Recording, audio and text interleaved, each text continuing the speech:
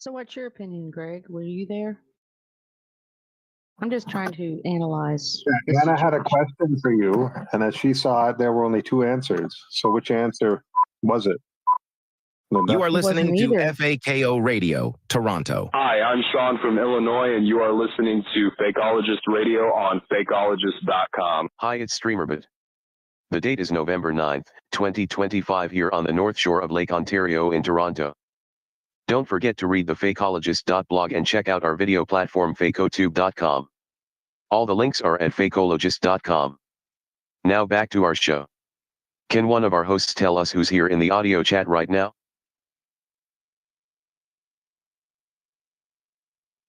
I was mysteriously booted.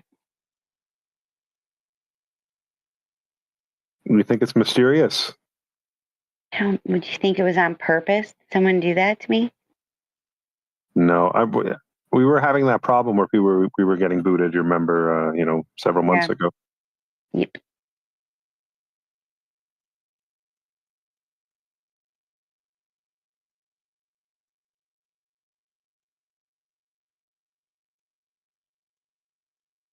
Do you remember the two questions, Greg? Because I don't.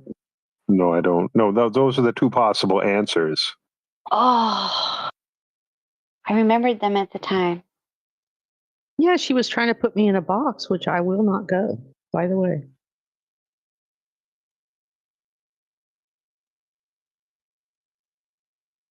I was You're not thinking going in the box?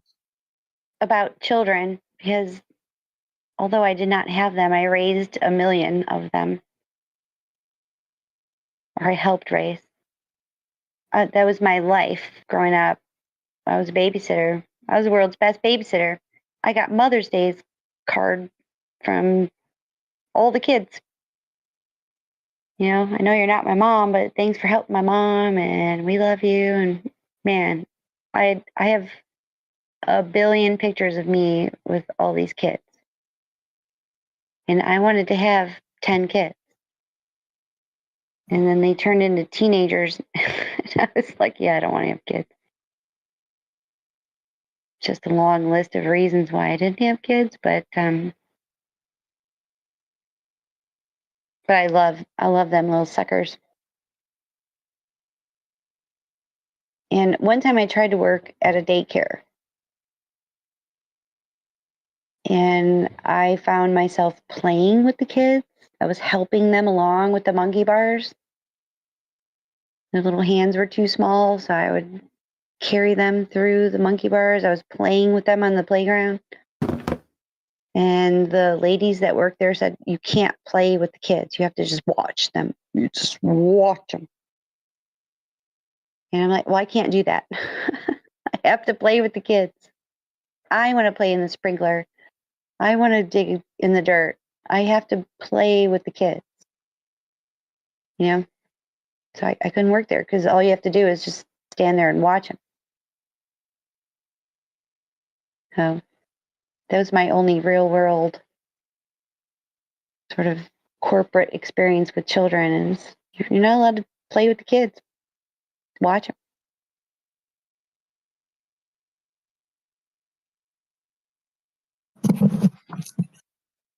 Yeah, don't help them in any way, shape, or form. Just be there. Yep. Yeah. I was only there that one afternoon, and I never came back.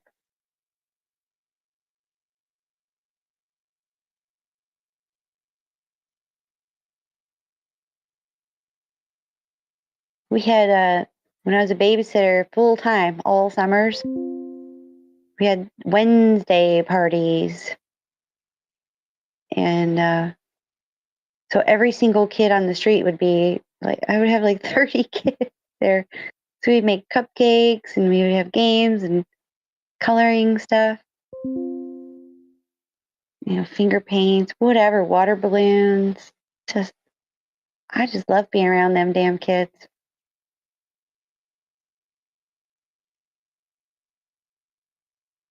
There's a lot of really old, funny home videos of my babysitting days.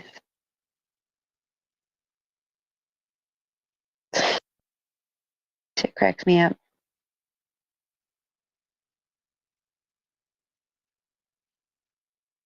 So I can't imagine, not having that experience. Just planting myself in a room full of kids. Kids now probably are way different than when I was 15, Well, they have a whole new language. Yeah. Every generation, they create a new language for the youngsters. That causes that big generation gap between parents and kids. Right. So it's on purpose.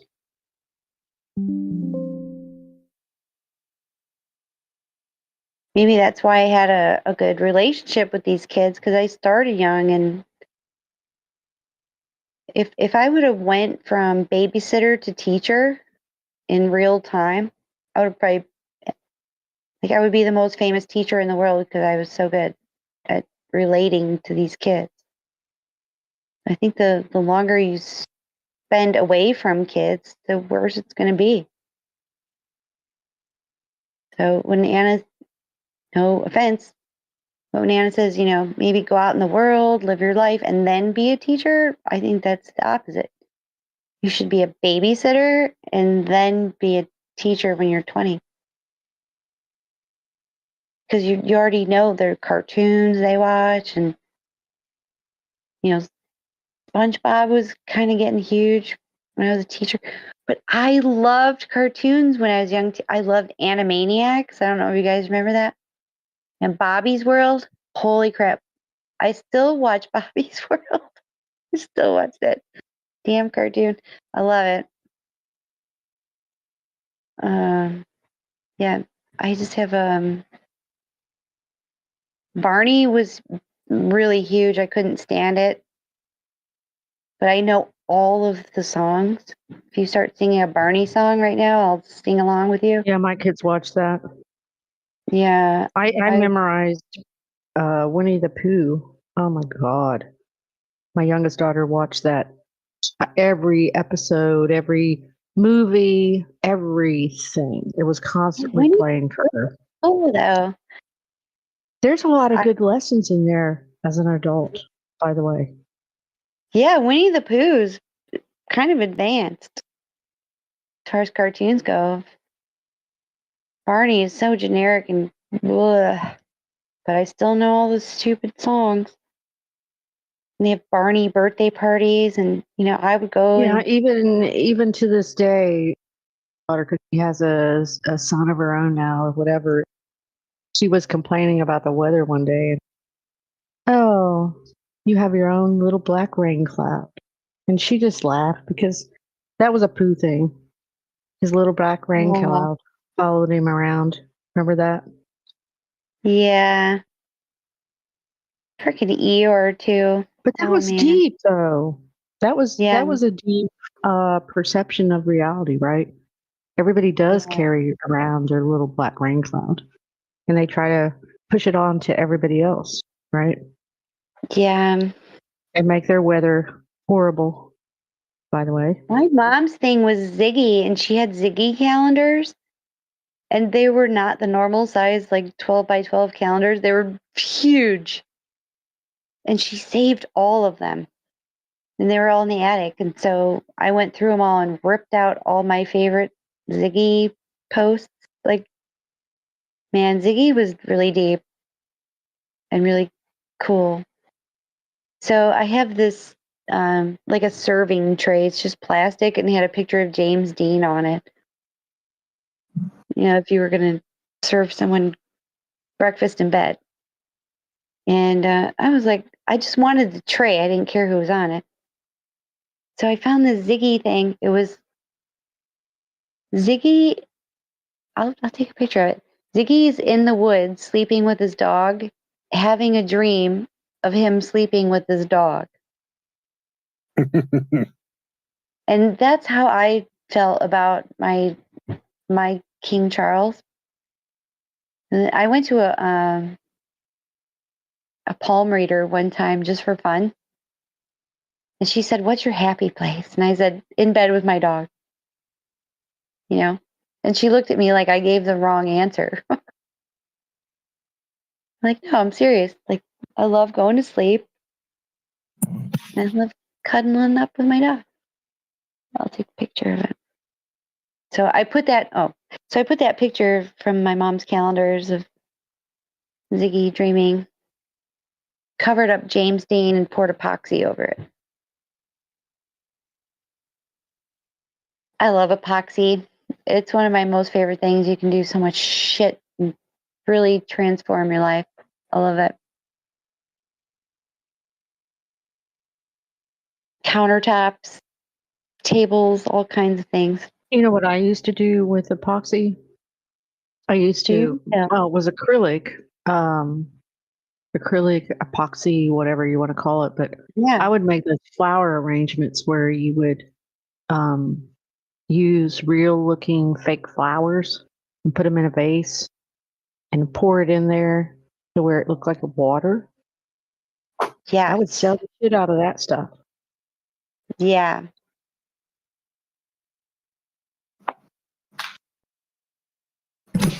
My favorite thing I made, I have a table that sort of has edges on the sides of it. So I put a bunch of broken mirror and layered it in cool ways and poured epoxy over it. It looks really cool.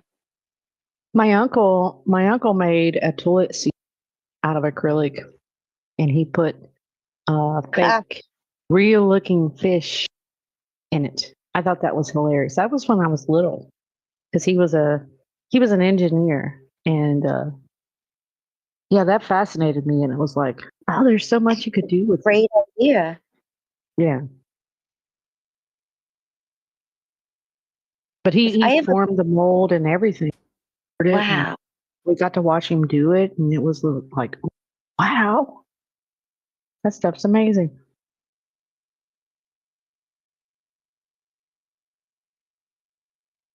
Yeah, I try But to. I'm having a. this is also the uncle that I think I was 14 years old.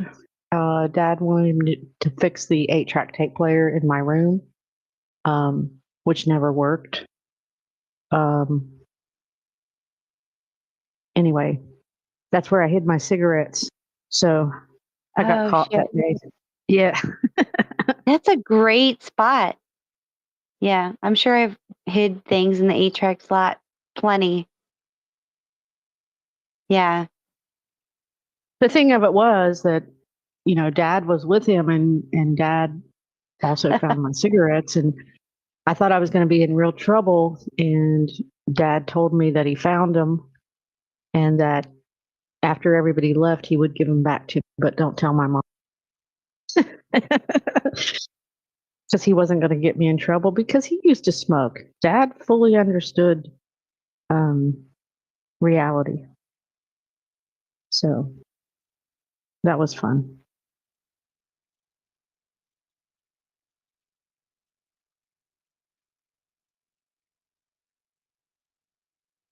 Yeah, we had those old storm windows with the weights on the sides of them. I don't know, it was lead, maybe, probably. Lead weight hold the window up. So I would keep my bowl or whatever behind the curtain. But when the seasons change, you have to put in the storm windows from the screens. You have to switch them out. I remember my mom finding my bowl behind the curtain on the ledge. And it's kind of weird because I knew I was busted. My bowl wasn't there.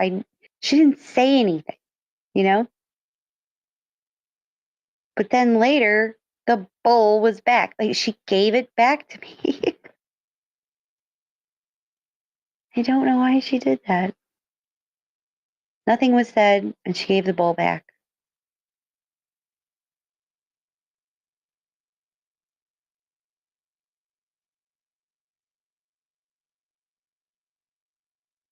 Yeah, that's true guilt, right? When Yeah. they actually give it back, it's like you really feel bad, but it's innocent bad, right? It's like Yeah. it's a different feeling than if somebody's yelling and screaming at you because they Yes, think you did something wrong. thank It's you for completely understanding different. that. Because it was like a communication that says something, and I can't understand it. I still don't understand it. But it's worse. It's worse that she gave it back. She just kept the damn thing. I was like, yep, I'm busted. But she was like, nope, I don't know what that is.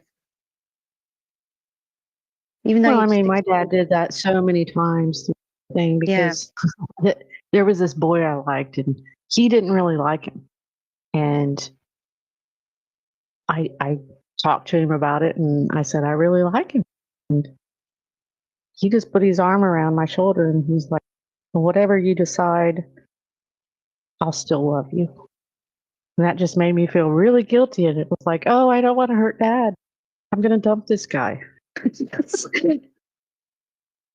it was like he was letting me know he would accept him if I accepted him, but then he made me feel really good, right? Yeah. Yeah.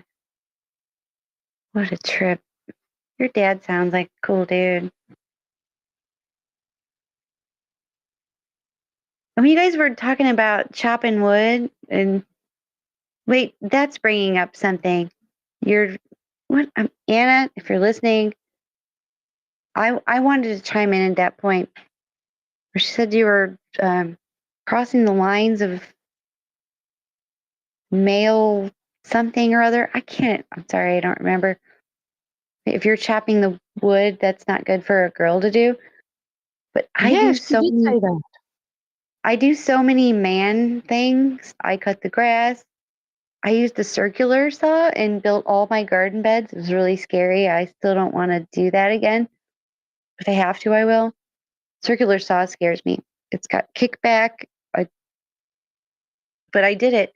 I made like hundreds of cuts on that circular saw.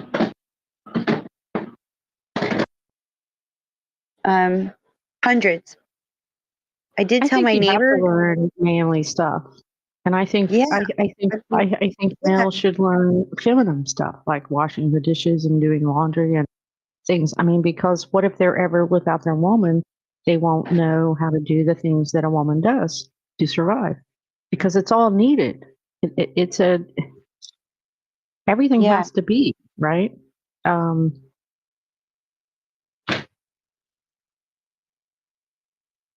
so You yeah, just came out. I get you because that is where she went. Um, I mean, what was I supposed to do? Like I enjoyed helping my dad Yeah. with his manly duties, right? Even though we had no boys in the family, I stepped up, but I was always a Yeah. tomboy. I And then always, she was like, well, right? you were his favorite. And you were like, no, I wasn't. I You was weren't his absolutely the favorite. black sheep in the family. I Yeah. mean, I thought that was very accusatory. I don't know. I yeah. thought the whole day yesterday was a little bit wonky, the way that it was going. I'm like, what the hell is going on here? I was, yeah, it was Yeah, I should odd. have left a lot sooner. But I wanted to make the point of, you know, she has this she has this like uppity um, perception of males and females because she wasn't raised in the area that I was raised in. We're Hicks down here, right? We were always outside playing, getting dirty, getting in the mud, getting in the dirt. I don't think she Yeah. realizes what that is, right? So Because she's yeah, never that really reminds experienced. me of like I had two. My sister's 10 years older than me, and then I had two older brothers. So I got my older brother's hand me downs. So my jeans were their jeans. I wore white pocket T-shirts. Remember those? Um, I wore boys' clothes growing up, and because I was so small, I was such a tiny little 5, 6, 7, 8, whatever. So my mom would just cut the bottoms off. She didn't even bother to hem the fucking things, even though she knew how to sew.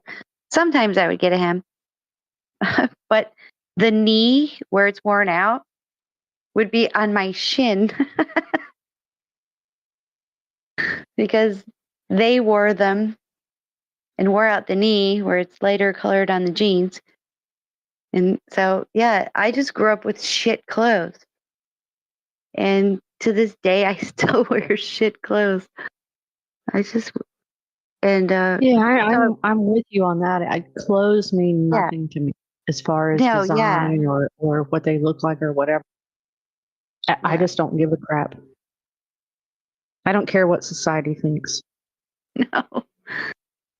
So that's what's funny. I have so many pictures of me wearing these shit clothes all through my life. And so that's what's cool because, Wayne married me, but I didn't I wasn't like a girl who tried and now I'm married, so I don't have to try anymore. I'm the same person, you know?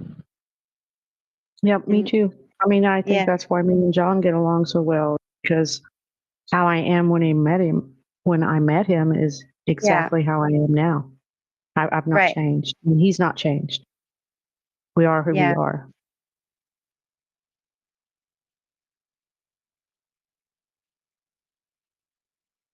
yes.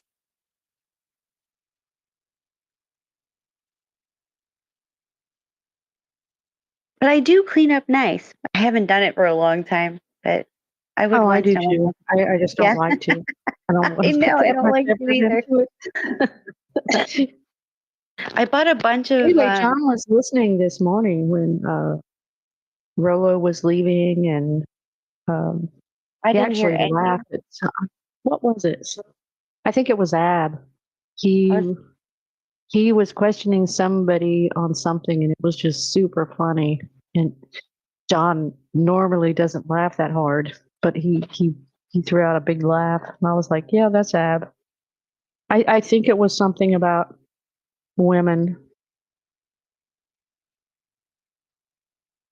It was really funny. was Ab being a perv? Like, Yes, yes, I was being a perv. shocking. That's shocking.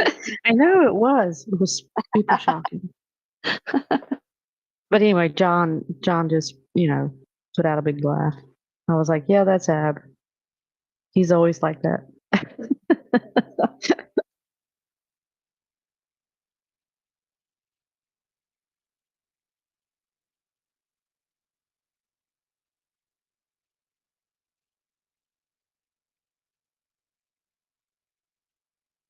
We were talking the other day. Wayne was telling me funny stories. When I met him, he was a Papa John's pizza delivery dude, but he went to Kent State, so he was in that area. So it was a lot of money because of college pizza deliveries till 3 in the morning or whatever.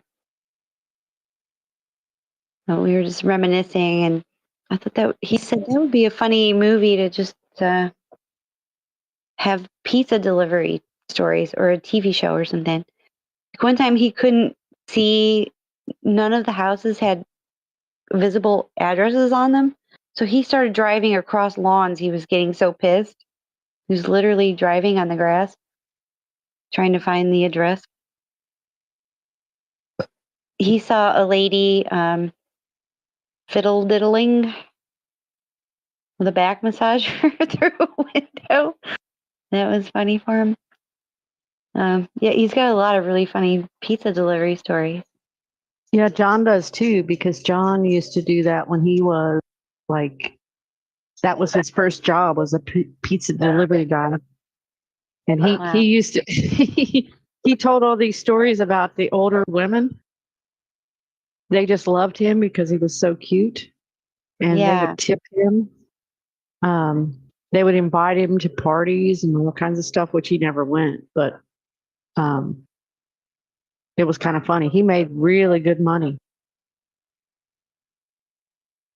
Yeah, no shit. It is good money.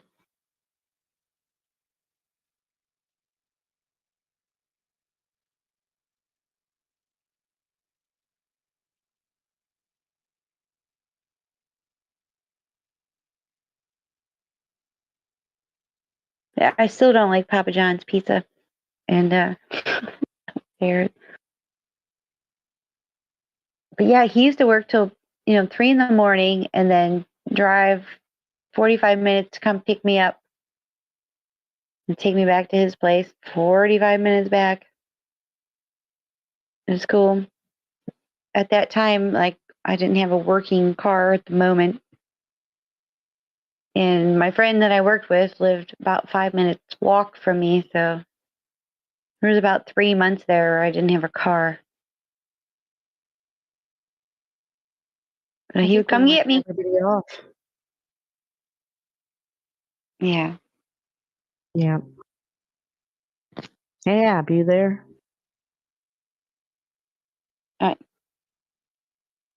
Yeah, I did hear that. What's going on? What's going on? Guess we're boring.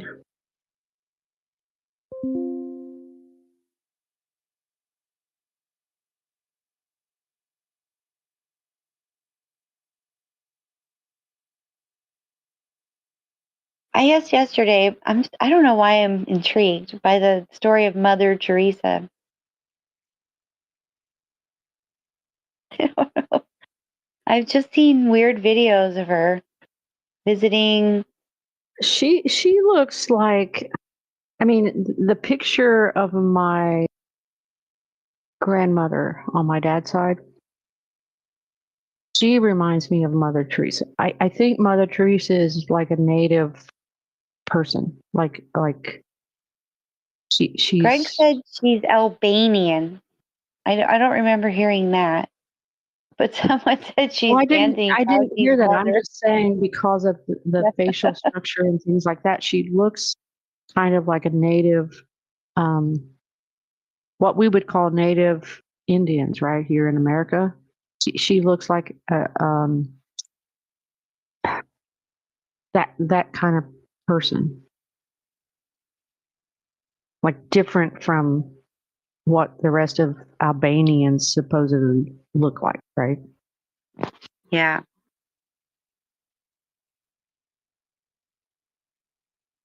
But that's just me guessing. I mean, I have no idea. They seem to have longer faces, the native people, compared to. Does that make sense? I mean, Yeah. if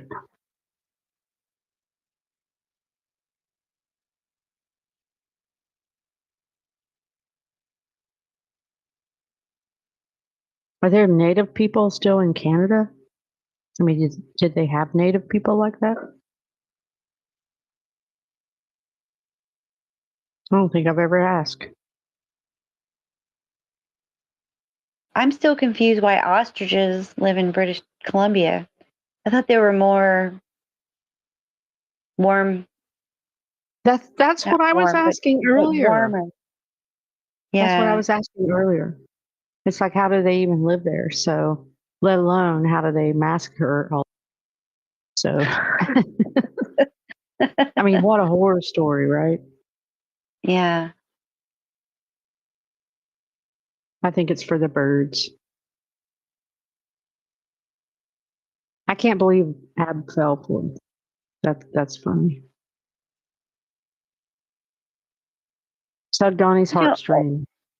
All they have to do though is kind of just film something. I mean, did they show actual ostriches or emus or whatever being killed? I didn't see the clip. So I don't. Well, I posted the article, and you can just look at the faces. People supposedly were distraught by it, People and you walking. can see their crisis actor face. It's in Shelby Loaded Notes. Okay. The one girl reminds me of what was it? The girl with the phone. What was her name? She's been in a lot of crisis acting things or whatever. She's holding up a cell phone and she's like screaming, but she's not crying. Can't remember that girl's name. Ab would probably know.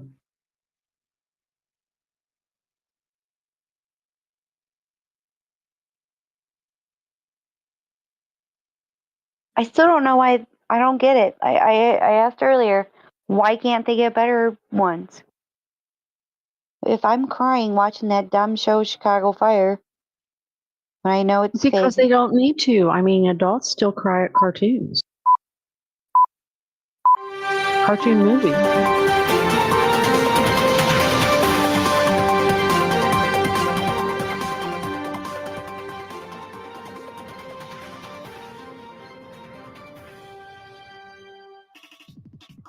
Hi, this is Matthew. This is Maria Lakita. Mark Manuel. This is OBN. Noise level, Foley Milson. You are listening to Fakeologist Radio at fakeologist.com.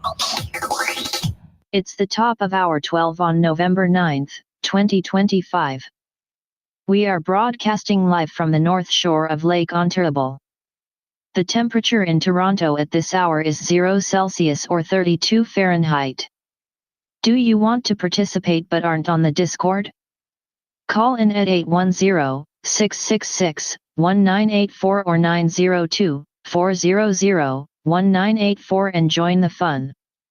Can everyone here please say your name and where you are from to introduce yourselves to the live audience? So damn long. There was a story, I think it's just this last summer, of a airplane that landed upside down. And the stupid dude that they interviewed after it or whatever was like, yeah, it was really scary. It was yeah, scary. You know, I mean, I'm not an actress. I'd be like, oh my God. So what would happen? There was a bunch of turbulence, and I was like, like I could fake being more excited. She was like, yeah, it was really scary. Like, why do they do it to us? What the hell is happening? I just John think because they LeBron, can. I mean, he's people listening. fall John for LeBron. anything, right? Yeah. People will fall for anything. I watched the series, I think it's HBO. It was in like 1880 something, and then 1923, and there's just different years where they're going through, American history. But whether or not any of it's real, it was a great damn show. Like you were talking about, I still want to watch that show that you were talking about with the train, Hell on Wheels. Is that what it's called? Oh yeah, you need to watch that. That's I good. still want to watch that. But hey, that's fine. Hey, Wayne, what's that? 1880 whatever and 1923. 1883, 1923. Yeah, aren't there 3 of them? Yellowstone. No, I don't like Yellowstone.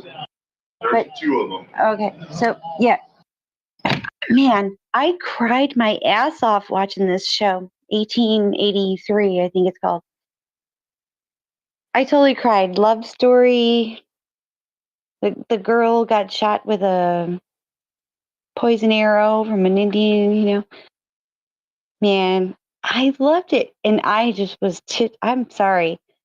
I'm not really emotional. I don't care about people or humanity, but I can get really involved in a fake story on TV if it's good, I really think that they should give us better crisis actors. I demand them. I demand better crisis actors. But it's really cool You can story even about get better regular people. I mean, regular yeah. people virtue signal, right? And you can tell it. Like, oh, I'm so concerned about this. And it's like, no, you're not. You're just lying. Yeah. There was this scene in this show where they had to cross. There was a movement of people. Like, I don't remember where they're going, to California or Montana or wherever the hell they were going. I watched it a couple years ago. They had to cross this huge river. And there were a bunch of Dutch people who didn't speak English. And man, they brought everything plus the kitchen sink in their wagons. They had all of their shit. And they had to kind of say, you know, you got to leave all this shit behind. You can't bring this across the river. You got to unload your shit. It was a turning point. So they had to, I mean, like tables and chairs, like literally furniture. They just sprawled it all out on the prairie or wherever. And they had to make it across this river. And people died trying to get across this damn river. It's really intense. And it's just that feeling that you get just from watching TV, and it's, you know, it's fake. I just really think these people in the news can do so much better. I don't know why they don't try harder. Do we really want them to, though? I do. I want to. I don't want to believe the bullshit. I don't want them to get better. I don't want to believe it. I want them to couldn't try see through harder. it. So I mean, they just suck at it I so don't. bad. I don't want to cry at cartoons. Yeah, I mean, I get what you're saying, but man, I really love a good TV show. Good something you're sitting on the edge of the seat, your toes are all curled up, and you're just like, "Ooh, I hope they make it." That's entertaining. That's fun. But What if was you're that trying to, Brad Pitt movie where he what was that called? Him and his brother ended up fighting at the end. What was that called? He married an Indian girl or something.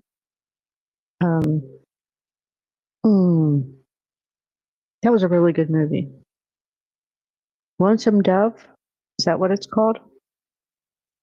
perhaps that sounds familiar. I don't think I saw it. Oh, I'll watch that's it. really good. I Yeah. used to love If you Brad if Pitt. you want a tearjerker, if you like that kind of thing. I don't know if I'm in for a tearjerker, but I like a movie that just makes you think. It's believable. It feels real. You know, I don't know. Oh, that one's a good one for that. Yep. It'd be like 5 days later, I'll be like, "Hey, Wayne, what do you think about why did that guy, whatever." I like to think about a movie long after I watch it. That, to me, that's a good movie.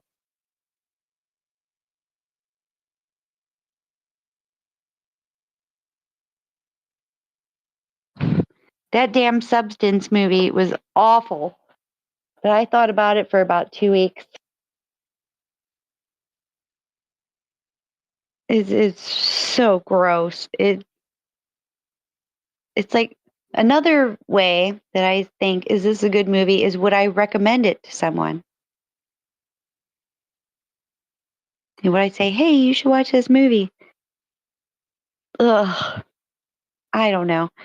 But man, I'm telling you, I thought about it for a long time just because of the concept of fighting your own inner demon, your shadow self. Like, that's what it was. It was two people, but it was the same person. So I thought that was in itself interesting if you can Yeah, get through the sometimes they put the deepest concept in the most ridiculous movies ever. Yeah, that's what happened there for sure. Yeah. Because there's some other ones and I can't think of them right off the bat, but there's some really stupid movies that put some content in there and nobody would watch them. And no one would get what they're actually saying. You know what I used to think would be a real concept was Soylent Green. With the sun getting too close to the earth and nothing grows anymore because it's too hot. And everyone lives in air conditioning. And there's these beautiful women that just hang out in these air conditioned rooms, and one strawberry is $500. And so I thought, as a younger person, I loved that movie when I was young. that could actually happen with the whole global climate thing, and you can't use Aquanet. Remember Aquanet was the problem? Yeah, didn't that put a hole Aerosol in the spray? ozone layer? My 80s hairspray ruined the world. I know. But I didn't know that I shouldn't believe it when I was young. But I loved Soylent Green. I love that movie. I still think it's a good movie. They have this scene where what's his name? He steals all of this food from a rich person's place. And there's one apple. There's he gets soap. They never had soap before. And so I don't know, they take a shower and they're eating all this food. Charlton Heston, man, I can't remember his name. But they have this beautiful scene where they're just eating at the dinner table and enjoying. But the backstory is that we do kind of take things for granted, you know? Not we, as in me or you, or we as people. He was talking about the table. You would have to go back and look to see if there's 12 people at the table, like the Last Supper. Oh no, it's just the two of them, Charlton Heston and Edward G. Robinson. No, I never watched the movie, so I don't know. Such a great movie. I still love that movie. I mean, it's total bullshit, but they have this scene together where they're just like eating food that they haven't eaten in. Well, Charlton Heston had never eaten an apple ever in his whole life. And so he even eats the stem and the seeds and the rind and the core and everything. And man, it's a great movie. Watch that movie. I recommend it. But so when you die, you can prepay for how you want to die. So you know you're going to die. So you go to this facility. And so Edward G. Robinson, they say, okay, what's your favorite color? He said orange. And what's your favorite music? And he went with like classical. So he goes to this place and he lays in a bed and he watches on this huge film screen, like at the movies, of what the world used to look like. The running gazelle and animals and flowers blowing in the wind, because there's none of that. There's no living things in this earth that they live in. It's just concrete and it's hot. That's all they have. Nothing grows. So he's laying there just looking at what the world used to look like.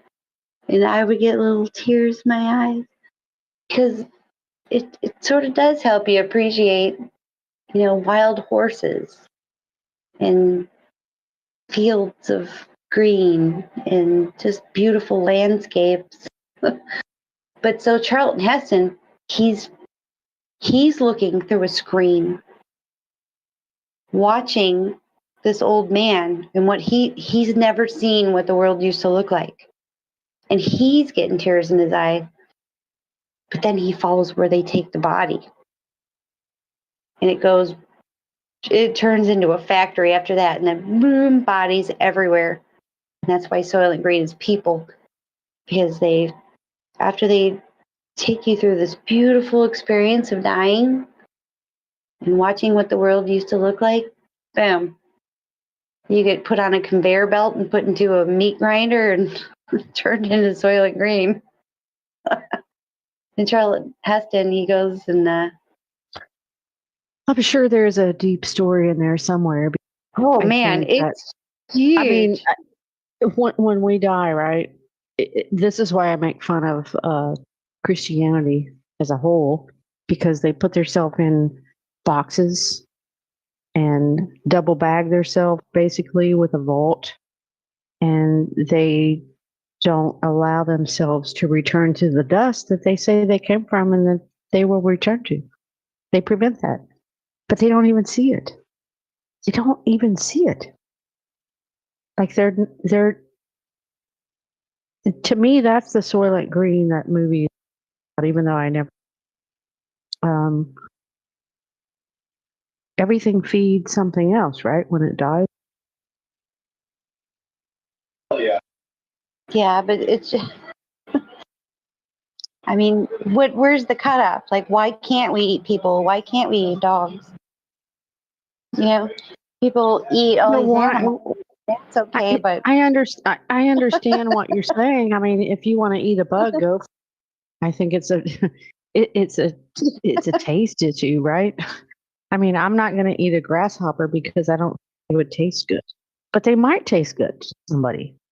I don't like frog legs, although I grew up with a guy down the street that, I mean, he would go out hunting for frogs every year and bring back like a whole truck bed full of frog legs. yeah. I didn't like them. I didn't enjoy that. I don't even like deer, although I don't have any complaints about killing deer and feeding their family. I don't have a problem Yeah. with that. I think it's a taste issue. Yeah, Like, I don't think I would just pick up a spider and eat it. Like, that's right. just No, not my thing. my sister and her husband, they hunted deer and they'd have a freezer full of it. And I have this picture of her husband with his tongue sticking out, and it was so gamey looking from eating this deer steak or whatever. It was gross. However, they would have it ground up into a sausage and seasoned from the butcher, would season and just turn it into more of like a Jimmy Dean sausage type thing. Yeah, And then John, she would, when I first met John, I mean, he was a hunter. He has a crossbow still to this day. He doesn't hunt anymore, but um, he used to get a deer every year and processed and all that other stuff. And he would try to yeah, make chili, right? He would make me chili and be like, "Oh, this is going to be really good chili," and I'd be like, "Oh my God, this is fucking deer meat. I hate it." And he would be like, "How can you tell? I seasoned it." And it's like, I can still taste it. And then he would try it in something else, like, and I would be like, "I know it's deer meat. You're not going to ever fool me with deer meat because I can taste it. I know that I don't yeah, like it." And it was so right. funny. And because he thought that he could fool me, right? And this is how, I mean, this is the conversation we were having earlier. The media doesn't have to do much to fool people these days. They're Yeah, fooled.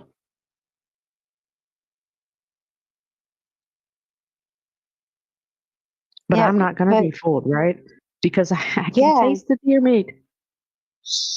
yeah. So my sister would make, I think the Velveeta cheese or whatever in a slow crock pot on warm with all this deer sausage crap, and you just eat it with, chips, Tostitos, or whatever the hell. And it was good.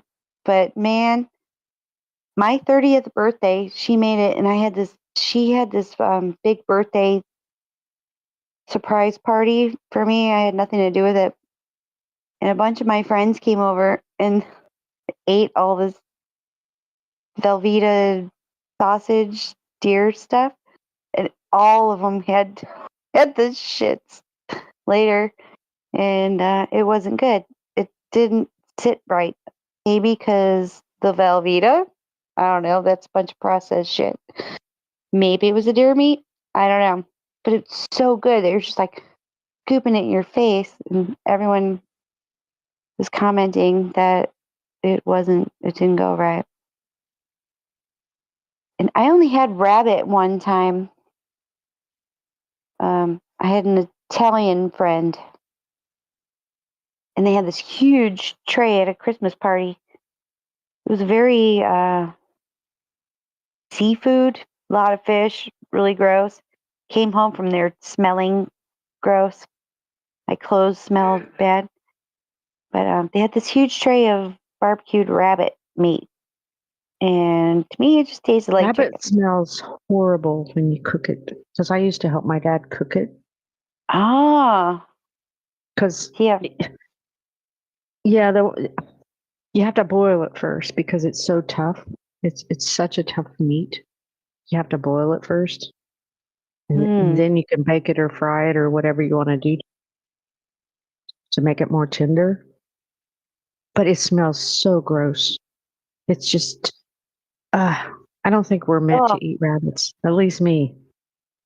Yeah, so that makes sense to me because even Wayne brought home, how was it? A lamb chop. It just smells different.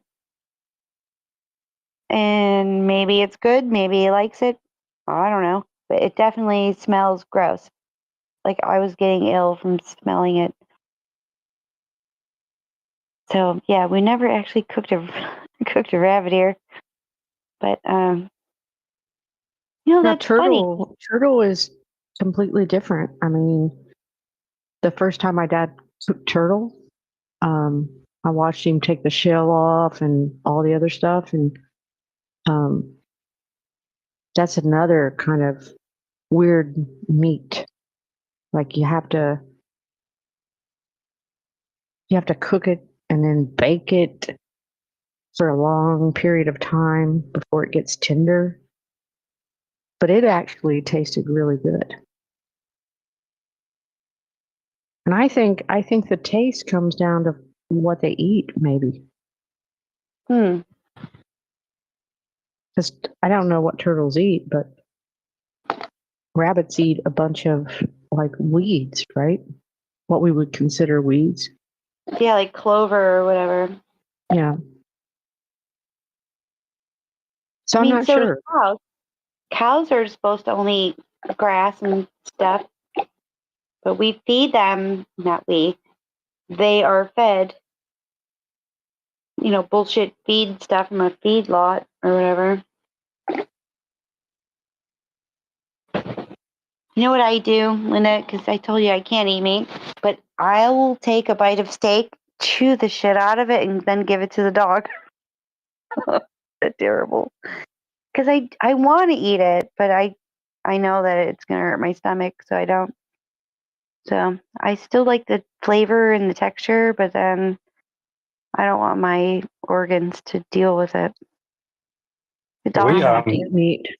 Yeah. we bought a cow from a local farm, and it's so much better. It is so much better than the store bought meat. So yeah, you might want to try like a truly organic meat, from like a local farm, and see if that doesn't hurt your stomach. Another thing we tried, we went to it's like a real Italian pizzeria, and they use Italian flour. And my wife is like really gluten sensitive, and but they don't add gluten to the flour, and she didn't have any problems eating the pizza with just the regular dough. So I think so much of it is just what's, like you said, what the animals eat, we're eating, right? Right. Yeah, I think they're so. feeding the So cows like getting, soybeans, and you're soy sensitive, it's gonna the meat's gonna be not as good.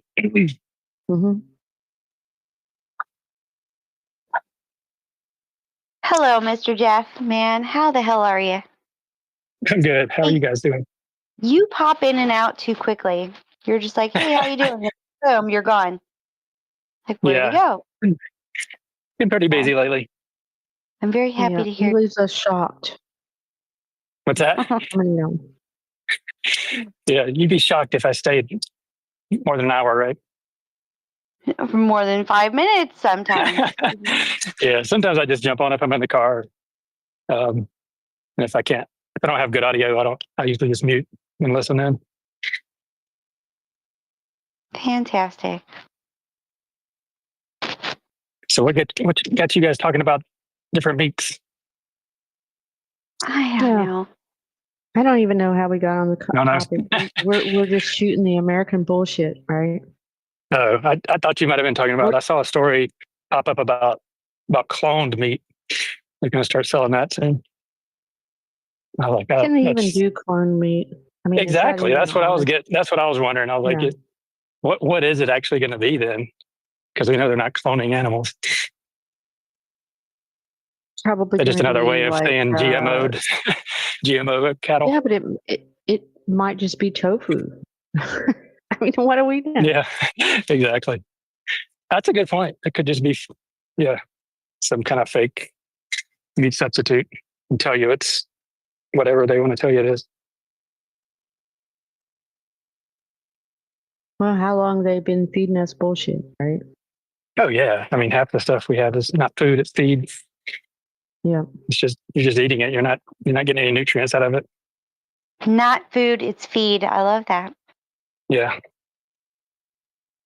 Yeah, we are the chattel. yeah. It's Yeah. like the dog food. You know, you buy these little pellets, and I'm like, what are in these pellets? You know, like it may even say it's got meat in it, but you're like, how do they make meat hard and dry? Like it can't be much nutritional Yeah, but value in that at all. I've actually done that. I have tested that myself. You have to bake Have it you? for a really long time. And Mhm. yes, you can make it powder. Oh, really? Okay. I just had to figure it out for myself because I'm curious about it myself with my dogs, right?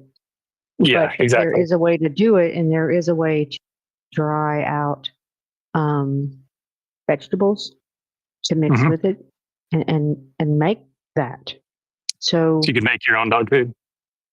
I could, but it's hard work Yeah, it's probably a lot of work. Yeah, without the machinery to. yeah. And So produce it. so yeah, but I did do it. Okay. I dried my own garlic and super hard. Mhm. But it can be done, and I think that they're capable of doing that, but then they're all capable of selling that it's really bad for you. It's killing everything, all this other stuff. I think that there's fear in there also. Oh yeah. Anytime there's some fear, you know that you're being manipulated in some way.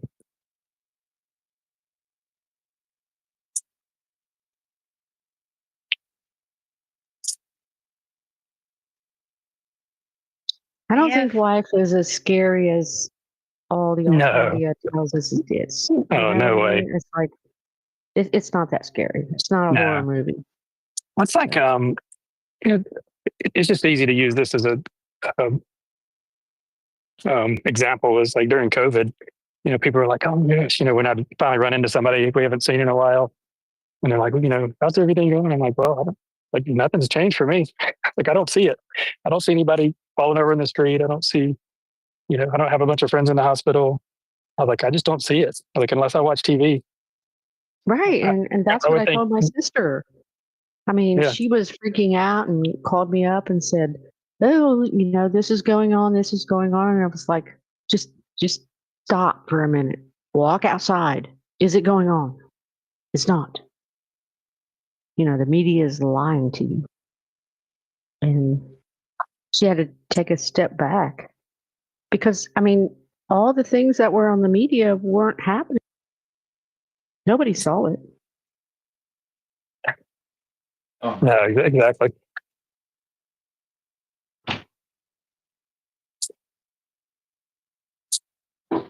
Hey, Wayne's here. We're having a smoke. Can you hear us? What kind of smoke, Susie? We make our own here. Oh, A good. little smoke It's machine. natural. It's chronic. You grow your own. No, I have thought about it. Takes a lot of room to grow Oh, does it? tobacco leaves. But I kind of have some room. I might try it. Want to grow your own You have to tobacco? you have to Yeah. have like you have to have a big barn though, don't you? Like to dry it out, hang it up, or whatever. You gotta dry it out and shred it. Yeah. Yeah. I think we would work like- it out. I have a patio enclosure. Oh, okay. That might do it. I don't know. Yeah, I roll my own too with tobacco. Yep. By the way, It's the second pandemic cloud. We're just talking about the monkeypox. Everyone's got the monkeypox. You're listening to another hour of Fakeologist Radio on Fakeologist.com.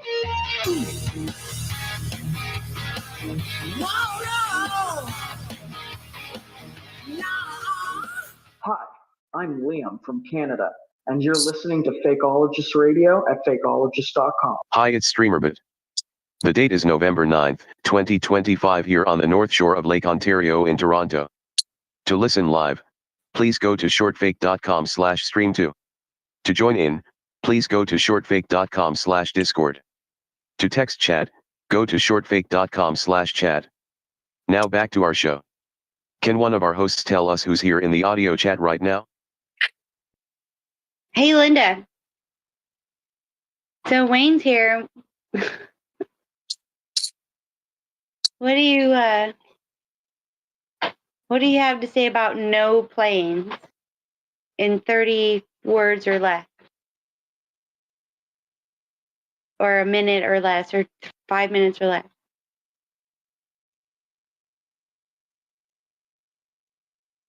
You mean no planes on a 9/11? Yeah, I don't know if you ever thought about it. What do you think? How do you tell a normie husband is a beautiful?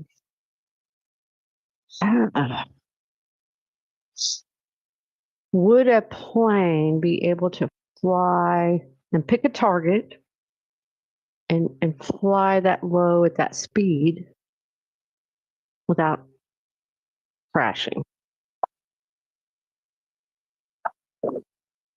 Like we know that planes have to, like when they come in for a landing, they have to. There's protocol, right? It's not willy-nilly. Like, oh, let's just go for this building. So that would be my question.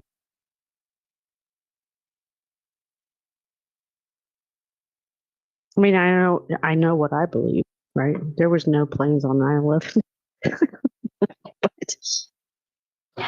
Well, the one thing I would add to that is, from the videos that are shown, like you don't hear the plane until right as it's about to hit. And if you've ever heard a plane fly over you, Oh yeah. at a low altitude, that's a good point. it's that's all you can hear. Like it's deafening. Like that's the only thing you'll be able to hear. You wouldn't be able to hear all these people in the background, screaming and whatnot. All you would hear is those jet engines. If it was supposedly going, like you said, 500 miles an hour. Yeah, even the little planes, that, like we have the little single engine planes or whatever. Yeah. Just like a small, or like for the small airports around where you live. Yeah, I mean, people just kind of do it as a hobby or whatever. They fly those little planes. Even when those are low, you can hear it. I mean, you absolutely hear it. There's no denying it. Yeah, there's no doubt that a plane is, and I can hear them. We're in a flight pattern for a smaller airport in Atlanta, and I'll hear the jets, and they're just like like the small, like a Learjet or something. Those Gulfstreams. Just small jets like that. And I'll look up. I mean, I can hear them way before I see them, and then when they fly over, I mean, they'll be thousands of feet in the air, and I can still hear them very clearly. So I couldn't imagine, like how loud a big passenger jet would be at that low of an altitude. Have you guys ever been to an air show? I don't think I've been around an airport. Yeah, I like have. like where the Blue Angels were flying. Like I was near there. I wasn't actually at the airport where they were. Oh my gosh, it's But they're super deafening, loud. Yeah, right? yeah. I've been to the Cleveland Air Show a shit ton of times.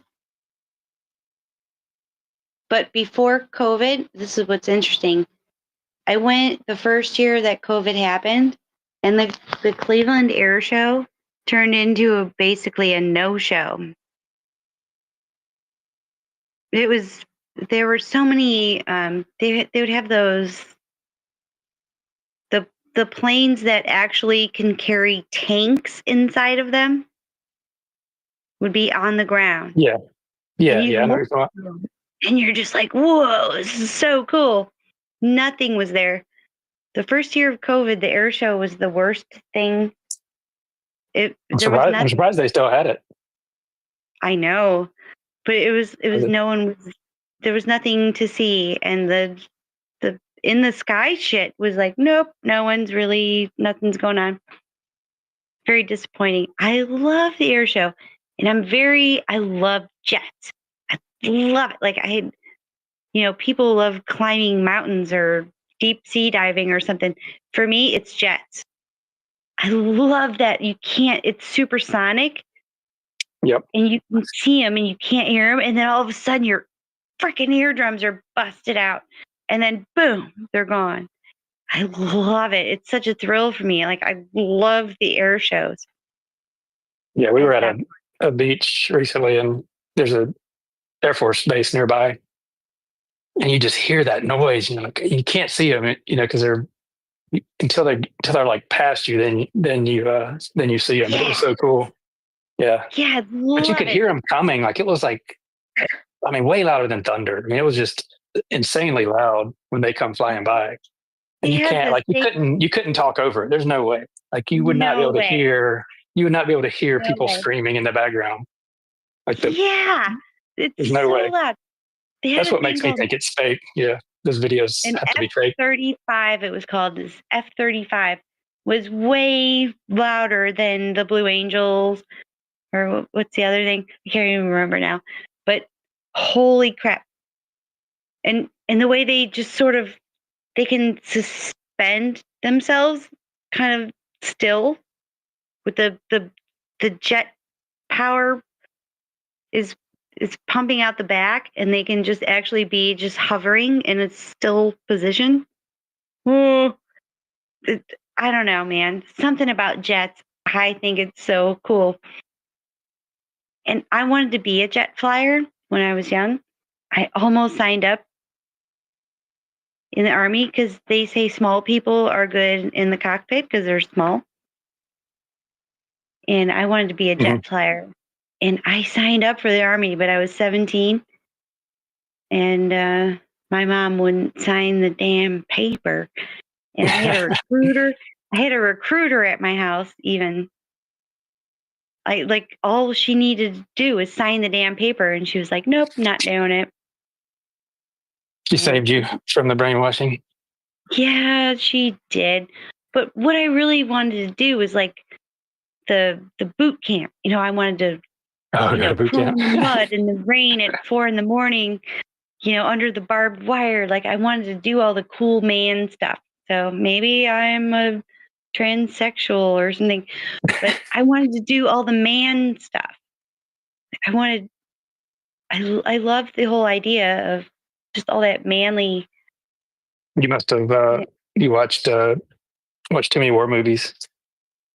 Yeah, and I love Top Gun and Rambo. And then you wanted to sign up, right? I was huge on G.I. Joe. G.I. Joe, yeah. I was Lady Jane, I like we're G.I. Jane. Yeah. It's all marketing. They're brilliant marketers. Yeah. Like, I wanted to be that guy. You know what I'm saying? Oh, I did too. I looked into going to the Air Force Academy. I went through all the steps and then got to the point where you had to get like a state senator to give you a recommendation. I got to that point and I was like, I don't know any state senators. I'm not going to do that. You have to do that to join the Air Force? Well, if you want to get in and get accepted, like I could have applied without it, but apparently to get accepted, that really helps your chances. Yeah, the GI Joe really screwed me up because I played with those toys when I was little, the Yeah, that's it. hovercraft and all that shit. Yep. But yeah, I mean that's real. It's a real thing, and I signed up and I was ready to go. My mom said no, and I was only mad at her for about a week. But I'm surprised. I'm surprised they haven't started making propaganda films for Space Force. Like, remember they created the Space Force during Trump's first term, and then you never hear anything about it. Like, where's all the money going? New branch of the military. It's right? going to trip a satellite. Yeah. Yeah, just I don't know. Like it was a news story, then it wasn't. Kind of like everything around the whole Trump propaganda. I also going to wanted to say be this, Susie. When you were talking about you wanted to be GI Jane or what? When my oldest daughter was 4 years old, she got to see her cousin, which is my sister's son. They're like 6 months apart. She got to see him pee. And saw how easy it was for guys to pee. And it was, I mean, it made her mad. It made her mad. She was like, this is not fair. They get to stand up and pee. I want to learn how to do that. Like that's just unfair. I mean, she was I mean, she was really pissed about it. And as a 4-year-old, and I thought that was hilarious. It was like she saw the reality of the thing, right? At 4 years old, and I just thought it was amazing. That's funny. Yep. Yeah. So I had to teach my daughters how to spit. So they're like, Daddy, I see boys spitting. I'm like, how do you do that? It's like something I never thought I would have to teach somebody. Yeah, I'm a really good spitter. Oh, yeah. Most boys are good at spitting. Most girls can't. That's the only thing I picked up. I still can't throw a ball to save my life. I'm totally a girl when I throw a ball. Yeah, most girls are. I don't know why. So like it's girly. not. It's just a fact. I mean, hey, Jeff, do you have brothers? Yeah, I've got one brother, one sister. It doesn't matter, but you could have a male friend. So I've seen, just randomly, Wayne playing ball with his brothers, but you throw with your left arm, and it looks so gay. But they would just do it for fun. Or left-handed. If you throw with your opposite arm. Yeah. Do you ever just do that just to be silly? It's so funny. I could laugh at men throwing with their left arm as a video all day. It's so weird looking. I did it with I got hurt one time. I had to go to physical therapy for my right shoulder. Well, it was fine. I mean, but during the physical therapy, I went to this trainer, and he's like, yeah, he thought it was all cool because he's like, yeah, I train like the Falcons and the Braves, and he's like, I'm going to give you the same things I do for them when they hurt their arms. And so he thought it was going to be funny, and I was like throwing this ball in this. It was like a weighted ball into a bounce back, so you throw it and it would bounce back to you. And he's like, all right, now do your left. And I just didn't even think, like it was balls in the air, and I just threw it, went to my left, and then started throwing it left-handed. And he goes, oh, you actually caught it and threw it. He's like, most people, it just flies off the thing and they can't throw it left-handed. Yeah. I was like, oh. So I was like, some people can throw both hands. It's amazing. Like, but I mean, I can't throw like I could with my right by any means. But some people are just more coordinated. I think maybe I'm attracted or think it's funny, not attracted, like, when men do girls' voices and when men throw with the opposite arm. We used to do it at baseball practice. We'd put our gloves on the wrong hand and then try to throw left-handed and catch right-handed. That was the funniest thing. Oh, it was. If we had video of that, you would be crying. It was so funny. And you're right. Some people like just can't do it at all. Like it's I don't know. It's bizarre. Yeah, I can't throw a ball. If I if I try to throw it really hard, I throw it at the ground. Yeah. Like my timing is off or something. Yeah. I taught my daughter how to throw a football. That was kind of fun. And my she actually went and played on a boys flag football team. Wow. Yeah. She was pretty good. I think some people have that ability, and like my sisters never got into sports. I was the only one in the family sports because I really enjoyed it. Yeah, You and know, I think it's just some of really it hard. comes. couldn't Yeah, do some of it. it comes natural, and some it's just like when we were kids. That's all we did was go out in the yard and throw balls at each other and play sports and Yeah. build forts. Like we were just always outside doing something. Frisbee. Yeah, building forts. I could build a fort right now. It's That's so fun, fantastic. right? Yeah, I could totally. I couldn't build a hammer. I would not try to hammer left-handed by any means. Yeah, but I can't throw a ball. Frisbee, to me, I Frisbee's fun. cannot That's throw a hard to do. frisbee. I can't throw a frisbee. I can't catch a frisbee or throw a frisbee. I had an ultimate frisbee team in college, and I had to get the guys. I had to get the guys from Florida to show me how to play. Frisbee. Once they showed me, it wasn't that hard. But they're like, "Oh, you're doing it wrong." It's like, do try like this. I was like, "Oh, okay." There's just a technique. Yeah, me and John used to put up these poles every time, and a bunch of people would get together, and you set a beer bottle, and you throw a frisbee. It's like redneck frisbee golf. Yeah, yeah.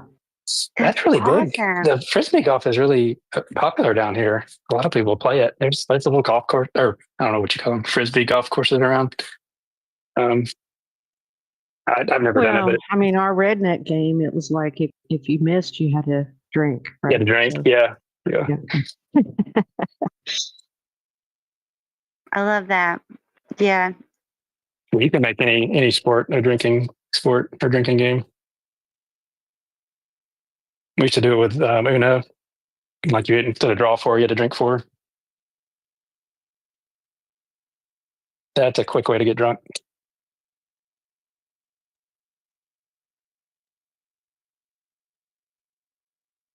You guys ever get pounded by a frisbee right in the damn bridge of your nose? No. No. I can catch. Yeah. I've been hit in the nose though. Yeah, I bet that hurts. I've been hit in the nose with other balls. I'm sure. Oh, we had a cookout. all the nephews and nieces were here, and I had the badminton set up and everything. And, oh my gosh, we put up chairs and everybody laughed at the kids because I mean they would be trying to hit the birdie and it would hit them in the nose, it would hit them in the forehead because they couldn't judge. You know what I mean? Oh my gosh, it's a totally different, because it comes at you quick and then it slows down. Yeah. But I mean, they could hit it as long as it was coming at them at a horizontal level. But once it went up in the air and they had to look at it, they would miss it every time. It would just hit them in the face. It was hilarious. Yeah, that's funny. We had a PE in college. It was badminton. That was the best PE. The whole quarter we just played badminton in a tournament style. It was pretty fun. We had to learn the rules and everything. But, we played in high school. I won my little badminton trophy. It was a birdie on a piece of wood. Oh, nice. Very distinctive. I mean, I was so proud. Yeah. Yeah, I got second because there was a guy in my class that brought his own racket and shuttlecocks to class. I was like, oh my gosh, I almost beat him though. He was intense, man. He was good though. Because I got the real feather ones. I mean, the feather. They are the real ones. Oh, nice. Oh, yeah. I love badminton. It's kind of the only sport I love. It was fun. I liked it. You still had to run. If you're playing with only one other person, you're not playing to win. You're playing to how many volleys you can do. You're playing together. Oh, yeah. Yeah. Otherwise, Yeah, but if you're playing with one other person, like when me and John, we're going at it. It's like we play to win. Yeah, Yeah. it's hardcore. Yeah. They go their own direction. They don't do anything. If you use the feather ones, which I didn't know until about 2 years ago, my mother-in-law got us this whole tube of the feather ones. The real ones. They're exact and precise. Oh, they fly better. Holy shit! Yes, they do. And I Nice. had no idea. My whole life, I've been playing with these stupid plastic things until about 2 years ago. And I was like, oh, you got to have the feather ones. We've been playing with the Yeah, you fake can be more shuttlecocks. precise and hit somebody in the forehead on purpose, right? Yep. Yeah. So. I mean, yeah, I'll never do the plastic ones again. Oh, you were talking about getting hit in the head. I got hit. My daughter is now playing volleyball, and they were like warming up, and I was over, on the sideline just talking to somebody, and a ball hit me in the head. Oh my gosh! Like it knocked me like silly for a second. Those things are like I couldn't stand up. I got kind of nauseous. I was like, holy cow! I didn't realize they hit them that hard. Oh yeah, they do. Yeah. And that was, and I was like way off from, I was like way away from the net, and it was still going pretty fast. I got hit I one couldn't time. imagine getting hit close up. I wear glasses, so I got hit by. I was in the back row, crouched down to get the serve, and a girl in the front row accidentally touched the ball, like with her fist. So it changed and it winged it right between my eyes. Broke my glasses. I mean, man, I saw stars. Oh, I bet. Yeah. Yeah, I saw a girl I had to sit out for a little bit spike. and all that stuff.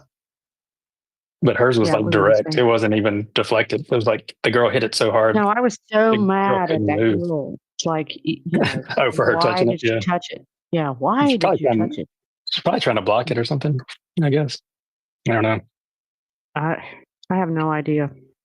Or she hits like a girl. I don't know. Yeah, and there was this one time. So funny. We were at it, and somebody served the ball, and the girl in the back row. It was on another team. She had really, really big boobs, and it just hit her boobs so hard, and she screamed. Oh, I bet. I mean, they had to stop the game because she was hurting. Both teams were laughing so hard they couldn't even play. It was hilarious. That's and then pretty funny. The coaches all got mad at us, like, what the heck are you doing? I mean, they were yelling at us, and it was like, oh my God, Yeah. What was we supposed to do?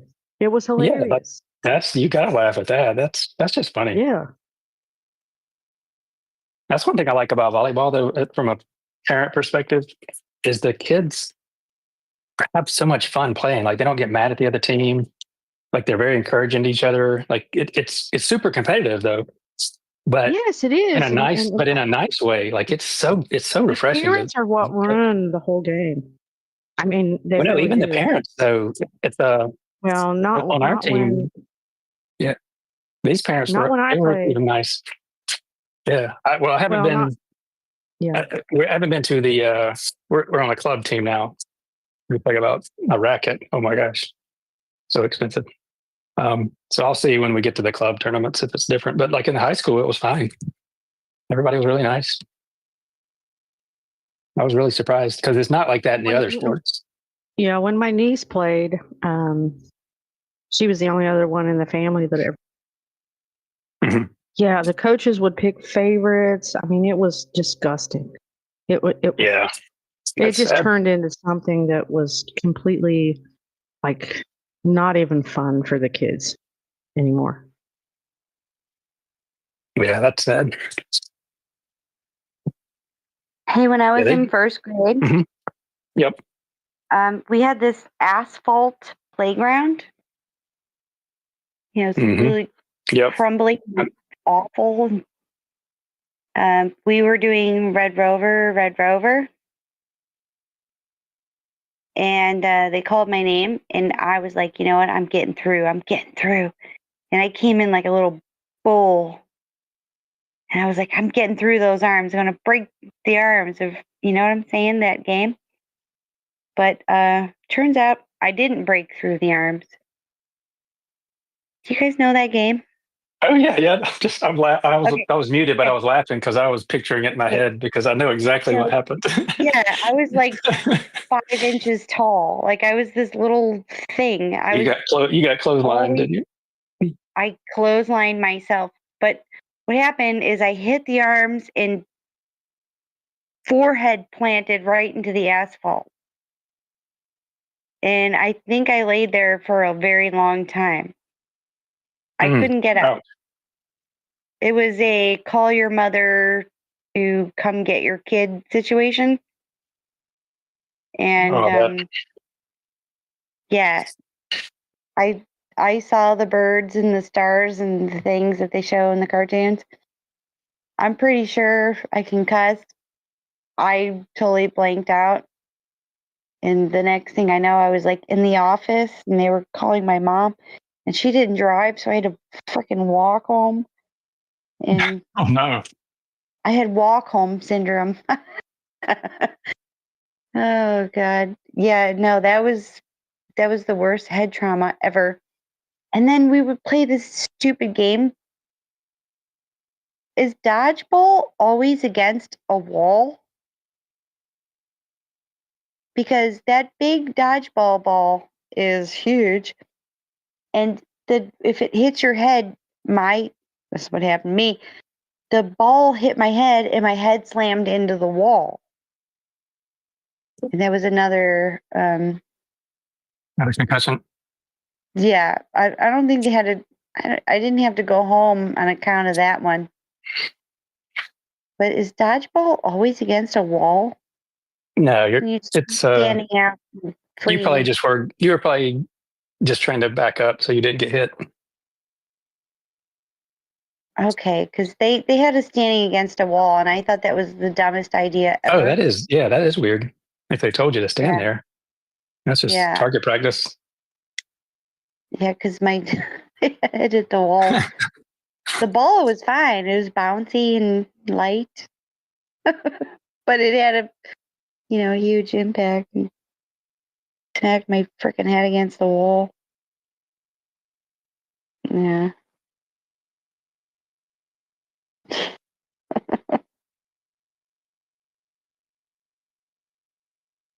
So what have you been up to anyway, Mr. Jeff? Not too much. Just working and going to sporting events with my kids. That's cool.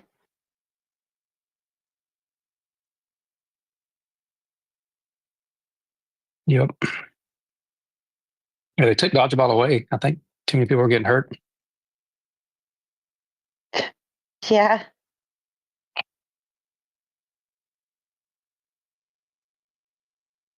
Yeah, always in dodgeball in school, the guys always aim for the girl's head. Just saying. They always do.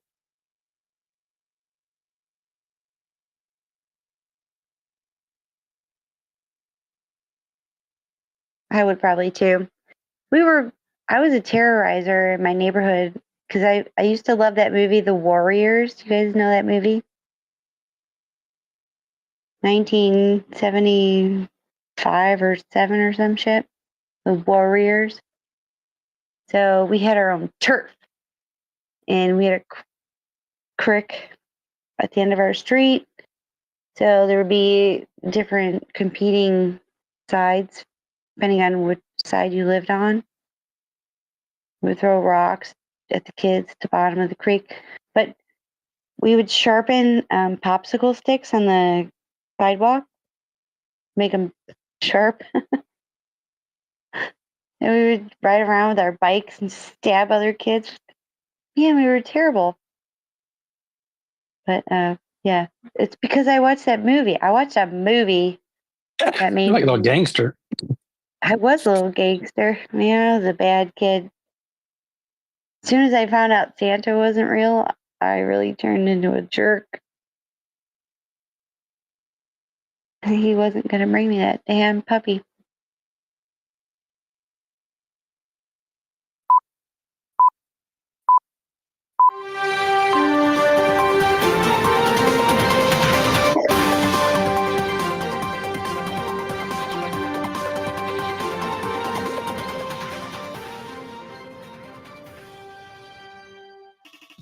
Hi, this is Heroes. Purple play. Fluid glue now. Really quick, Diatherian.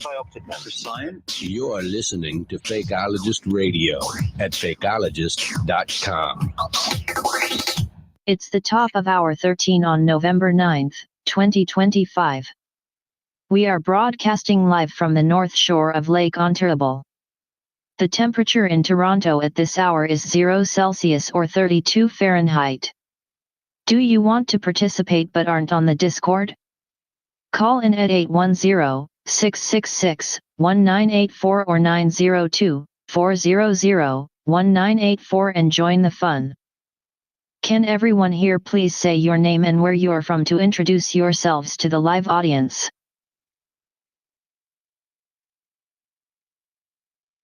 Man. So JLB yesterday, back. who's back? JLB. Woo! JLB. Oh, woo. Man, the myth, the legend.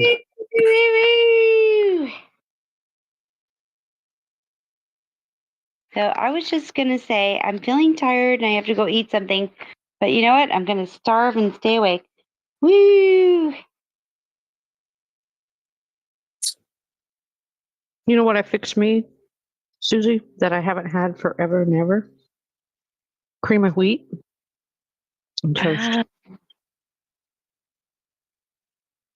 It's a cold, blustery day here, so I figured it would go well.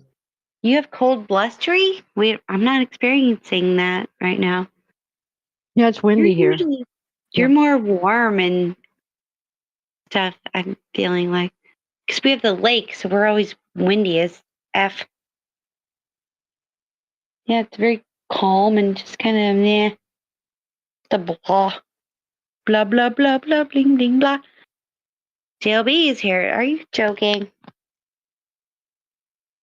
I'm looking at the thing now.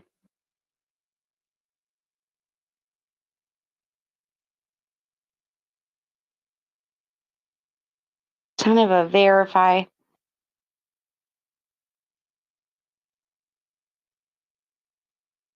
Cha cha cha cha cha cha cha. Blah blah blah blah bling bling blah blah blah.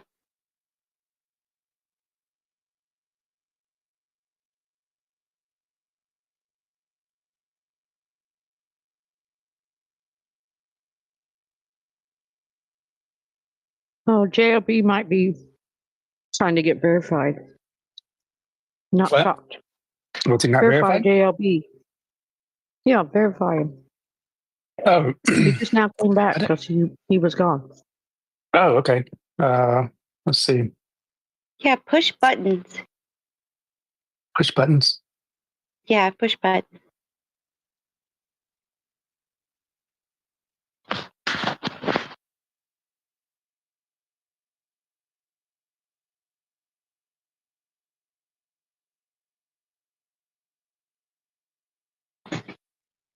Cha cha cha cha cha cha cha. And if I'm not mistaken, It's after not, he's verified, he might have to leave and come back for it to take effect.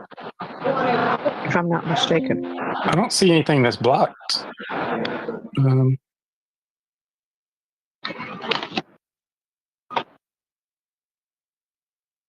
You know,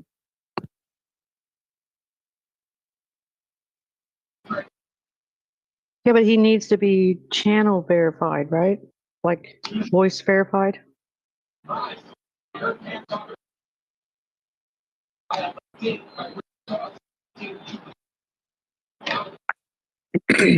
oh, because he got taken off the server. No, he left. Okay. That's what I mean, like disjoin the server. Yeah. He's a new member. Yeah, you need to voice verify. Like, check the box. Blah, blah, blah, cha, cha, cha. Can, yeah, I think, let's see. Where is... I don't know if I have that. I don't see anything to say, yeah, verify somebody. I may not have that permission. Can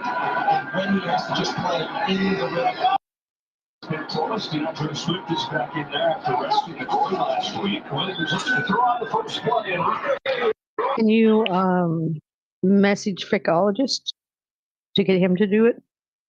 Hey, Billy's really good at it. I'll do that. He's, let's see.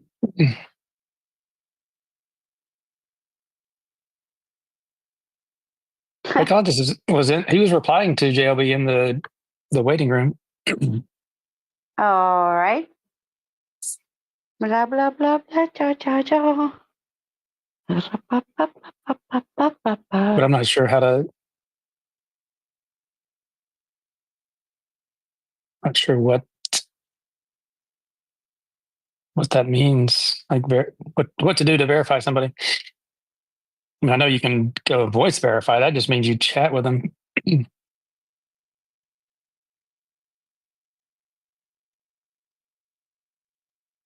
But after that, I don't know No, what that's what you to have do to to the user account. There should be a voice verify button. No, I know that. There's a room on how to, like, you just voice verify. You just have like a chat with one of the moderators. But I don't know what to do to the account after that. There should be a checkbox that says voice verified. No, there's not. That's what I'm saying. The thing you need is not there. Exactly.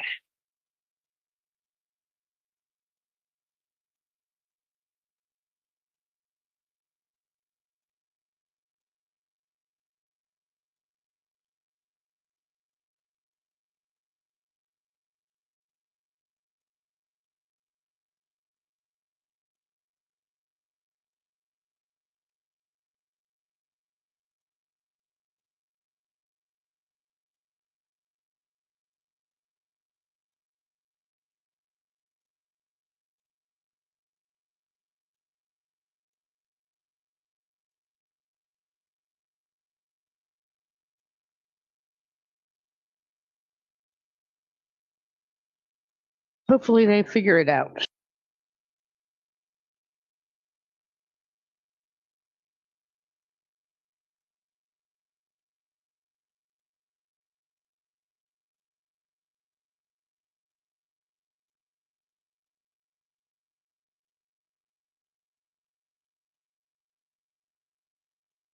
Hey, so Linda, here's my favorite thing about JLB that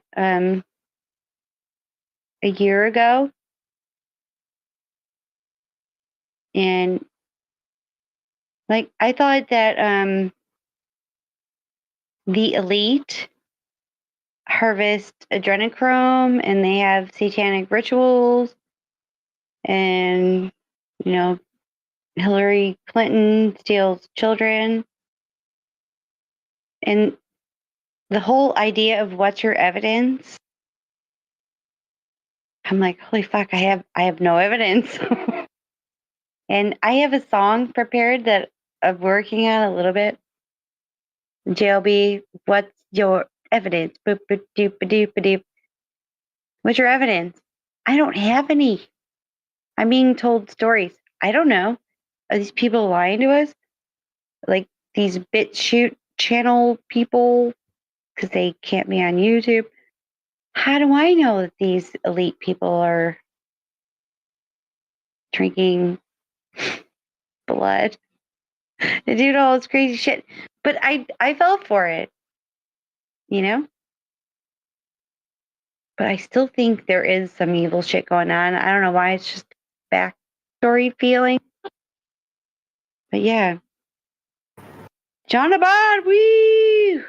I have to say a big thanks to this is not shocked moderator dude. Seems like a cool guy. He voice verified me. He made sure I'm the real me, and I'm not an AI bot. Now I know how to I'm verify back. people.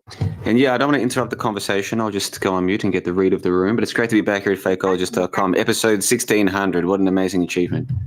So I'm going to go on mute and just listen. That's what I'm. 1600 Pennsylvania Avenue. Woo! Yeah. You're not going on mute.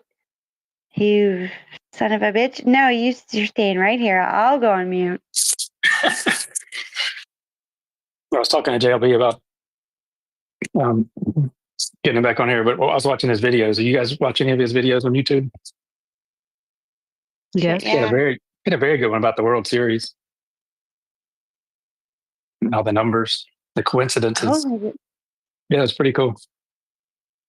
I don't know didn't if you see guys that. As soon as I found out baseball. Santa wasn't real, I really turned into a jerk. That's great. Mm. All right, I'm going on mute. Oh my God. Oh my God.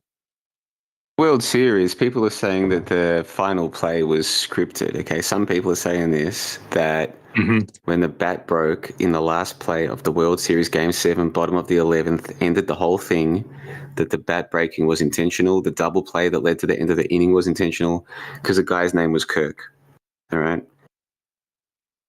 I think some of these people mean well and they're very intelligent in their own way.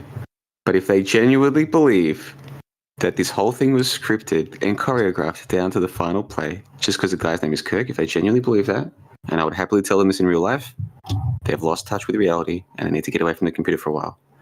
They need to go outside, breathe some fresh air, talk to some real humans, and put down the YouTubes, because this is just getting completely silly. That's my personal opinion. But I just want to get the read of the room. I'm going on mute. But I wanted to play that one little Susie soundboard clip. I got that one from about 10 minutes ago. As soon as I found out Santa wasn't real, I really turned into a jerk. I think Susie is one of the most clippable people who has joined Fakeologist in a long time. I'll tell you who else is pretty cool around here. This Sam the Clam. I like this guy. I'm a big fan of Sam the Clam. Very intelligent. He knows a lot about this. He knows a lot about this corner of the internet. Well, he's not clippable because he has this problem. I think he's using a microphone that he puts inside of his mouth when he speaks. So all you hear is, and like there's a lot of mouth noises, and I've got this misophonia thing where hearing people, you know, like all of the mouth sounds, it makes me want to vomit. So unfortunately, I have to skip whenever he's speaking, which is a great shame because what he's saying, I would love to hear it, but I can't. If I'm not mistaken, JLB, I questioned him on 9/11 because he knows somebody that died that day. He knows someone who died that day. Mm-hmm. What was their name? I mean, did you ask him what was their name? That's what I would do. I'd say, okay, what's their name? I'll look them up. Well, he couldn't give an answer anyway. That's controversial, Linda. I know it is. Hey, it's good to speak to you, Linda. By the way, I've been listening to you and all the other people here at fakeologist.com for the last month or two that I've been gone, and I've got a whole litany of clips that I would like to, at one point, share. And there was this very bizarre conversation, Linda. It was where you were there, Anna was there, and it was very long, one of these 10-hour chats, I think. And at some point, now Anna's a very lovely lady. I think we can all agree. She has a nice voice and she speaks very well and she seems rather pleasant. But at one point, something went haywire because she started saying words to the effect of, yeah, but Linda, your opinions on marriage don't matter because you don't take it seriously because you just got married to your first husband to get out of the house. And I'm listening to this as I'm going for my daily walk. And I'm like, what the hell did I just hear? So I had to rewind a few seconds. I hadn't misheard anything. That's what she said. And I was like, that seems very out of character for Anna. She's such a lovely lady. And then I thought, well, how is Linda going to respond to this? And Linda took it very well. Didn't get triggered. Didn't say something nasty back, was just cool about it. And I was like, yep, that's Linda. She's got a nice chill to her that some She's people don't have. untriggerable. Yeah, well, she's not. You know, some people have very short She's not fuses, easily triggered. especially on the internet. Some people have very short fuses and they act like damn fools. But some people can just keep things on an even keel. So I thought Linda handled that one well. But yes, I thought that was unusual from Anna. I'm one of her biggest fans, and I was like, "What?" Yeah, that is out of You character have for to her. listen to yesterday's to get a new opinion. Oh, did something happen yesterday? I haven't heard that one yet. It hasn't been uploaded yet. Yeah, you Pause, can keep judge it out. for yourself. Okay. Well, I usually listen to the weekend calls, like, say, Wednesday, because Uncle Lab has been uploading them days late, and I'm not complaining. You get what you pay for. It's free, and he's a very busy man. I respect all of that. But yeah, it used to be they were uploaded straight away. Now you have to wait till like Tuesday, Wednesday. And then, I go for my walks, and I have my little phone with me. I just take notes of the things I want to clip. And so I've got like thousands of clips since the last time I was here, maybe hundreds even. So maybe at some point I can share some of those with you. But for now, I have to go on mute and just get the read of the room. I hate coming in here and taking over the place. Who else is here?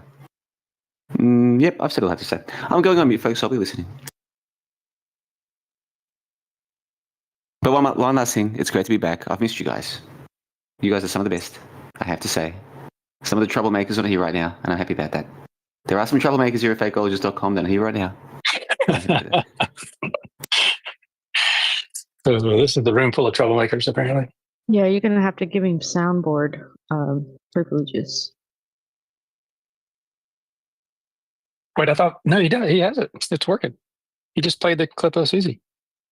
Oh, okay. Come on, that's BS. Oh, I think it should be Soundboard Sundays. Whoa! Oh my god! Oh my god! Pete Trip is great. He's got a great voice. Ugh, doesn't do it for me, dude. Doesn't do it for me. He looks too femme. He looks too soft. Oh, Sarah, love her.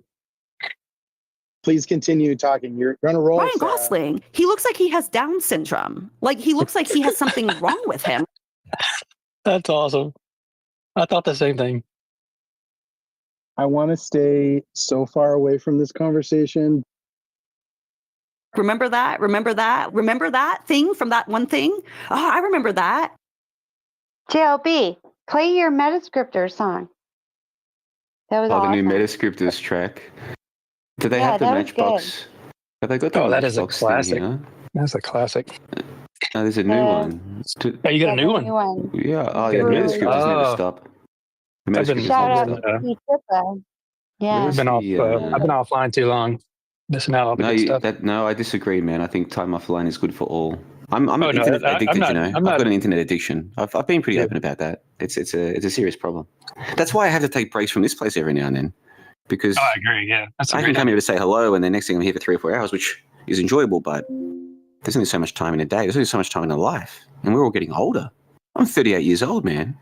My 30s are like 38. sands through the hourglass. You know what I'm trying to say? I'll be in my 40s soon. You know. There were things I wanted to do. Well, I can't see. There used to be a channel here for giving instructions to the bot. This would be like a bot channel. So I'm not sure where I'm supposed to play the bot. Oh, it's bot commands. Hey, those folks on your member calls, they're getting down and dirty. I love that. You should come and Really join us sometime, good. Susie. We might be able to give you like a hall pass for a day. You can come and join us one day if you like. Linda as well. Send me an And of invite. course, I Jeff don't from know how to Georgia. do that. We'd love to have you every Saturday over at John the Bon on the JLB Discord server. Every Saturday we do How these would I calls. do that? I could stay sober and do that. I don't know I if don't you'd know how have to stay sober, to be honest. I think you'd No, have to do no, that. I would. I'm sober. would. I've only got 8 weeks to go. And then I get through all of know. 2025 sober. 8 weeks to go, guys. And I cannot wait. And on New Year's Eve, well, let's not count any chickens before they hatch. I'll get to New Year's Eve. That'll be 1 year sober, and then I'll reassess the situation. Yeah, you'll just feel like. Oh, you're going for a year. Nice. Yep, going for a year, and I've got You'll 8 weeks to feel go. so bad. You'll be like. It's amusing. "Why did I Sometimes do people that?" say to me, JLB, are you drunk like here on these Discords? And I'm like, well, I wish, but actually, I'm doing 1 year sober. And there, actually, one of the things that came up on a Fakeologist audio chat a few weeks ago was someone said to Ab, or did Ab say to somebody else, like, have you noticed all the Englishmen here are drunks? They're all depressed, miserable drunks. And I was like, I have noticed that. However, if we're going to judge people for drinking or being high on drugs on these Discord servers, there won't be many people left. You know what I'm trying to say? I don't think you have to cast the baby out with the bathwater. The problem is when people drink or are high on drugs, it's when they start going nuts at other people. That's when there's a problem. There's a lot of people who can drink or do drugs and not cause people problems, you see? So we shouldn't blame the alcohol and the drugs. You got to blame the person. That's what I say. Don't get me. I'll get on my high horse, folks. I'll do it. I'm far too sober. All right, where are we? Where's the Bot Commands I channel? agree with that, John LeBon. I think it's the personality that comes out like liquid courage allows people to there's no inhibition. Yeah. Yeah, but they don't have that anyway. They just pretend they have it. And then when they drink, it shows. Yes, and in the normal course of events, if somebody does that around friends or family or people out at a public bar or something, there'll be some sort of social mechanism to tell people to just calm down, right? One way or another. But when they're sitting alone in their house or their apartment on the computer, there's no feedback mechanism to tell them to shut up. You know what I'm trying to say? There's no body language. There's no Julie Andrews. It's just a disaster. So some people get really carried away. And I'm not here to judge them. I'm just saying that's the issue. The issue isn't the alcoholism and the drug addictions. The issue is how people behave when they're on these things. Now, let's see if this works, Susie. This was your idea. Let's see if this works. This is a new track. So good. Really good. I love it. Woo! It's in the queue. So someone has queued up Matchbox. I was trying to... How do we clear? Okay, I've got an idea. How about we clear the queue? And then we try this again. This might work. If it doesn't work, that's okay. But it might work. No, somebody needs to clear the Matchbox queue. I tried, Susie. I tried my best. Anyway, I'm going on mute. I'm gonna load my soundboard with all the new clips from... well, I want to play the Anna and Linda thing because I think we need to discuss this matter. This gets to the heart of it. Oh, here we go. Seriously. Boy. Oh, nice. Oh, boy. They turned out to be complete retards during COVID. I don't have sex rings a lot, but the last two involved Greta Thunberg. Well, I've got to disagree with Sarah. I don't think Greta Thunberg's attractive. I swear to God, I think I'm cuter now than I was when I was 19. I swear to God. Come on. That's BS. I do not like it up the butthole, for the record. Oh, shit. I like all ages of women. I dream about my exes a lot. How dare you? It is so true. I'm agreeing with myself. I can have a conversation with sound clips with myself. I love all ages of women. I want to stay so far away from this conversation. I love that kind of stuff. I love it. If you're an alcoholic, I can smell you from a mile away. Jesus Christ. Please continue talking. You're on a roll, Sarah. Ugh, doesn't do it for me, dude. Doesn't do it for me. He looks too femme. He looks too soft. If anyone still goes voting, in my mind, these people are retards. I'm actually extremely childish in a lot of ways. Like I got the BTS Happy Meal so I could get the little figurines. I like little toys. I like cute things. I like stuffed animals. Like, oh my God. Oh my God. I remember waking up going, what the fuck? This is, in my mind, this is completely, it's insane. And it is disgusting. But sometimes the dark stuff can be pleasurable too. Oh, wow. In my mind, these people are retards. Oh, wow. I knew you were going to say that. Oh, yeah. Right. Wow.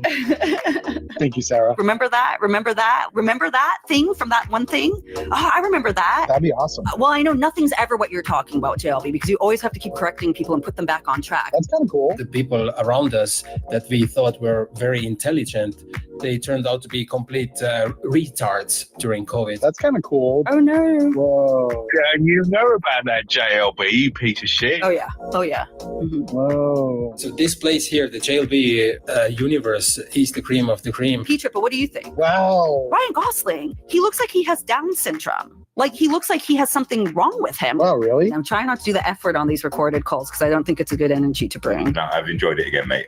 Enjoyed talking to you. When I was about 22, I had a lover who was about 50. Yes.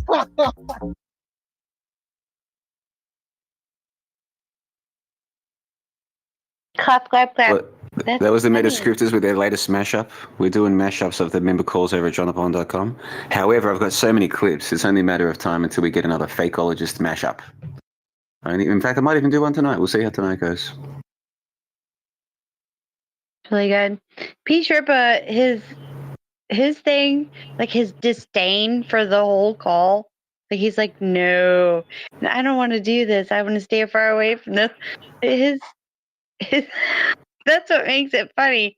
Is all these people are saying crazy shit, and P. Sherpa is like, nope, I can't.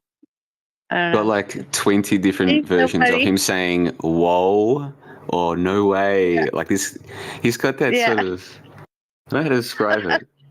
Makes Because he's it actually a funnier. couple of years older than me, but the way he speaks, he comes across as like one of those cool dudes, one of those young cool dudes. Whoa. So funny. He was here earlier, wasn't he, P. Tripper? He was in the call earlier, I think. He floats between the Fakeologist, IPS, and JLB Discords. He just floats between them, doesn't he? He's like a social butterfly. Yeah, he's funny. I do remember somebody accusing Linda, this might be a year or two ago, somebody on this server accused Linda of being a Tim Osmond cult member.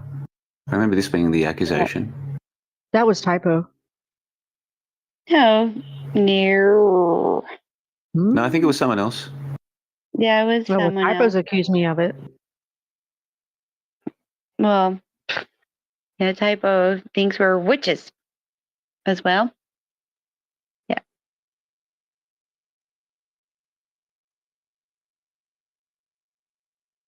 Well, tell Linda go back to her whatever.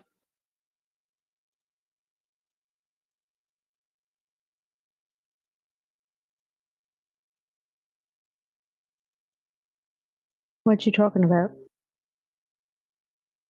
No, that was the clip. There was a Rick clip.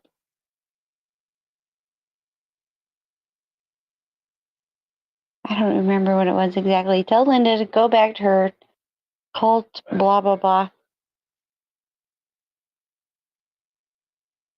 Oh yeah, I think it was Rick that said that. I'm an IPS cult member. That guy Yeah, I was think he- a professional, high-level government operative. Yeah, somewhere around there.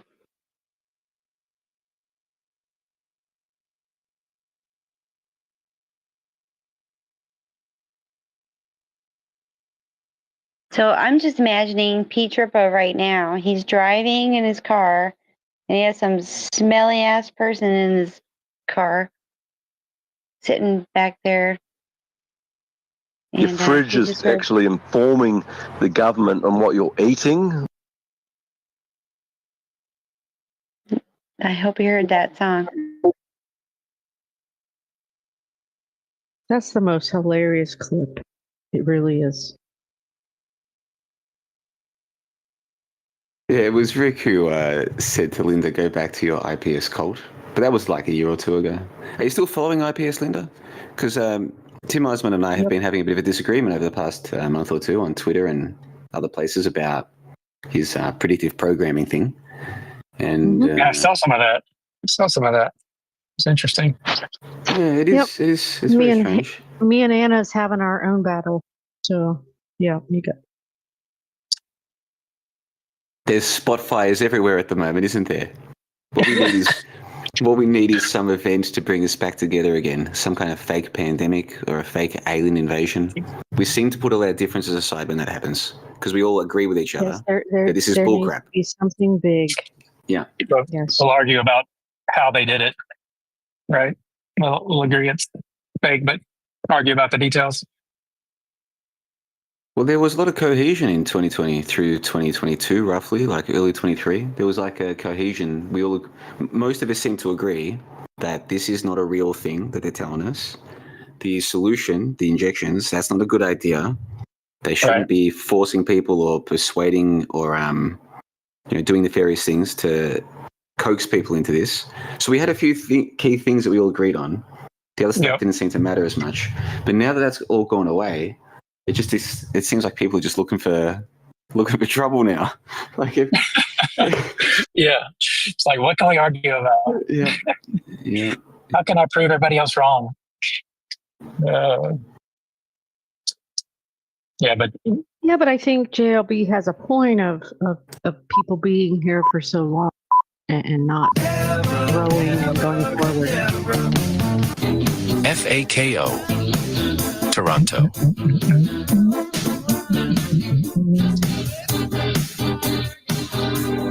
I'm Silverbeam, and you're listening to Fakeologist Radio on fakeologist.com. Hi, it's StreamerBit. The date is November 9th, 2025 here on the North Shore of Lake Ontario in Toronto. Don't forget to read the fakeologist.blog and check out our video platform fakeotube.com. All the links are at fakeologist.com. Now back to our show. Can one of our hosts tell us who's here in the audio chat right now?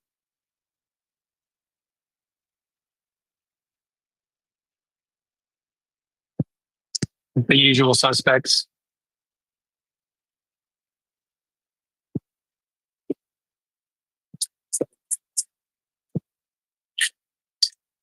So what is the biggest fake story recently? Is it still the Charlie Kirk? Hey, No, JLB. it's the UPS plane crash. Oh, the plane crash. Yeah. Oh, shit, man. You think that's staged? I haven't looked into it at all. I think it probably would be. If you see the video footage, it just kind of looks not real. And somebody just kind of runs off slowly, like, oh, I'm going to panic now and I'm going to run off. Yeah. It just that whole scene seems out of place if it was actually real.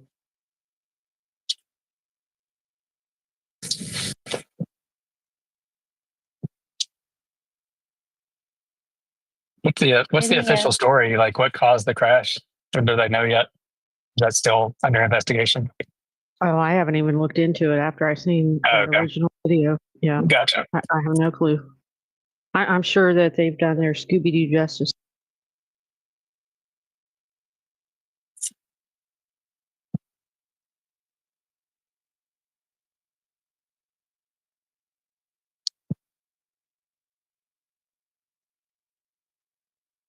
Hey, guys.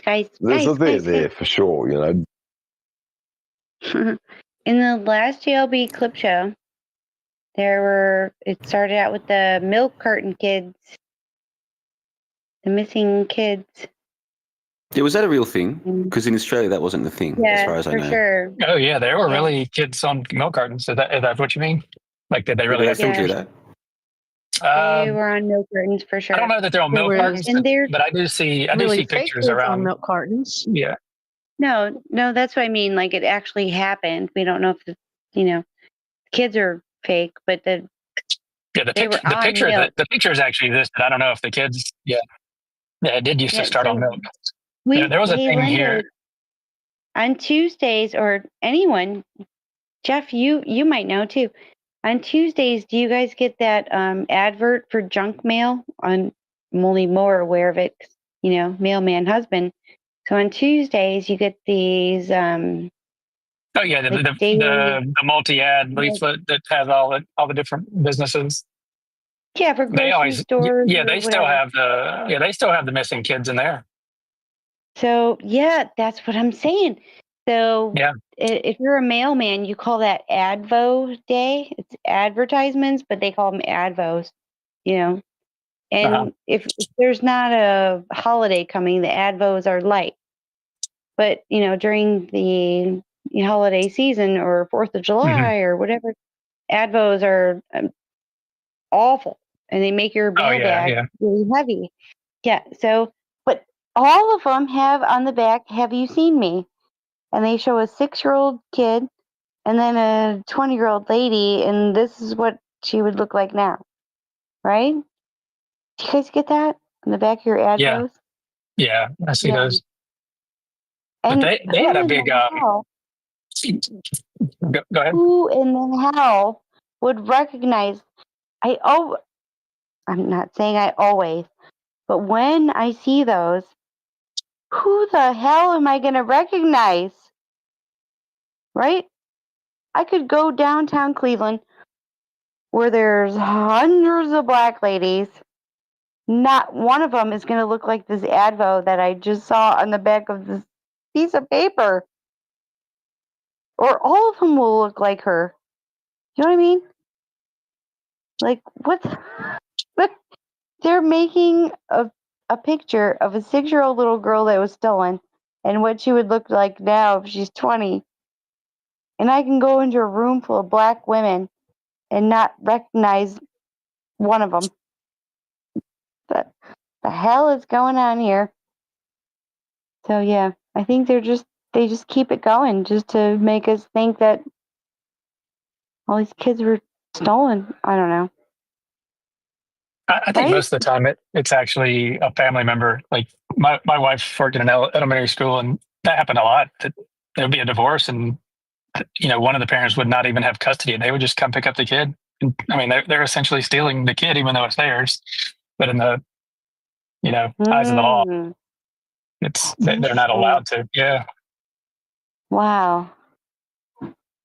But yeah, sometimes they would. Yeah, I mean, it doesn't happen at her school, but if someone did that, they could easily just leave town, go to another town, and so it'd be something like that. That would, when you say who would recognize that person, it would be their teacher, or it'd be somebody that had contact with them daily, and then they go, "Wait, you kind of look like this kid," you know.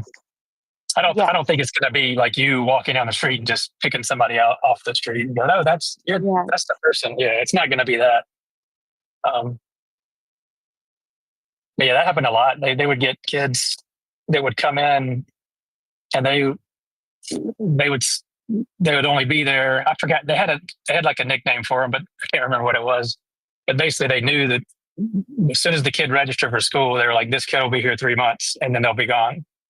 Because what they do is they'll move, and then they'll go to the school they're districted for.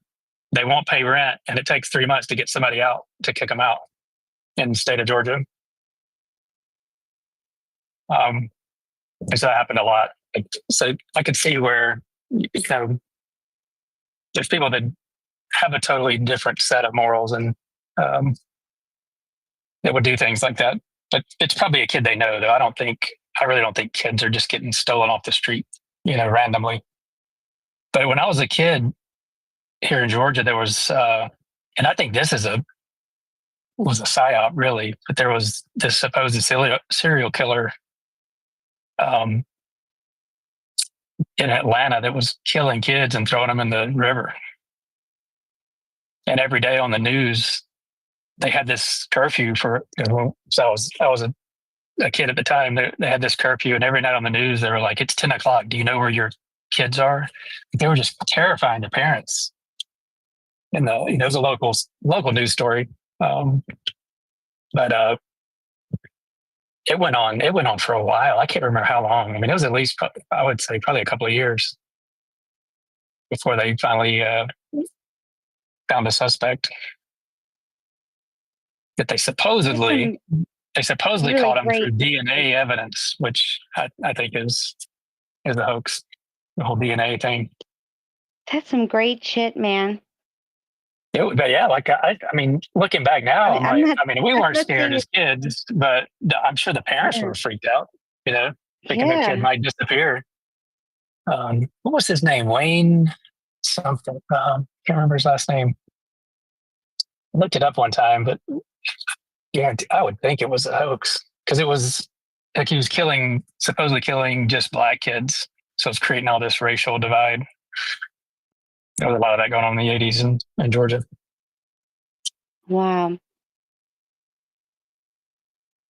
Because everybody was accusing, like, "Oh, it's probably some white people killing the black kids, blah, blah,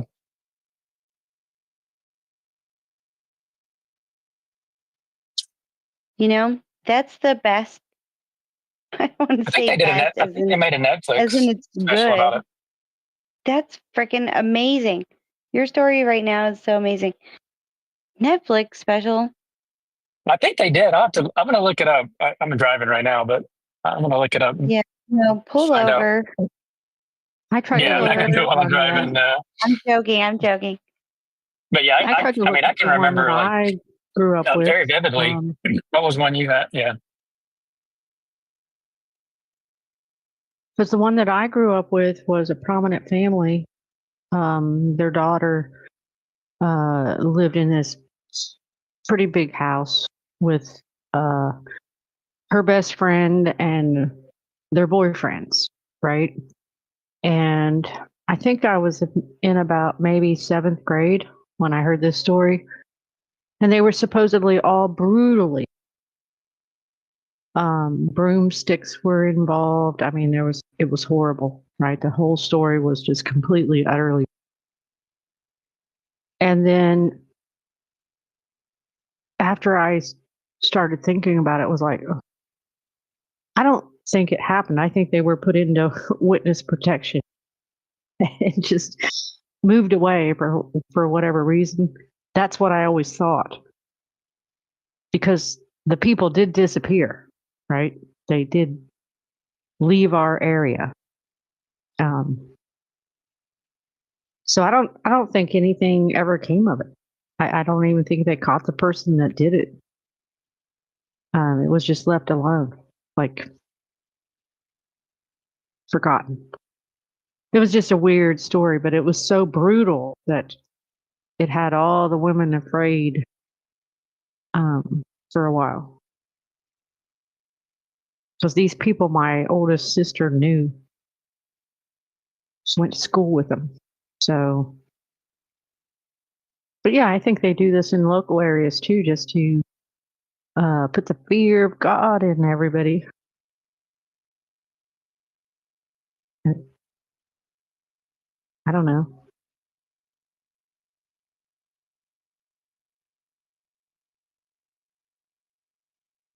I do have 2 experiences with random strangers that were not good. You know, like a predator, stranger danger, you know, like real situations. So, but I think they, obviously they amped it up. But I have some real stranger danger, I'm glad I got away from that, getting, and they talk about hitchhiking used to be really cool. And even in Australia, like everyone hitchhiked. Like, you could do it and it was safe. My sister hitchhiked. There's a lot of hitchhikers back in the day. But couple experiences I had with random strangers in cars were not good. So We didn't actually hitchhike. We would pick up hitchhikers. It's a great way to get somebody to buy you beer when you're underage. Yeah, I think it's cool if you're a picker upper. Yeah, I've been a picker upper. Because the person who needs to be picked up is no problem. But you don't know. Man, the picker upper could be a weirdo, and I've been there, and it's not good. It's very scary. We were walking down the street, and it was, I can't remember who I was with us, but it was, I don't know, 3 or 4 boys, and this guy in a Jeep pulls up, and he's like, "Hey, cats, you want to ride?" It was creepy. Yeah, you know when it's creepy. Yeah, and we all just looked at him and were like, "No thanks, we're walking, dude." And it was like hot, Georgia summer. Like we'd much rather have been riding. So, like, nope, we're just gonna walk. Good. Keep moving, creepo. Yeah, that's true. And I don't know where. Like, I think every generation of kids though has that feeling, and I don't know if that's instinct or if it's passed down from parents. But they all think, like my kids, this generation, they're like, oh, the creeper, creeper vans is what they call them, like the kidnapper vans. They're like, yeah, you never trust those vans. But I don't know, is it the movies? Is it the parents? I don't know what creates that fear. Or is it just natural instinct? I think creeps are real. I think they are because I like I said, I've been lucky enough to get away from real stranger danger for real. Yeah. I'm not imagining it. It's like there are. No, you gross can feel it. people. Like, and what is that feeling? Like you've met people like that, like where you're just in the room with them face to face, and you can tell this person is not. There's something wrong with this person. I mean, they don't even have to talk. Like you just have to be near them, and that's real though. I was telling you about my wife working at an elementary school, and she would meet parents sometimes, and usually the dads, but she's like, she get this creepy vibe from them, and then later, he'd get arrested for, doing something to their kids. That is like, totally but there's real. there's no other way to just like that's a real, I don't know, it's like a vibe you get from that person. Like, there's something to that. I don't know what it is, but it's real for sure. Like you can sense, and I think women have a better sense of that than men. So hey, Jeff. Yeah. I know your name is not Shock, but I like your name, Jeff. That's a cool name. So I'm sorry, not Shock Jeff. No, that's fine. Anyway, I was saying, hey, Jeff. Hey, Greg. Hey, whatever. That's what I do. But anyway, so my brother was one of those creepy people. Like he was a gross, disgusting person. And my dog didn't like it. And a dog who loves I had a King Charles, loves everybody. Like the Bible says, it's about there's a season for everything and all things in moderation.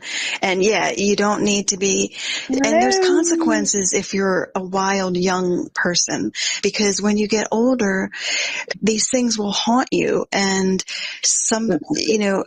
you got to be careful about, because the system follows you around. And no, I'm giving Kashmir good advice. I'm not a hedonist like you, where it's all about worshiping the creation instead of the creator and doing whatever you feel like, because that's what the wind tells you, because the wind tells you to do that. I'm talking about real things about the afterlife and consequences that someone that's 21 years old should be hearing, and he doesn't have to take the advice, but he should at least hear something reasonable from people that have gone before him. So a 21-year-old should have sex and then get married by the law. No, he doesn't need to have sex before marriage. He doesn't need to do stuff like that, Linda. He doesn't need to live the life that you led.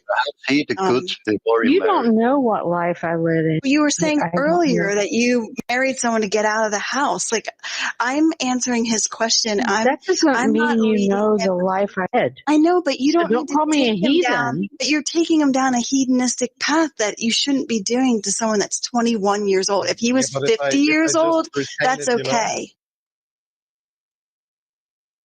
You need to underthink a little more. So that's from FAC 1590. That's from about a month ago. And so that's the clip I was talking about. When I was going for a walk and I heard that, I thought, man, that seems out of character from Anna. Like, that was a little bit That is pointy. her character now, JLB. Yeah, you got to listen to yesterday's chat. It's full Was it on. worse than that? You bet your bottom dollar. That's really pretty full on, man. Oh, you're saying, gonna attract some male listeners now because they love a cat fight. Well, that wasn't even a cat fight. Linda wasn't even being nasty. Know. Anna just said, "You're a heathen. You don't respect marriage. You got married to get out of the house. You shouldn't be giving advice to people. They might end up like you." That's very personal. Yeah. That night was weird. And I listened to that whole 12 hours there. It wasn't like Linda did something to provoke that. It wasn't like Linda said something nasty to Anna. Like, that just came out of nowhere. And that's why I had to rewind and re-listen. I'm like, where did that come from? Yeah, wow. So maybe Anna was just having a bad day. What led up to that? She lit it up. 12 hours of nonsense, I'll tell you that. Some of these audio chats are probably a little bit on the excessive side. So from my perspective, nothing had Linda, apart from Linda's very skeptical of Catholicism and Christianity, right? because of her own background and her family, but nothing personal about Anna's faith specifically. Just a general cynicism of organized religion in religion. Let's general, put it right? that way. Yeah, yeah. So Okay. what I think maybe is Anna takes that personally. She takes it when personally. someone, Gotcha. you know when someone's part of something and then somebody else mocks that thing and the person takes that as a personal insult, and it's like, well, I'm talking about you, I'm talking about the thing in general. But then they take that as an excuse to be personal. I think that's what happened there. And to be fair to Anna, she's very Catholic. She's pretty open about that. So, yeah, there you go. That's the clip I was talking about. I'm going back on mute. I had to join for a second because I'm preparing for a show with Frank, but I heard what you guys said. There was something that had me. A show with Frank? Why is this? You're not doing it on Truth Meets? What the fuck's going on? A show with Frank? We Tell us it's in the room. What is this all about? Welcome, sir. Well, we're doing a little season show talking about, where are we on the biblical timeline. So we're going to do it in, I think, like an hour or so. But I was just asking him a question, and I heard JLB saying, I just want to say that the reason I spoke that way to Linda is because there was a young man that has been calling in. His name's Casimir, and he's a very young man. I think he says he's 21, but he looks like he's 16. Because he's had his video on a few times. And he asked the group about how to control sexual urges. And Linda basically told him, don't just have sex with whoever you want. I'm summarizing, but you can listen to the tape. So I did correct her because I saw Casimir, because I saw him on my laptop. So I don't know if she saw him. I saw him on the video. Where did Casimir come from? He's German. He's from Germany, but He was here on the server. Yes, he was in the Discord, in the chat. He was 16. I think so. He was on there. And asked me for sexual advice, and you thought...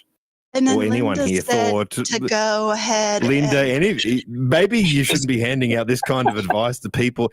This is kind of inappropriate, if you ask me. I thought maybe Linda was out of should not line. be soliciting. Is anyone on this server qualified to give out advice? Is anyone qualified to Personal talk to advice. people underage? Right, at all? that's what I thought. I felt all those things. Oh. I You said he saw was- his video. Apart from the advice you solicited, hence. Conversation, if you're going to judge me for it. Yeah, go listen to it. So that's why I spoke that way. Because I'm not judging you, Linda. You're an old friend, but I don't know how someone here is on here like underage talking about these things, and then everyone's like jumping in with advice. No, I'll just put maybe it to you just this way. back off. Casimir last night was on video and drinking wine until he got drunk. So he looks. I took a makes it okay. screenshot. I took a screenshot of him, and I can send it to Ab. I took a screenshot because I saw him again yesterday, and I was like, he does look like he's 16 years old. And Do we need to age verify on this? Yeah, I don't know if there's an age here or not because it never dawned on me. There is. It's called 18 plus in Europe, or 21 for like. Yeah. But he asked like very personal questions. I try not to answer those types of questions because he directed it to me. You. Yeah, like that's it. But he was on. It was when Sarah was on. It was the Sarah one, and Sarah saw him too because she made a comment because he turned his video on for a little bit. But I saw him because I just use my laptop, so it's big. You realize there are a lot of stray, vulnerable children online these days, and they could. Well, that's what I was thinking. Perchance come into this part of the internet, and then it would be our duty as adults to steer them maybe a little away from this. Like, not try to bring them in. And, I've mentioned it. I've mentioned it out loud. That is an extremely interesting Ab would probably observation. jump right on it. Ab would be totally into like indoctrinating children who are not within the realm. You guys, come on, that's enough. He wouldn't. No, Ab. Ab. How dare you, Ab? He wouldn't want his own kids. He wouldn't want his own kids chatting to weirdos online. But he would happily let other. Stop it, Ab. Stop it. Stop arguing with me, Ab. Ab You would guys, have come on, other. that's enough. No. Come on, shh. Ab, quiet for a second. Let me say what I want to say. Ab. So he probably doesn't want his own children straying around online chatting to random strangers, but it seems weird that other if he looks 16 or whatever, other random strangers could come into this server and then people would love bomb and hey, you look young, but hey, do you know 9/11's fake? Like, I don't know. We all wake up in our own time. Maybe not. Well, that's why I'm there's a explaining certain why line I that I spoke think that the law. Why We have I laws for a was reason, you know. So that's the reason. I'm going to get off, but that's the reason. So please respect the reason why I said that. You're going to get off? And, no, don't. Oh, Jesus. Gee, he's just a kid. I'm leaving because I'm sorry. It's a bad gonna joke. Prepare for Frank and I, but I wanted to call and just explain why I did that and said it so harshly. And then yesterday, the reason I basically stood up and clarified something for Linda is because I have a lawsuit with my prior employer, which I've spoken about on here, but Linda said that it was frivolous, and the reason in my mind, she said, I think everyone has to accommodate me instead of me, when I had already explained all the steps I took before I went to the extreme of a lawsuit. So I had to correct her, and I don't think she likes to be chastised or admonished, but I do that. I'm sorry, Susie and Linda, if it embarrasses you or humiliates you, but if you do say something that's incorrect or that's, I think, possibly immoral or vulgar, like to Casimir, I will say something. So I'm sorry if it offends you. Thank you. Bye. I want to stay so far away from this conversation. She took a. That's me. Just so you know, left. That's past me. Yeah. What was the yesterday. circumstance, Linda? She's Elucidate. suing over air freshener at her work. Oh, I did. I wasn't asking about what she was doing, but what she's suing someone Yeah, and I criticized her for air freshener. over everybody what? Air freshener. That's why I said everybody should accommodate her. She sounds like she has a kind of tight nose, like someone who would like a lot of air freshener, if I can say so. What was the air freshener situation though? Like what, when you say she's suing over air freshener, that's very vague. Like what because specifically? somebody sprayed air freshener or whatever, they had it on, and she didn't like it, so she sued her work. So someone at her workplace sprayed air freshener, so now she she's prefers suing them. lemon, not pine. I just questioned That can't really it. be the story. That can't. There's details missing here. There must be more. I get really sick when I smell air freshener stuff. Hey, Susie. Hey, no, I'm serious that there is a thing. I'm very sensitive to smells. And when Christmas happens and you walk into the store, the craft stores and all that shit, and and you can turn around and walk out instead of suing the store for air freshener. No, I just, as soon as I found out Santa wasn't real, I really turned into a jerk. But that's all I was trying to tell Annie. Is there's but it choices is a in this real world. thing where people get sick about air fresheners. Like that's me. So No, I know the feeling. I can relate. Yeah, like it can be. Credit to Anna for at least coming into the room and explaining herself. Like I don't know how she knew that we were talking about. No, it. I didn't. I didn't want to like drive her off, and she like left in a huff. That wasn't my intention. I just, I can't wait to listen to yesterday's episode. Then apparently yesterday was a blockbuster episode of Fakeologist Audio Chat. Can't wait to listen. Which Hopefully one? Uncle Ab.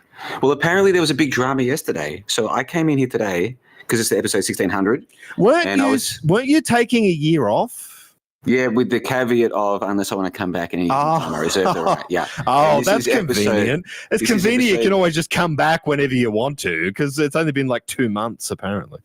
Only 2 months. However, this is episode 1600, and this is a very special event. I think. I didn't realize I was even part of that. Well, that's why I came back, you see, and then I said to the people here, I've been listening to you very closely. I'm taking my notes. A year off, and 2 months later he's back. Actually, I said 10 years, so it's even worse than that. So anyway, I've been taking notes. You're an addict. And I heard You're an addict. You got a hopeless problem. I said to the lovely people here, I said, I heard this chat about a month ago, between Anna and Linda, and I heard some things I wasn't expecting. And then since I noticed that I have the ability to play Matchbox clips, I went and got the clip. And that's what I played just before, where Anna was basically saying, Linda, keep your mouth shut. What do you know about marriage? You're a hedonist and you don't respect the vows of marriage and you just married to get out of the house. And I was like, what the hell am I hearing? So I played the clip and I think Anna answered it well. I think she explained herself pretty well. So I think we've got that all, we've got that one all pretty well sorted then, I think. I'm glad we got that out of our systems. But apparently, so anyway, the context here is apparently yesterday things got even more heated. And we will have to listen to that. Let the bumper go and we'll get back to it later. I love that kind of stuff. I love it. This is Without a Trace. Rosello. Willu. Genreal. Julo. Merbliss. SMG. You're listening to Fakeologist Radio at fakeologist.com. There's a bit there for sure, you know. It's the top of hour 14 on November 9th, 2025. Do we are my broadcasting one live from the north shore of Lake Ontario. Come on, where's that one? The temperature in Toronto at this hour It's not my is job to below spank a Celsius 35-year-old. Fahrenheit. Do you want to No, not participate that. but aren't on the Discord?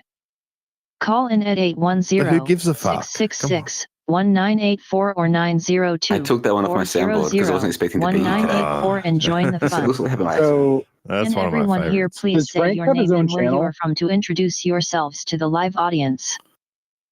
What was so exciting that I was on the call for a bit, and then we actually had the Vale John Laws show as well. Do you know John Laws passed away? So we I only played all found these that out clips. because I called in. I actually Yeah. called in on the phone to this episode to congratulate Avalon 1600, and then he said to me, "Have you heard the news?" And I was like, "No." Yeah, He I said had me to that break John that Laws- news. I broke it on air, and Rick and Ab were very shocked, and I got to. Did Rollo take it all right? Is he doing Unfortunately, okay? had to.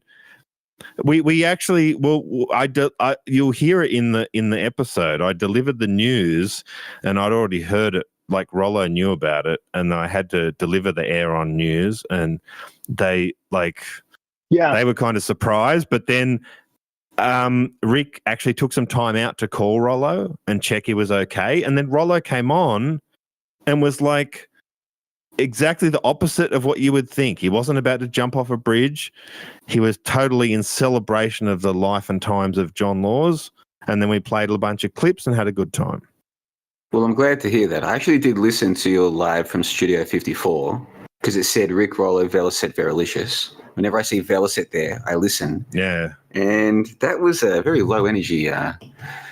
Low energy. I thought it was one of the better shows we've ever done. I thought my jokes have were to agree. punching above their weight. I'm sorry. That's just my dumbass opinion.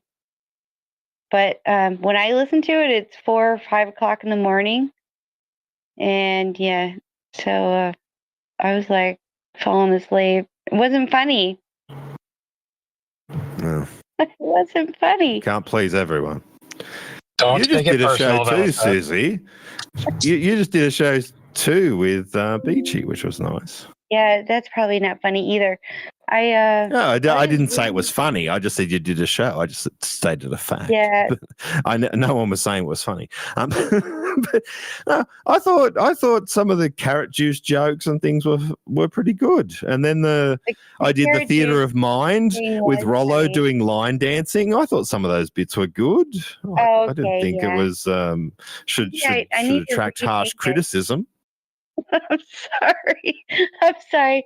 Because when I listen, I probably wouldn't release anything if I thought I had a bad performance. I thought I'd Never bad, always put never out bad. something decent. I think I have high expectations. Thanks, Jeff, though, for like trying to take me off the ledge because yeah, harsh critics do drive you to crazy things. Yeah, right. Yeah, you don't believe the critics because humor is subjective. I've gotten along this far. Don't think I was doing too bad, but Well, they can't all be the best show ever, right? they can't all be the best. But I Exactly. thought You know maybe it's not that- normal for me to maybe be on a this is Rick the and best. Rollo. It's normally just Rick and Rollo. I thought I'd show up and do some one-liners and some material, Yeah. and then Verilicious showed up, which added. I thought it was Oh, nice. not perfect, but beyond above average. Not above average. Yeah, absolutely. It was above Yeah. average. So Susie's I fell asleep is kind of a shock. Well, it was 4 a.m. for Susie. Yeah, Yeah, I think it's all early. just your sleep schedule is the problem, Susie. Yeah. That is the problem. Shot of caffeine. And Come on, also- Susie. I would have thought maybe attending half asleep might have made it funnier, but apparently not. Yeah, maybe here's the deal. So last week it was like this big pumped up thing, like Velocit's going to be on next week. Woo! okay. It's going to be so great. And I'm Oh, expecting it's because they game show. promoted it. Oh dear, no, Yeah. don't do that. Maybe I got hyped up. No, they shouldn't. They shouldn't be doing that. They overhyped it. Got overhyped. Yeah. Yeah. No. I'm waiting for a game show. I'm not and all that. I'm not stuff. that amazing. Yes, you are. We'll have to get do one of those big game show quiz. Yeah, that game show was crazy. That was we have fun. to invent a new game and go through a whole process to make something else extraordinary. Because I think the 2 shows we did that had that stand the test of time, no matter what. Yeah, like what do I know? Does Sue know the number of John Laws? That's a question. That's the game show question. 1-300-564-652. Is that what you're talking about? Yeah, but I mean, there could be some fun questions. But I got all excited. I was like, "Woo!" And You it can just piss turned out off. to be just like a regular fun show. They completely hype it up. overhyped it. Did they Yeah. say that? Did they last week? Yes, That- they did. Yes. Jesus Christ! I just have a day off work, and they think that's something worth promoting. Yeah, that's what it was. Ridiculous. Yeah. No, I just had some silly carrot jokes about Rollo's juice and things like that. It was nothing special. Yeah. But like Jeff says, above average, I would say. Absolutely. I do have a bunch of clips I'm going to send you at some point that I've been clipping. I was like falling asleep. It wasn't funny. It wasn't funny. Can't please everyone. The constant reiteration of falling asleep really doesn't do that much for my ego, to be honest. Well, you missed her story earlier, though. She's been hit in the head a lot, so that explains some. I didn't even say it was a bad episode or anything like that. All I said was low energy, and I only listen to those episodes if it says Velocit's there. If it's just Rick and Rollo, nothing against them, I usually don't listen. Because it said Velocit there, I was like, all right. And then I kept, what do you call it, panning forward. So have you heard the whole thing? You were there. Did you No, listen to the whole thing? I was just looking for the sections where you were there. And then I just thought I you know what I'm always like. I don't say a lot of opinions or like take the main role in the show. I just sit in the background and wait, and then there's a few one-liners I can throw in or some little sound effects or something funny. Like that's what I was doing, and I thought it was above average for my contributions. But then Susie's saying she fell asleep. So No, I was already sleeping. I was like, falling asleep. It wasn't funny. the plot funny. thickens. Can't please everyone. Yeah, exactly. At 4:00 in the morning, I'm sleeping, and then I roll over in the dark, and then I put the thing in my ear, and I just listen. I'm like a weird, creepy person. Yeah, I've lost all faith in your opinion. To be honest, like what? You can't be trusted.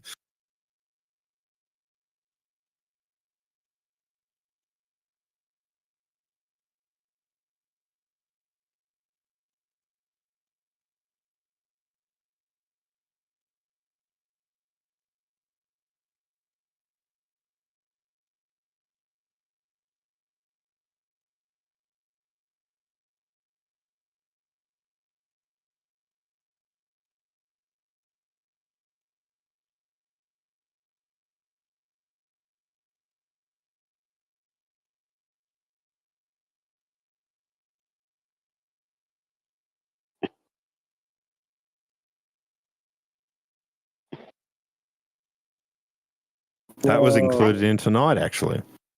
I listen to all the fart podcasts more than once.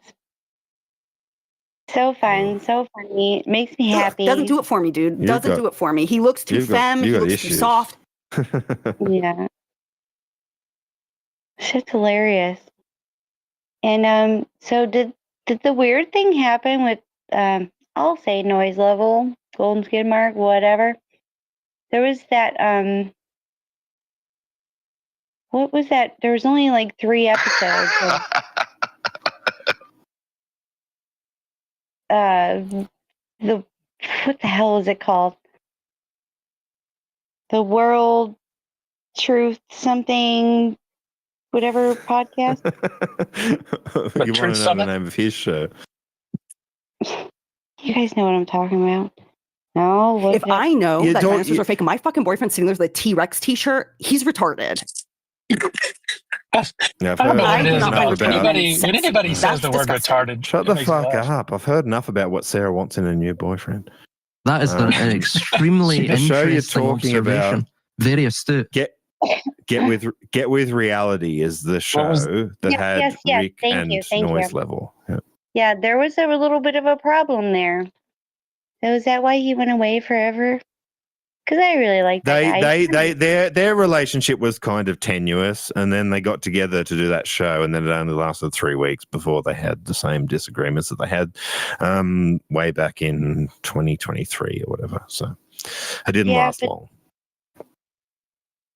Other than that, I still think the dude was freaking great. Like, he had a good heart. He is great. He's a great guy. He's entertaining and funny and insightful. He's funny, yeah. It's a shame. It's a shame, actually, that. Would he keep you awake, Susie? Would he at least keep you awake when you listen to him? Yeah, I'll stay awake. oh, good. That's nice to know. Thanks. Yeah, okay. Good to know. But you know listen what? to noise level if he was here. Actually, not really fair because I never listened to him live in my real life. Okay, gotcha.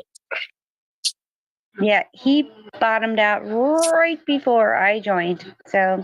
Okay. Yeah, I never got to listen live.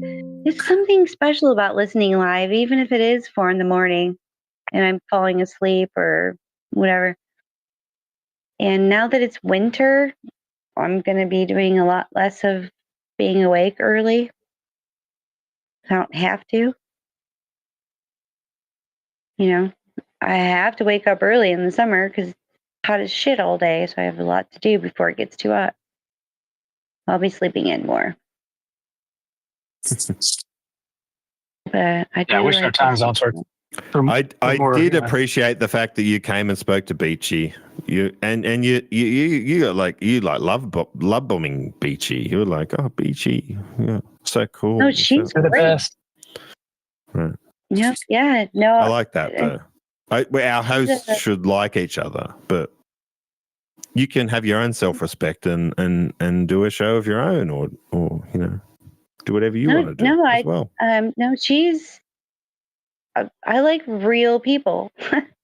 That's why I love all of you. We're all real people. I mean, there's a few weirdos, but most of us are real people.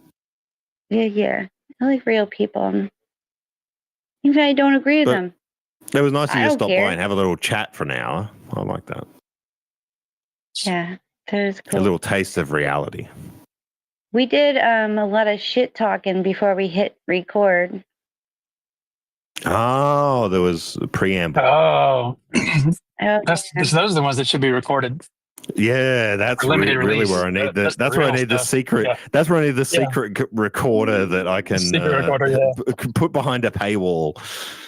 Yeah, that's a good idea, actually. Yeah.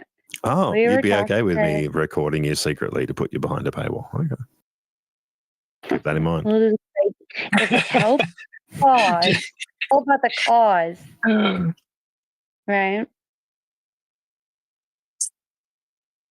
It helps make I appreciate the output, and today's been big. There's been a lot of shows all of a sudden, you know, with John Laws shuffling off his mortal coil.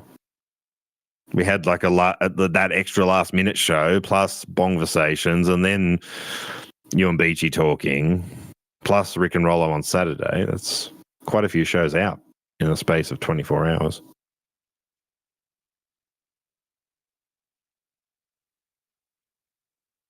Those recordings of you and Rollo calling in to John Laws were hilarious. Those were funny. You're just talking about them generally, or did you catch the show? Just you guys played them played them in here one time, like the recordings. Yeah, so of them. you heard them in the pub. Yeah, I've heard them. Yeah, we recapped all, like, Rollo's did recordings going back to 2012, so we recapped a whole bunch of them. Nice. Tonight we did like a memorial thing where we went back over a bunch of the old ones. Oh, that's awesome. So that'll be posted, or is it already posted? It's up on my site, but just the start's trimmed off. I've got to wait till Ab posts his start where I first joined, and then I'll add that onto mine. I'll recut my audio. Those were great. It reminds me of just prank calling people back in the day. Like, that stuff's so funny. Pete Tripper, but doing it live on radio is awesome. He said, "What is this shit?" And I'm like, "Oh, it's some pranks we did." And he's like, "Where's the prank? What's funny?" I'm like, "Oh, well, okay. What do you call it?" Because he's a lot younger, like, right? I was trying to explain, like I don't know. Yeah. Okay, maybe it's not a prank. Okay, fine. But whatever it was, it really is. Yeah. And then he just said goodbye and then left. I'm like, okay, well, if you don't like it, then fine. But the guy died today. We're just, taking a little bit of time. It's a tribute. Yeah. Play all those. And that was like everybody's dream. Like, back when radio was just radio. Like, that was the only live venue you had.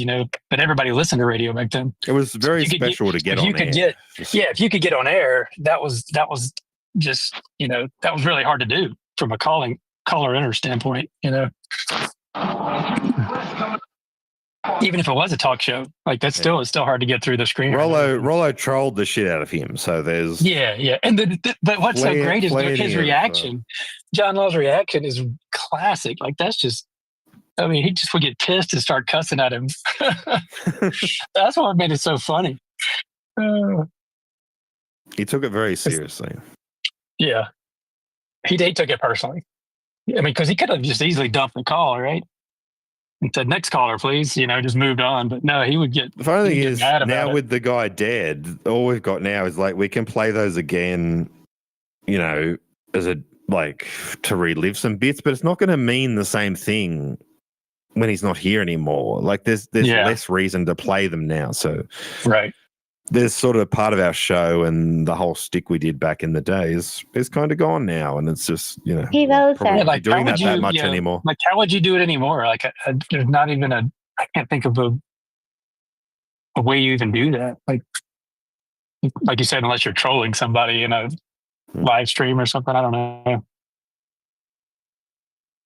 There's no equivalent to kind of jumping in someone's radio show. To do it to someone else, I don't know. We do it to someone else. I know. I'm saying, like, it just. We used to always bring those clips up and play them. It was always fun to bring them up and play them when he was alive. But now it feels like it's making fun if you keep bringing them up over and over. Yeah, exactly. It's worth more. It's worth more. Like Super Gold.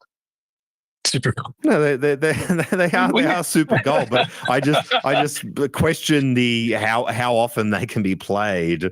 Right. Now maybe once a year because they're kind of like Rollo is kind of taking a piss on the guy. So let's not make it a big thing too often. Was it? I can't remember the actual names, but that guy, was it Ray Hadley?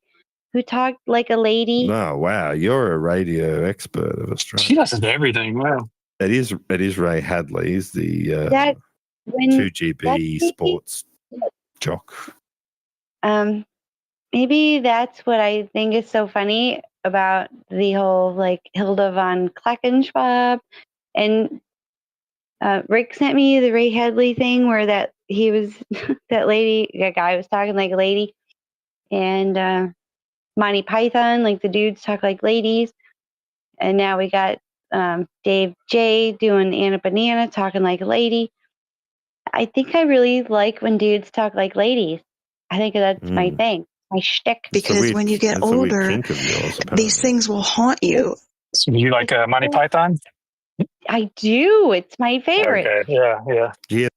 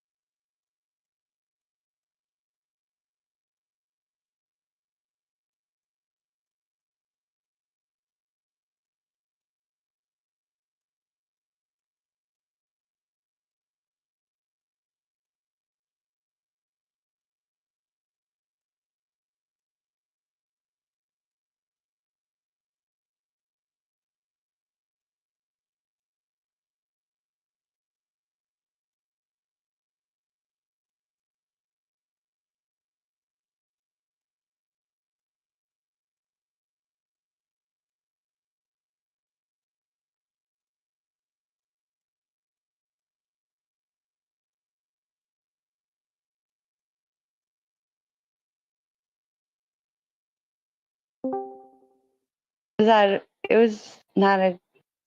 It was bad timing. the black wet cat thing. You go so hilariously out of your way to avoid putting yourself in another sound clip. Brilliant. Yeah. No, I'll go wet black pussy all day. What was that lady? There we go. Okay, there you go. Cut that. The lady with the C. Her name is the English lady with her TV show, Mrs. Crumble. Come on, you guys know. He said it's a beautiful wet black pussy. Yeah. Mrs. Carbuncle, or what the hell is her name? It was an English TV show where this lady kept talking about her pussy all the time. And that, damn it, you guys know what it is. Come on, quit making me look shit up. Are you being served? No, I'm serious. English. That was the show. Oh, that's what it was called. What was her name? I don't What's know, that? but it was Are You Being Served? Had the gay guy in it. It was a shopping. They were at a store, right? And she had a pussy. A wet pussy. Happiness I is a can't wet remember. pussy. Wet black pussy. She was an older lady with her hair up. Oh my God. I know you know which one I'm talking about, right?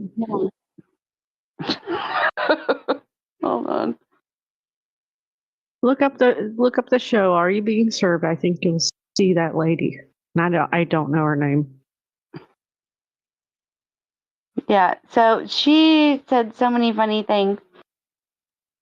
But Mrs. Slocum is what you're looking for. yeah, Slocum. I mean, what the hell kind of name is that? Thank you. Jesus. Well, it's better than Fastcum. Yeah, but Yeah. I'm just wondering now, Susie, why the hell haven't you been told by Anna with that mouth? I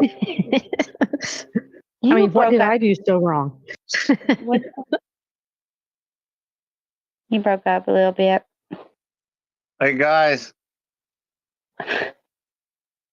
this is What are you streaming doing, on Jeff? YouTube right now, so just remember. You need to underthink a little more. There are 48 people listening on X because I put the title "Trump bans air travel."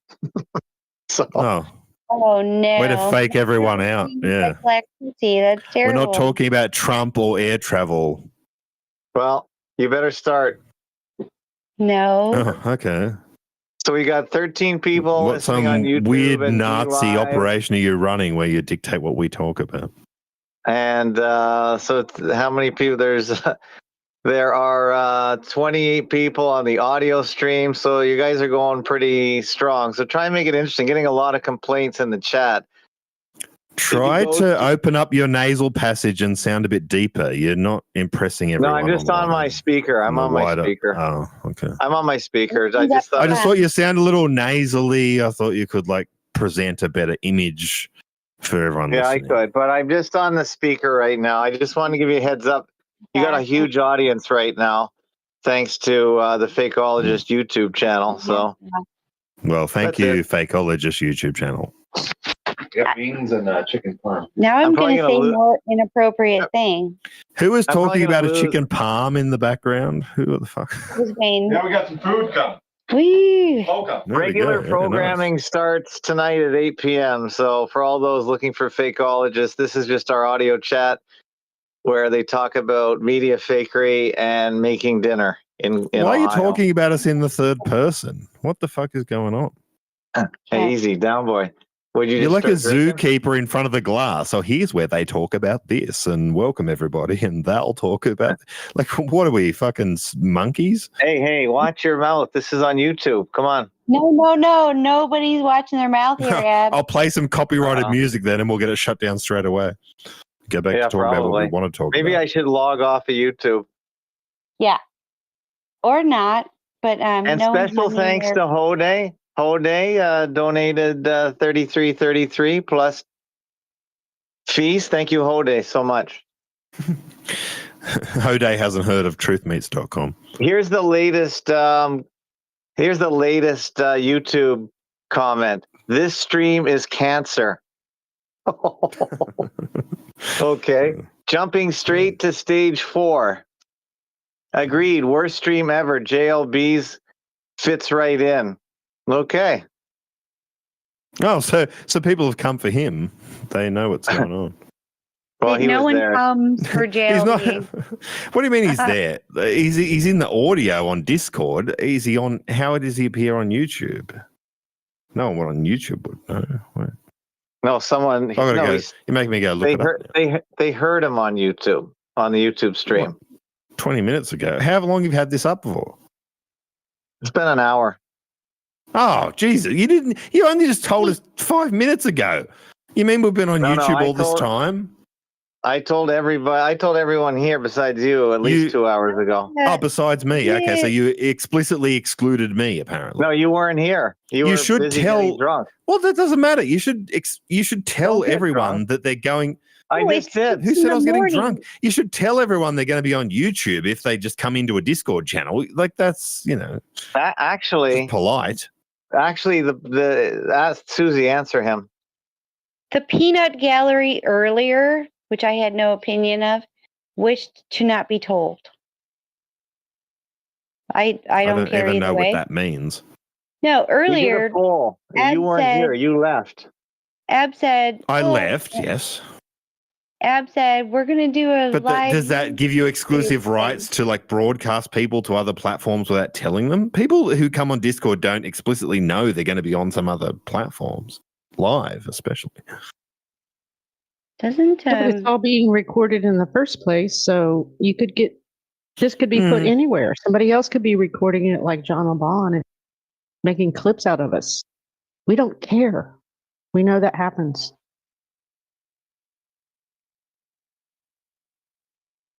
How much What's different? Restream bot? I just noticed that. Restream bot.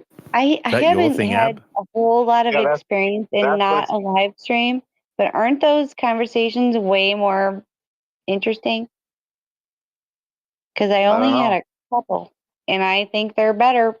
And when you know you're not being recorded, even though, holy shit, I've said some terrible things. But if you're in not a live stream, all bets are off, man. You just say the things I could say and not a live stream, right? When you know you're not being recorded. What's the YouTube channel I can look up? Just look up Fakeologist version. But just type in Fakeologist. We're streaming on 3 YouTube channels right now. 3? Oh, is that all? Not greedy. I've got when I search, I see Fakeologist 3 and Fakeologist V7. Which one would I look at? 3 has the most. Oh, yes, you are indeed live. Let's go to live.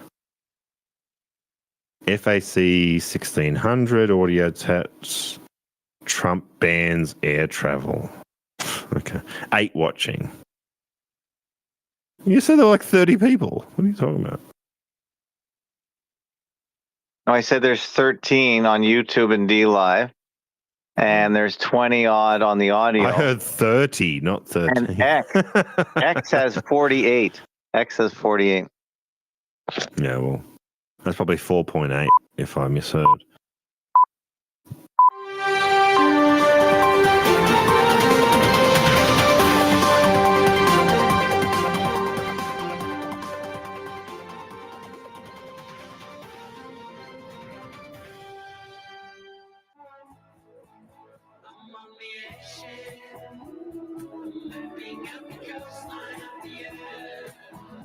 Welcome, YouTube audience. This is the pain you have to go through every half hour.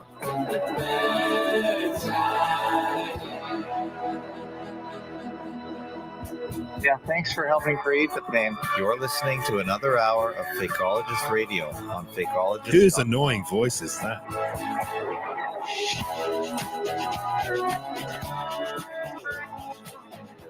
Hi, this is Linda from Ohio. You're listening to Fakeologist Radio on fakeologist.com. Highest streamer. That's too good. The date is November 9th, 2025 here on the North Shore of Lake Ontario in Toronto.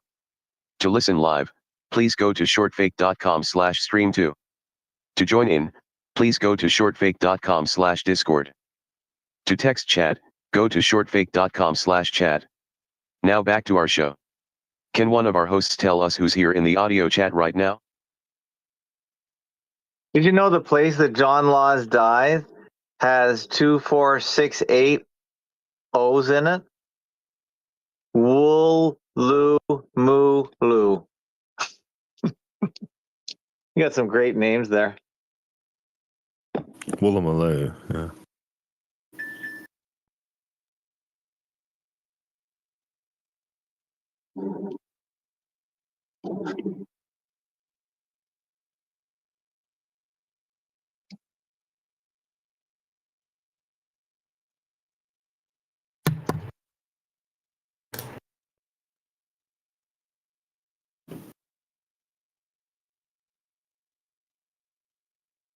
Are you being served? No, I'm serious. That was the show.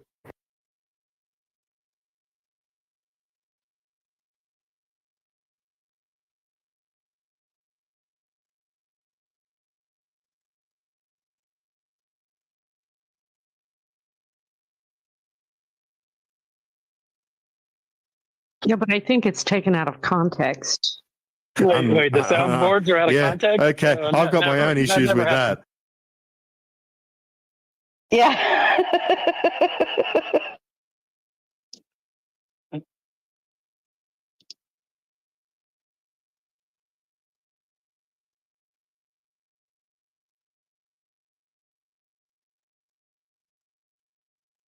Soundboard's not coming through for me.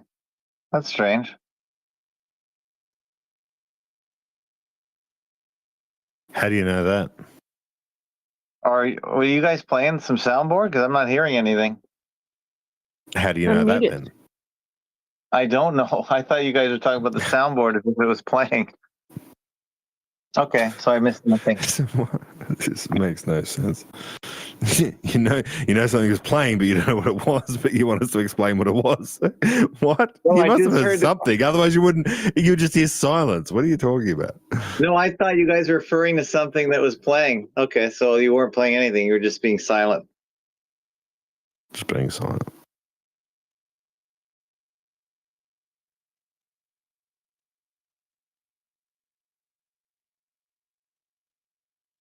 It seems like your YouTube thing laid a big goose egg, so no one wants to be on here anymore. Hey, Velocep. Are we live on YouTube now? I have. Well, have that's what happens everybody- when you go and tune out for 20 minutes. You miss all the updates about how we're on YouTube and we're on X and all these other platforms all of a sudden, and no one wants to talk because we're. I thought Linda and Susie were doing far their and best work wide. before. Are you being served? No, I'm serious. That was the show. You missed that one, Susie. Sorry. Are you How being come I served? can hear Ab? No, I'm not being served. And what was the name of that show? You can hear me, johnthebond.com. Yeah, but I said to you earlier, but I want to reiterate this. Congrats on 1,600 episodes. Did you ever think you would reach 1,600 episodes?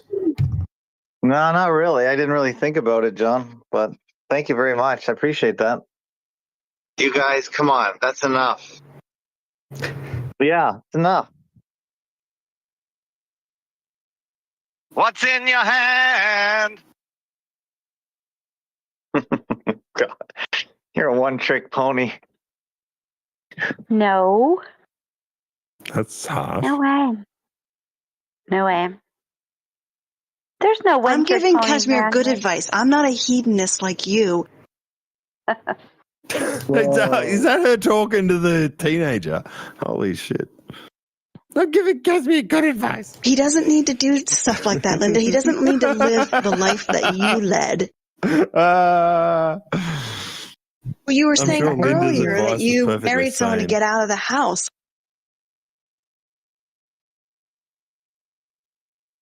Anyway, Ab, so I heard that yesterday's episode was a lot of fun. I've got to go back and listen to this thing. I'm hearing that yesterday was a lot of drama, Uncle Ab. Apparently there was some fireworks missed it. yesterday. I missed it as well. But I've Yeah, heard that Ab it's fun. missed it. he wasn't there for it. And then while it was happening, got really heated. And then Ab popped in later, like he does, just like now, like around 2:00 or some shit. He had no idea what just happened. And so the rest of the conversation was a little bit awkward because there was just kind of some. Yeah, but guess who was there to hear the whole conversation? Casimir. Oh. Casimir, the one that she told me I was a heathen over. He was there listening to the whole thing. Does that have any I relevance? need to look up the the Latin. Is like Casimir Latin for like young man, or there's going to be some joke here? No, wait, Probably is. Linda, He's actually very does that smart. have anything to do with the conversation? I don't know if that has anything to do with it. No, that's why it was she called just me heathen, because Casimir was on that conversation too, and trying to tell me that I was. Linda and Casimir sitting in a tree. I was laughing my ass off. That's why I came on later. I came on later because Casimir goes, Anna's 55. She could be my mom. She could be my mommy. I laughed so hard when he said, she could be my mommy. I was just rearranging my You're just a pantry. sucker for British accents. Maybe that's it. British accents and men He's talking German, isn't he? Yeah, but he goes, European accents. she could be my mommy. Oh, fuck. Yeah, that was funny the way he said it, though. Maybe I am a sucker for some things. Gotta pay more attention to that. That's what I figured out with the whole Dave J and the Anna Banana thing. I didn't like him insulting her. If that's the point, it was funny. It was very true. But the whole thing with the guy talking like a lady, he could just be given a recipe about how to make lasagna, and I don't think it's funny. I think it's funny. That's why I love Hilda von Klackenschwab. I like when dudes talk like ladies. Thank you, Rick. That's so stupid. I love it. Oh my God. Felicette, why are you awake at 6 a.m? All my days off. Nearly. Oh, good. Nearly 7. It is, yeah. So 21. I do look at everyone's weather. You guys are colder. Are you colder just because you're in mountains? Like my specific location. Yeah, Lithgow. I have everyone's. I have. Yeah, San it's probably colder Francisco, just because it's the mountains. Birmingham. Yeah, you guys are colder. It's probably more beautiful though. That's what I imagine. It's so beautiful that you just have to kind of give up. You know what? Maybe it is colder here, but look how pretty it is. That's what I imagine. Being in the mountains. I don't know. No? Or is it just cheaper to live there? I don't like the cold, but I don't like the fucking hot either. I can't. Yeah. When like the sun beating, when I sit out in the patio and the sun's beating down in the afternoon, I'm fucking like sweating. It's uncomfortably hot, and then I go, I want to go inside. Like I want to sit outside and have a smoke, but it's uncomfortable. And then you can go inside, and then it's like too cold, and then you got to put on like track pants, like warm up, and then you go outside and you're hot again. There's no comfortable medium. Mm-hmm.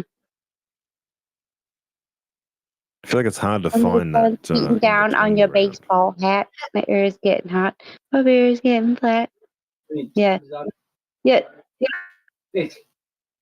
That's what I think that was too. Typo's voice. I can't be a mailman because I can't walk around in the direct sun. Hello, I didn't know I was unmuted. Very sorry. Congratulations on 1600 episodes. Get this for sync. the laws thing. Can you hear me, anybody, please? You're on YouTube. We can all hear you on YouTube. Okay. Good evening, YouTube. Kevin Bloody Will. Like it's a specific person. Okay. Will we infringe copyrights if you played, just to point out to American and European listeners, younger listeners, Prince Casimir. I hope he's about. Have a nice chat with Johnny could about these women. I was encouraging him to become a fakeologist sperm donor yesterday. I'm very sorry about my filthy language yesterday, Susie. And Linda, I do get carried away. Mind you were picking on Greg. Anna's 55. She could be my mom. She could be my mommy. She could be my mommy. Yeah, he did say that, didn't I? But here, the sink of laws, there's you know about him, Elastic, JLB, all the Australian contingent. What do we all know? Recording artist, known as Kevin Bloody Wilson, somewhat of a cult figure. Although Jesus Christ, that bogan idiot. Don't you like see, I'm sure there's a kind of skill. Anyway. By the way, you're echoing, and yes, he's a bogan idiot.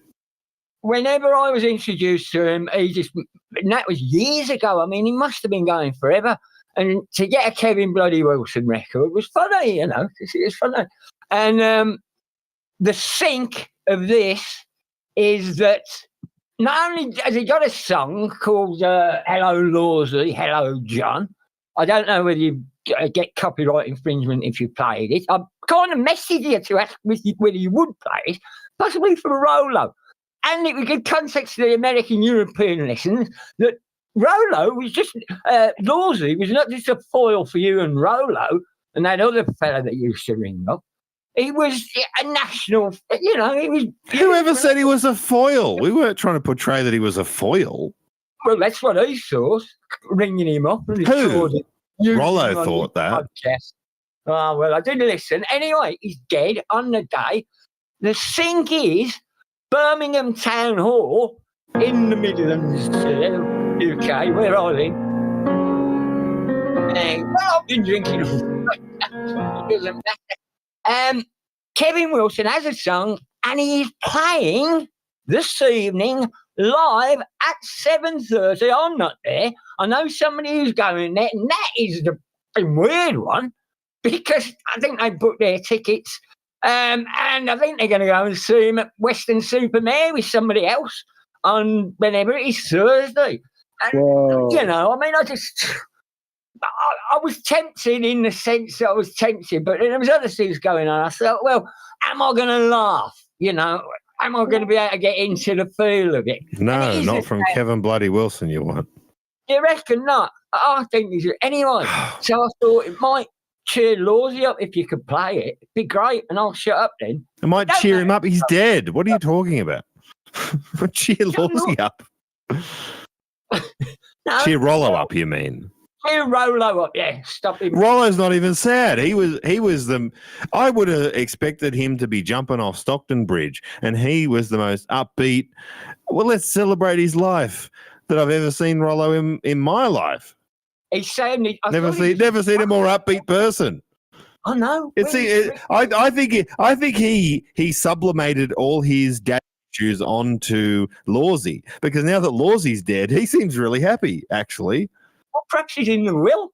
Because there was a rumour that he was the progeny. You know. Either so some sort of love child or progeny, I'd say. Yeah. Anyway, we don't dig into that. But if he's mentioned in the will, that's all to the good, isn't it? Might have left him his golden son. You saw the video, Typo. Yeah, show related notes. Like yeah, they're hugging each other. I don't know how to dispute that. They seem like good friends there, so maybe they are related. I thought you could have turned that into a GIF when Ab was talking about restreaming. I thought we'd just put the GIF up forever, just like 8 hours of. Why are we bothering? Like all this stuff seems superfluous. You may as well just have audio with like looping images. Why the whole video thing is like ridiculous for shows like this. I don't get why everyone loves to do like YouTube streaming when if you're not putting the effort into the video content, don't bother with it. Bella said, "Calm down." Calm down. But anyway, that is just a sink of, well, if not mind-blowing proportions. As I say, I know somebody, and I think it starts at 7:30, which is about 20 minutes ago, and I know somebody who's in there now, unless Kevin Bloody Wilson's died. It's quite a strenuous tour he's undertaking in the age. I can only hope he died. Really? Oh, come on. I'm just joking. To me, is I don't know. You got to be like a '90s kid. The Kevin Bloody Wilson things were always really lame.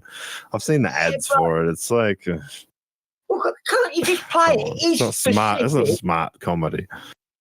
Well, it is specific. What's the Kevin? Okay, give me one Kevin Bloody Wilson bit that you think is worth our time. It's called. I can send you the link.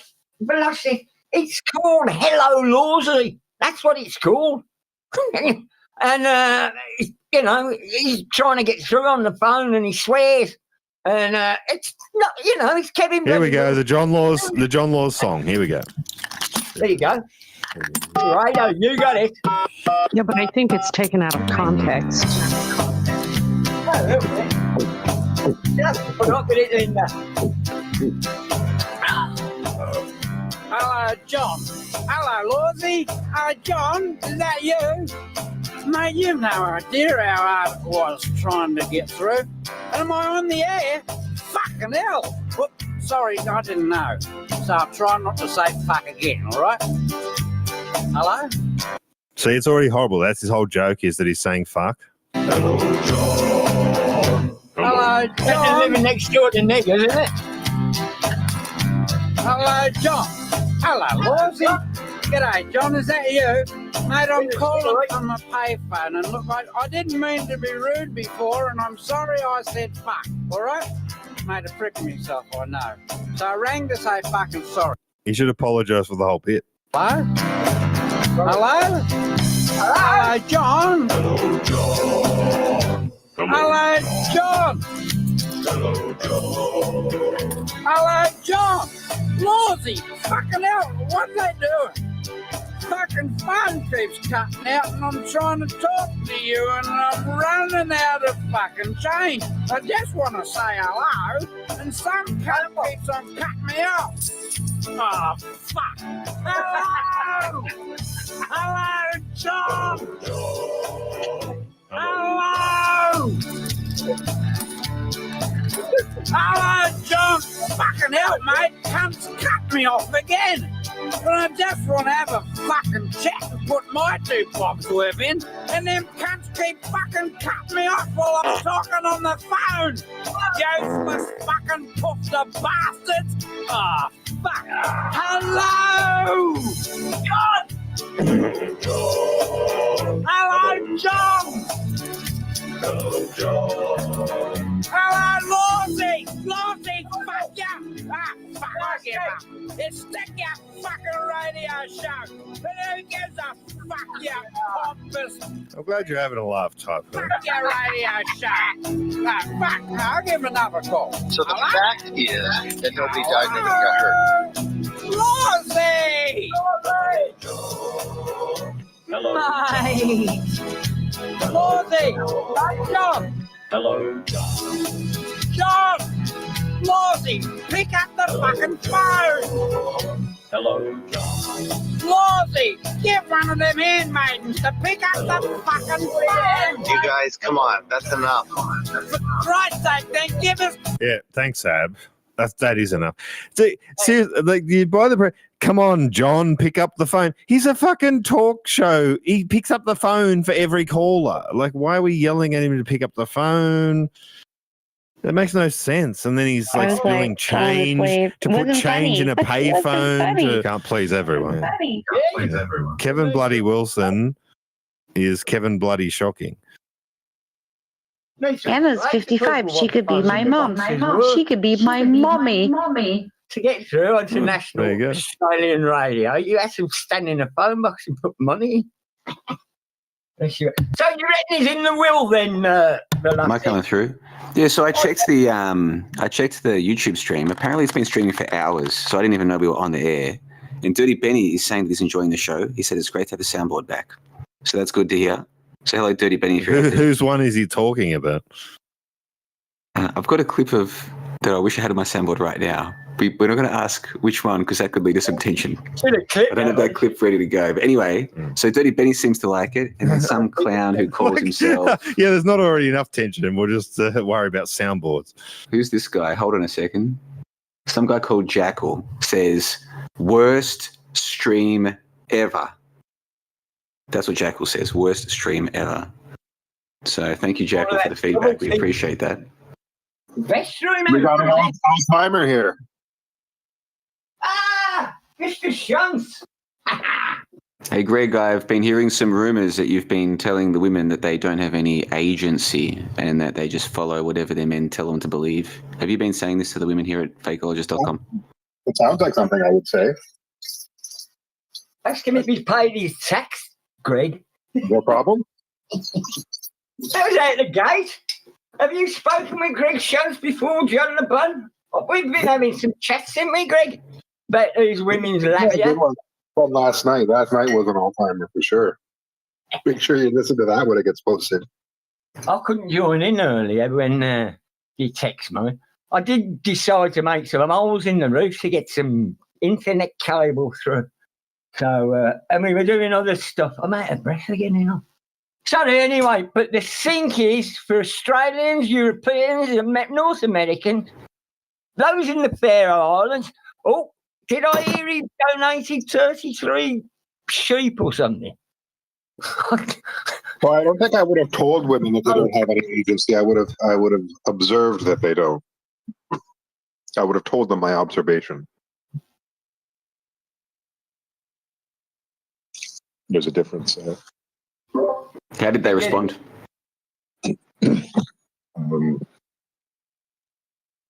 Yeah, they didn't respond well.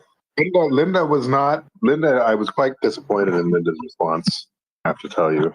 She didn't understand what I was saying. I was trying to explain. I read her this section from this book about how women aren't logical thinkers. And then she, instead of refuting the points, she said that don't you have a mother? She made an emotional appeal. It was pretty disappointing. But in a way, it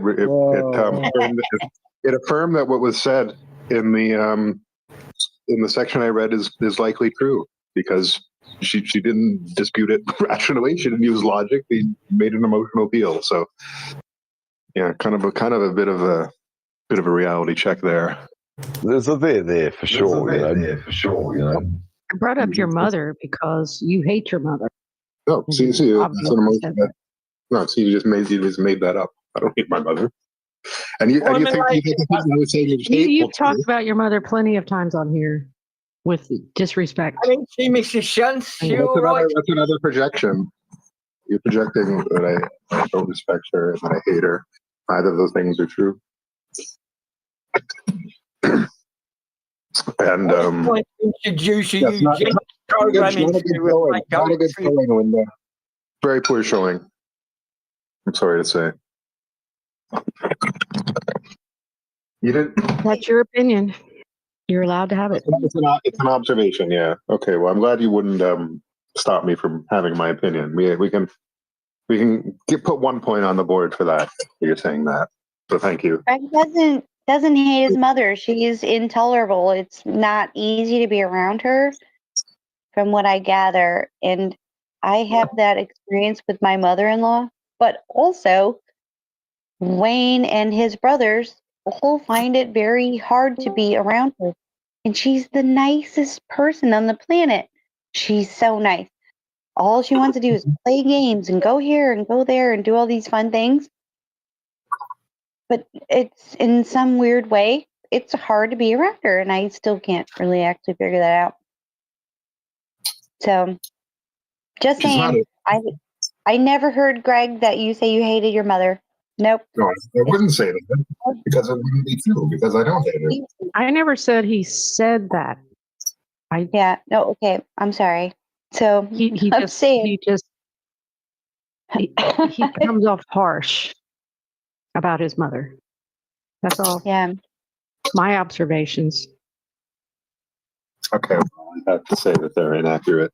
But okay, well, if you want to observe that I'm being harsh, that's fair. The truth could be harsh, but then you don't know my mother. And if you did, you wouldn't necessarily have the same relationship with her that I do, not being her son.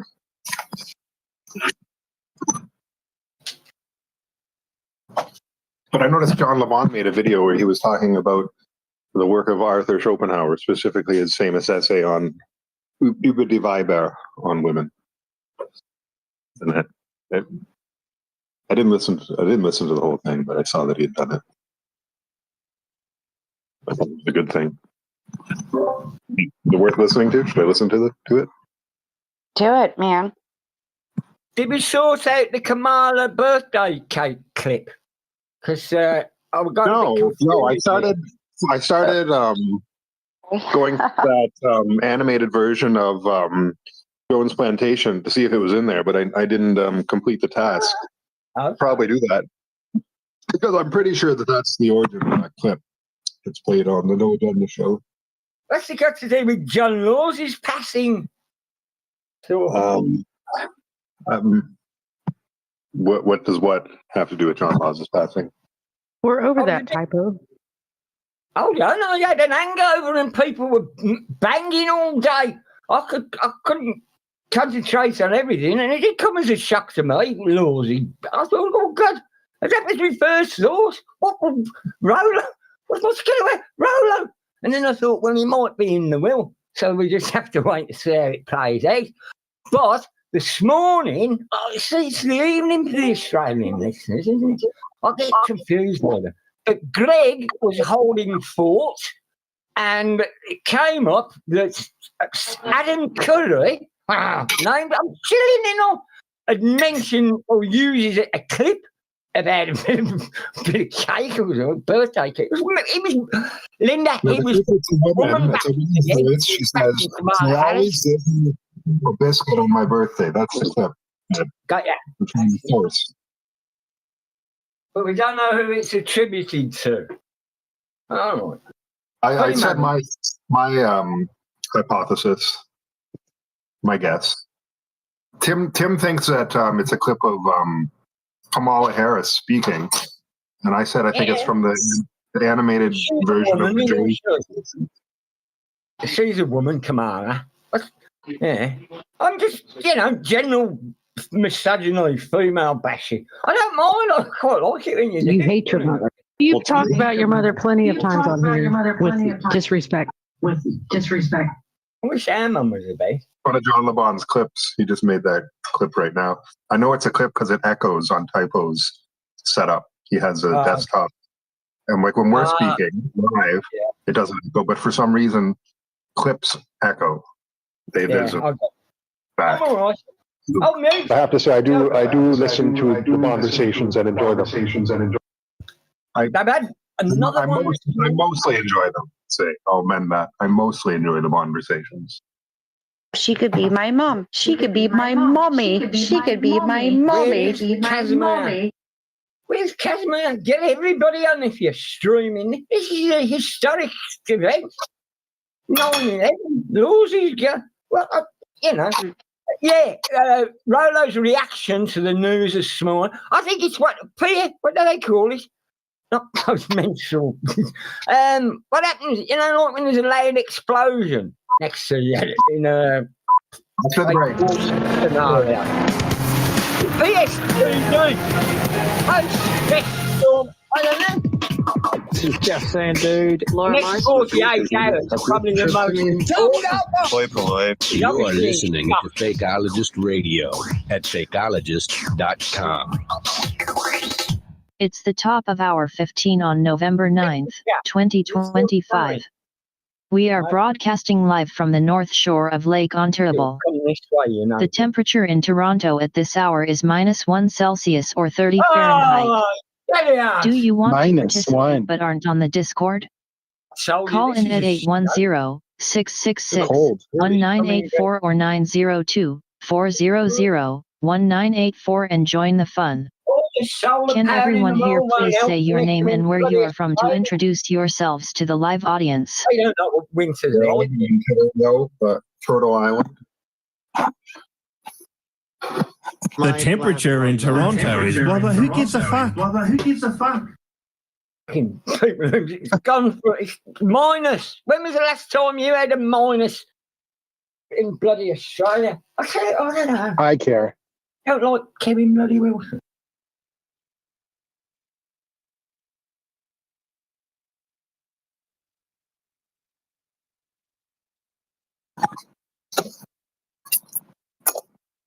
Ooh, it's quiet.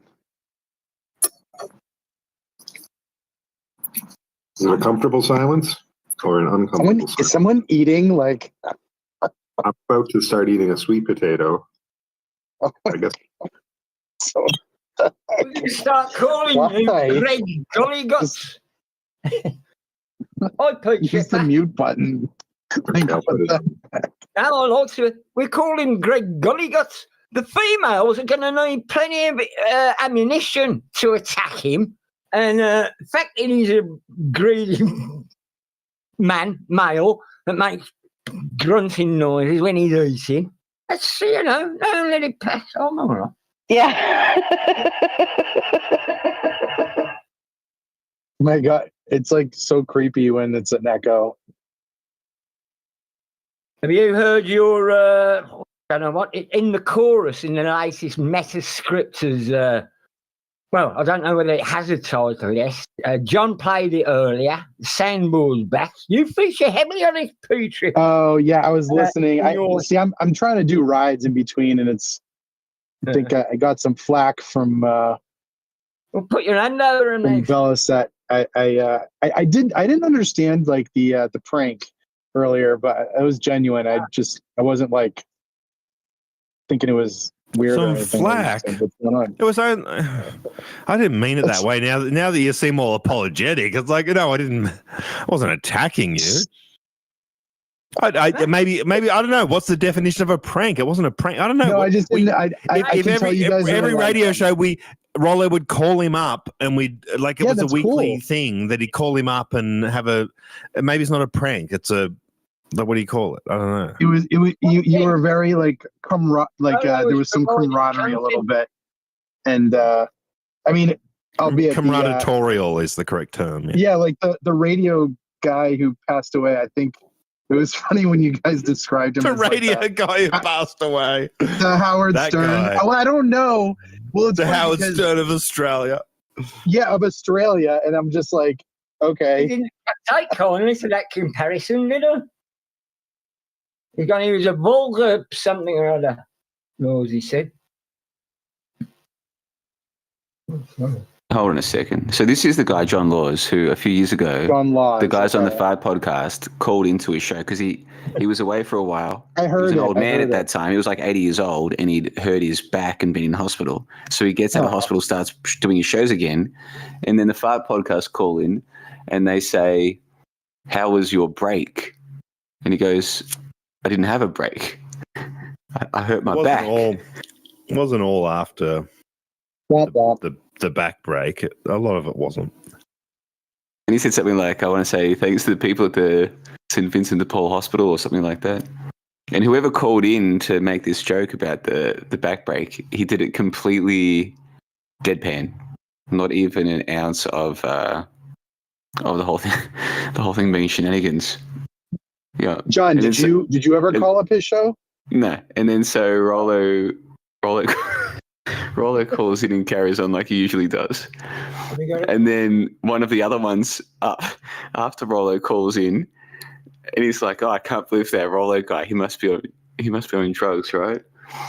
So he plays the straight guy and then he flips the script and starts talking about how nobody died, nobody got hurt. It was vintage. It was vintage. It was vintage fakeologist podchild stuff. But this is all back in 2017, 2018. Yeah, you see, it's a long time ago now. I didn't know he broke his back. I was just asking how he was. I didn't know. You probably knew about it then. I did not know about it then. I was asking him legitimately how he was, and he said he broke his back, and I thought, shit. Shit. I believe you said, how was your break? I believe you said, how was your break? Yeah, how was your break? Your break from being on air. I didn't know he broke his back. Oh, man. I like So the one when it's insensitive. something about... Very insensitive. Sorry, Peter, if I'm talking at me. I like the one when Lawsy, after we got rid of Rollo, he's going, I can't recall. The one where he got rid of Rollo. Yeah, which one was that? A flies of bats. One of them's got Rollo's head up something. Like, bat shit. I can't recall it now. That's quite funny when he's finished. He goes, yeah, there's a load of bats. And he goes, Rollo's in front or something. Oh, man. I don't know what you're saying, but I love it. No, I don't know either. If it's one of the calls. You can tell Typo's enjoying himself, and that gives you enough pleasure. I know. I love it. I think I've grown to appreciate, like, I actually think I understand you now more than ever, which is kind of cool. They're up there and they're at the beaches, and they were up there in the peaches and pears, and they had beaches and and they're yeah. That's what we're here for, to grow on. I just need to be really drunk. Exactly. I'm not drunk today. Oh, yes, I'm having a drink. I have had a drink for John LeBone's. But 1 year, he's only got 4 months to go. And he can be as pissed as I am. 2 months to go. He's only got 10 months to go before he comes back to Fakeologist, but he's here already. Wait, are you trying to be sober? I'm going to go the whole year. I've got less than 2 months to go. And so I'm very excited about that. Oh, yeah, I knew about that. Yeah. You're not starting to crack, are you? That's tough. You're not dreaming of like bottles of beer, like, oh, that was... Oh. Funny you ask that, because you go through periods where you're like, man, life is so much better without alcohol. I want to drink again. Can't believe I ever did. And then you go through periods where you're like, it's just a few months to go. You know what I mean? Like you go through oscillations between excitement about drinking and never wanting to touch it again. And then I come to Fakeologist audio chats and I'm reminded that there's a reason why we drink. Isn't there? Well, to talk on Fakeologist audio chats. Well, I mean, I'm an enemy of the state. I keep saying that. Have you seen Dave J's video? Laws JLB. Yeah. Do you feel like better? That is cracking. That is great one. Sorry, Peter, what was that, brother? Do you feel better? Like, you know, like right away? Did it take months to like feel different, or like do you feel different at all? Like, I feel different. I look different. I'm down 15 kilos. I'm in incredible shape, physically and mentally. It's just the only problem is socially. My social life has really suffered a lot more than I expected. You know what I mean? Huh. It's hard to be around people. Because everybody else is having it tough. Oh, because like it's like a social thing too. Oh, yeah, I drink socially. I go out and drink. I don't drink at home. The only times I drink at home is if I'm on this computer on like a Truth Meets call, or actually that was right. I used to enjoy those Truth Meets calls, man. They were pretty fun actually. But other than that, no, I don't drink at home. I drink when I'm out talking to people. And now that I'm not drinking, I don't really go out as much as I used to. You know what I mean? I never used to drink in the house. Never drank in the house for as long as I was drinking until about, I'd say about 15 years ago. And for some reason, well, it's because people used to come round. And so I started drinking in the house. But all my life, my old man never drank in the house. There was always a drink, and he could drink. But he always never did it in the house. Never like come in and had a whiskey or, you know, I've had a bad day, I'll have one of them. He weren't like that. He weren't that kind of. If he was drinking in social, you know. Bad day, I've one of them. People did, you know.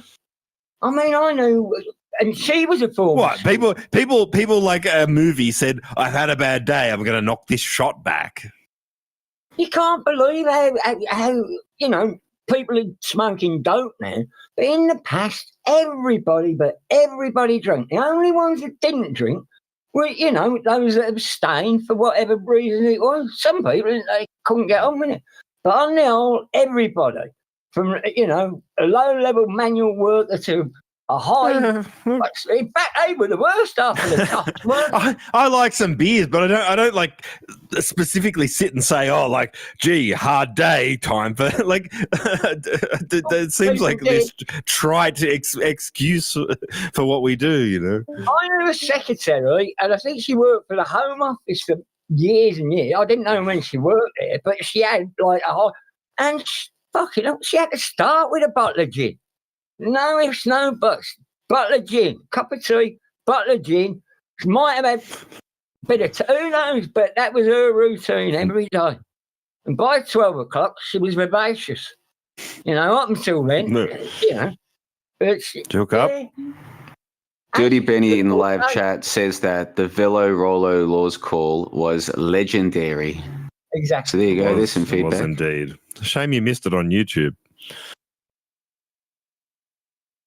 What's going to happen about all this copyrighted material? What will the estate do if you try There's and... no copyright. It's all ours. It's ours. Make an album out of it. An album that includes Rollo trolling him. Well, he had other callers, didn't he? I mean, if Kevin Bloody Wilson wrote a song about him, he must be somebody else will get all that, wouldn't they? If Kevin Bloody Wilson wrote a song about him, his estate's going to go broke by the judging from that fucking song. Jesus. Can you believe that Kevin Bloody Wilson is playing at the Birmingham Town Hall tonight, though? That is so fucking sinky. It's untrue. Get your ass down there. You can enjoy it. No, I ain't going. I know somebody who's going. In fact, I'll ring them. Yeah, no one else is either. So why are you pushing it on us? Well, but you don't like it, Bogan. I've heard that. No, what? Typer, you found it went flat. The bit was shocking. I've never heard such a bad song. I don't know who would think that's a funny song. I don't know how that guy's made a name in the industry. Kevin Bloody Wilson. What, he adds like bloody because he's Australian? Can't please everyone. Yeah, sure. Okay. They'll play that at his funeral. I've got any number of sound effects to back me up in this case. Oh, well, I won't mess with the soundboard. Well, yeah. You got to deal with me and my 10 other friends for hours and hours. He kept bringing him. What are you going to do up. when Howard Stern dies?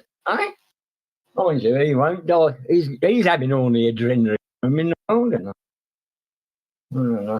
Anna's 55. She could be my mom. She could be my mommy.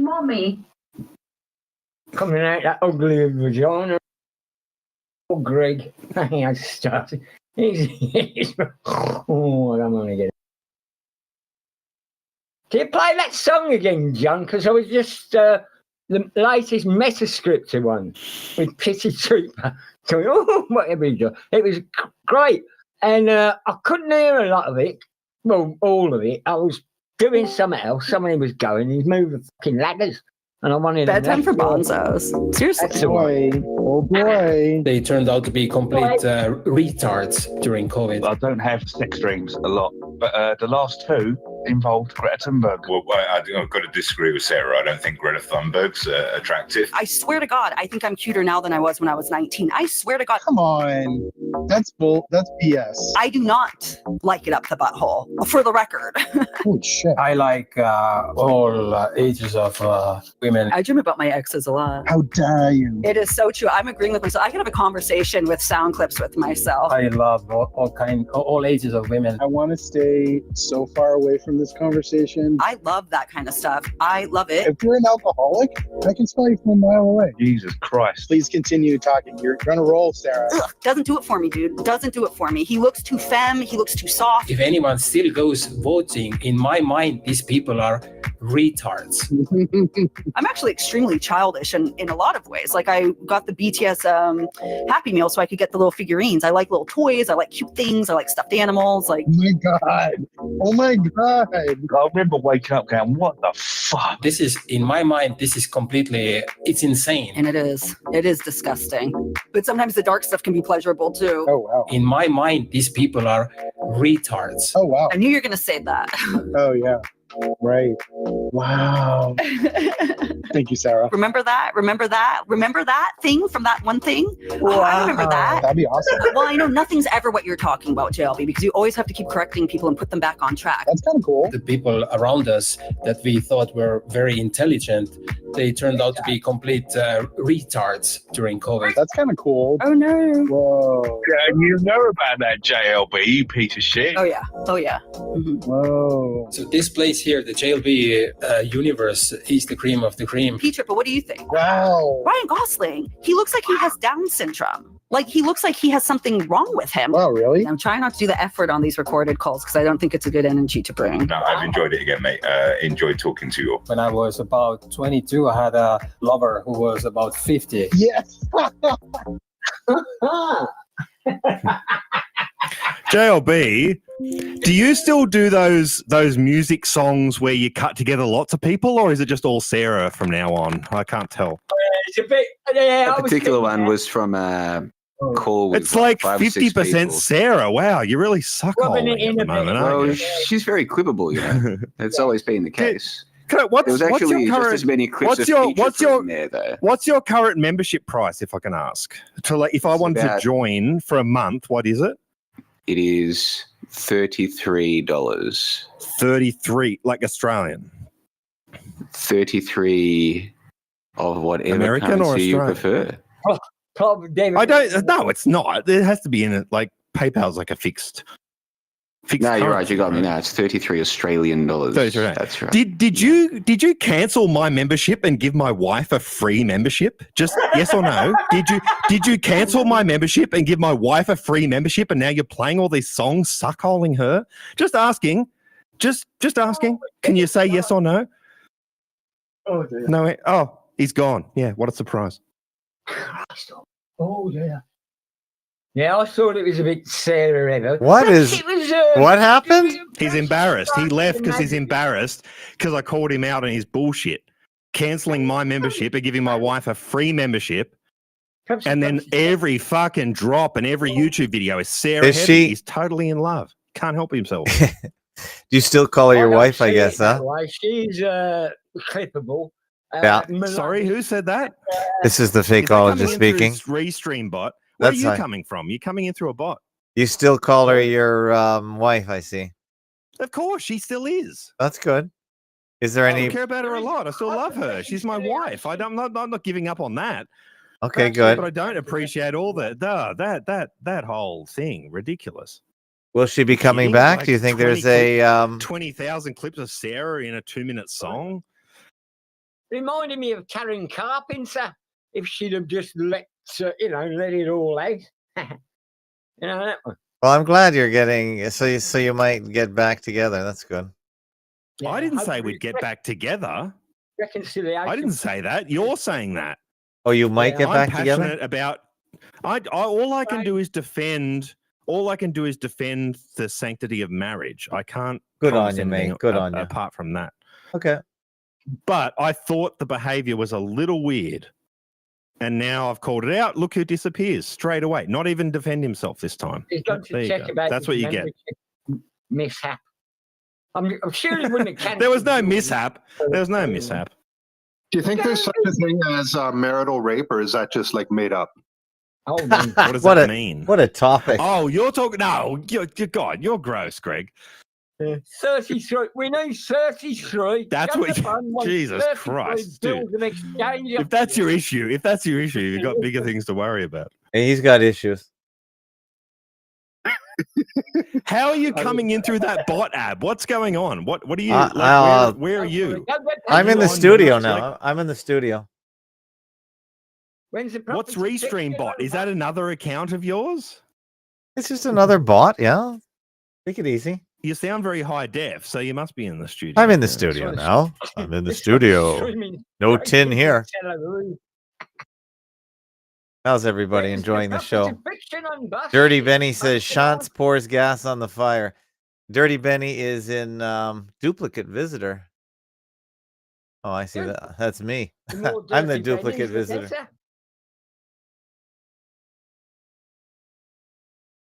I don't think he's. Well, I don't know. He didn't offend him, did you, Balassi? I mean, I'm gonna. So much has happened. Yeah, so we're not talking about Trump banning air travel, but Trump is offering a $2,000 tariff dividend. That's good. That's exciting. Nice.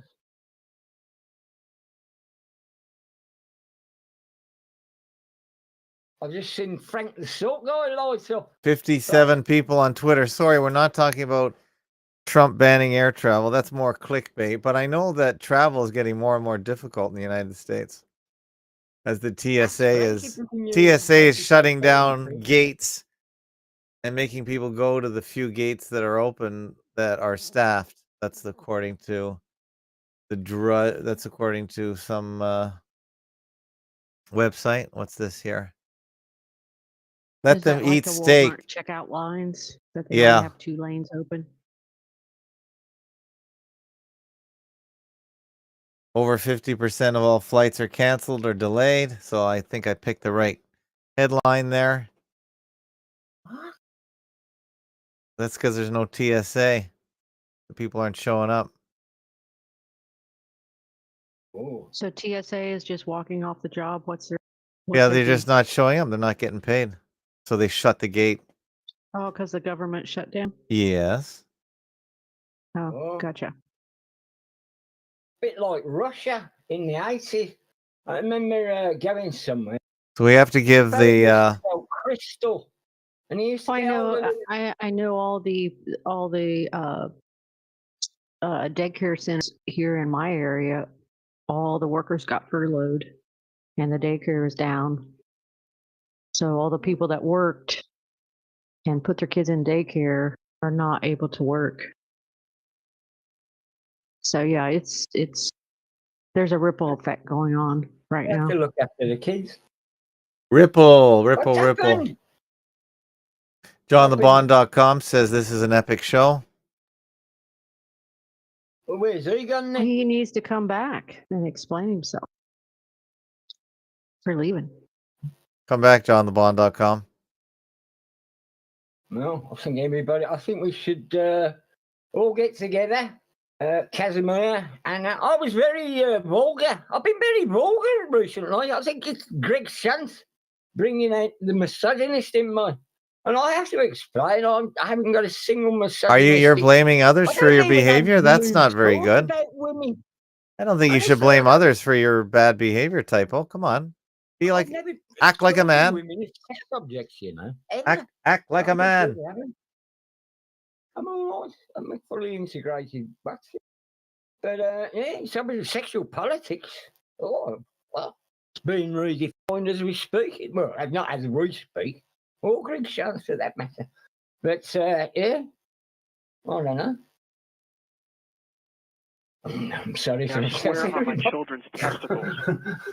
But I did honestly. Oh, vulgar. I was women making allusions to private parts. I had this crazy kind of well, I was just thinking, because Casimir, I think, being a 20-year-old and women.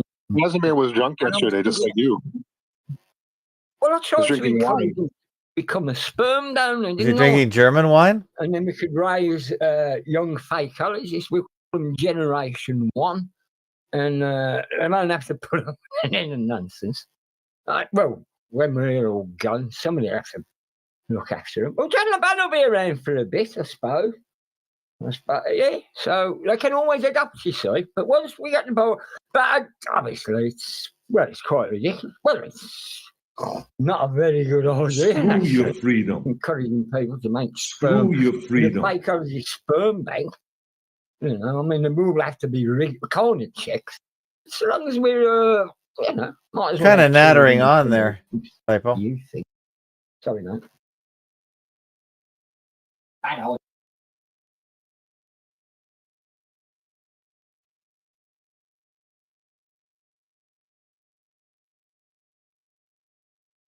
I'm a cop, you idiot.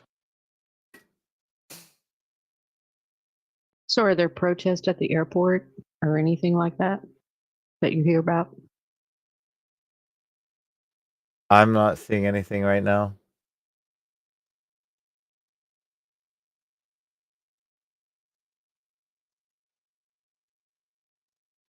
I guess it'll get interesting the closer we get to Thanksgiving.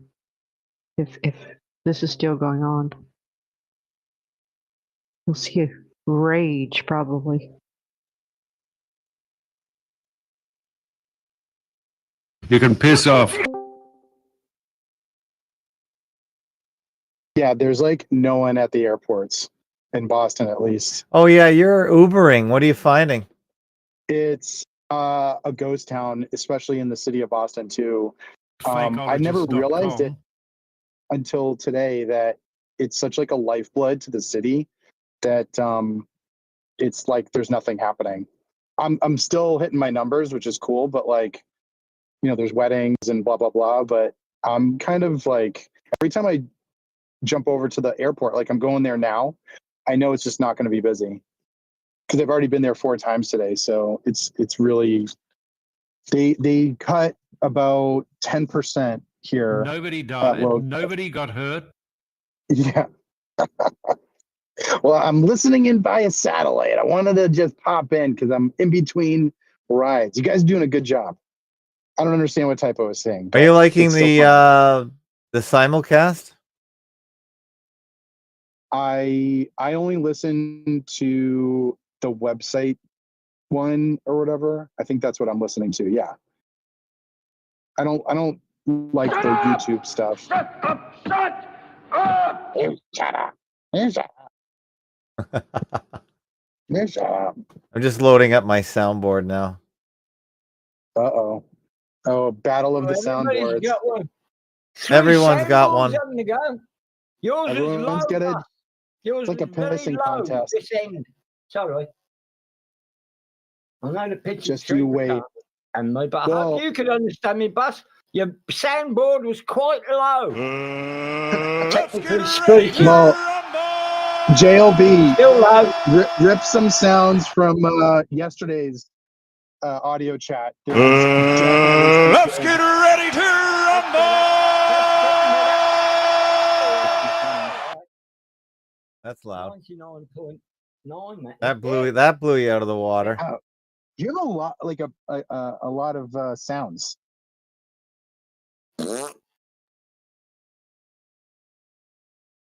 That's one on rips from the Fart podcast years ago. This is one of my favorites. And we're back with former Congressman Eric Massa. Maybe silly, but I guess we have to ask it. Are you gay? Larry was such an idiot.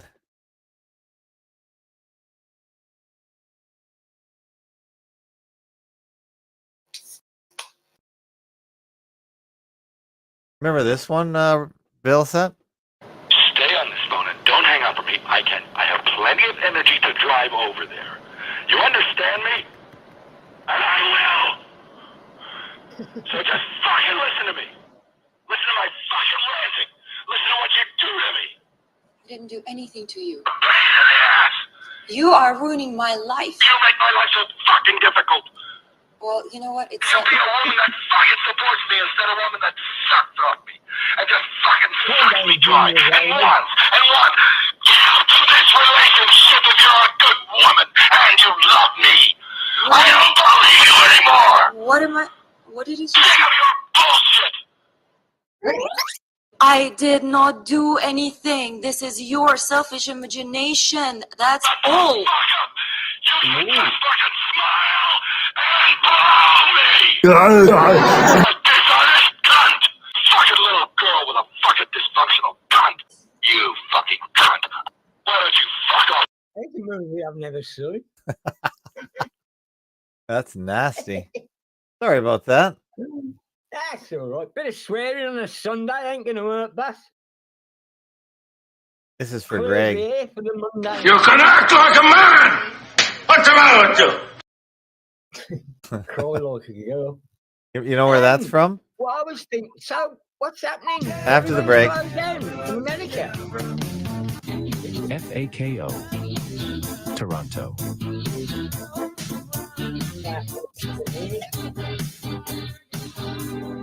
Hi, this is Sky Larkin, and I'm from Birmingham, UK. And you're listening to Teddy Bloody Wilson at the time. fakeologist.com. Hi, it's StreamerBit. The date is November 9, 2025 here on the North Shore of Lake Ontario in Toronto. Don't forget to read the fakeologist.blog and check out our video platform fakeotube.com. Yeah. All the links are at fakeologist.com. Ain't another Now back to our celebrity show. death story. Just Can a one of our random hosts tell us guy. who's here in the audio chat right now? Wow.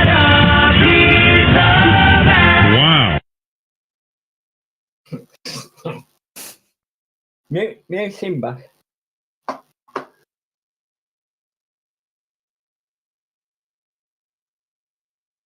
You're clueless. Oh, I got a Velocet drop. Wow.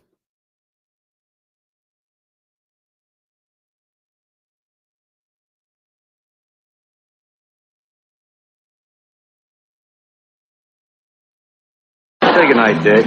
Good night, Dick.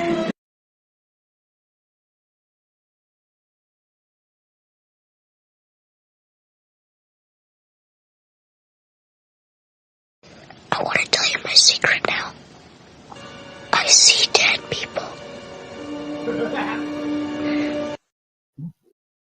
Just a bit hungover.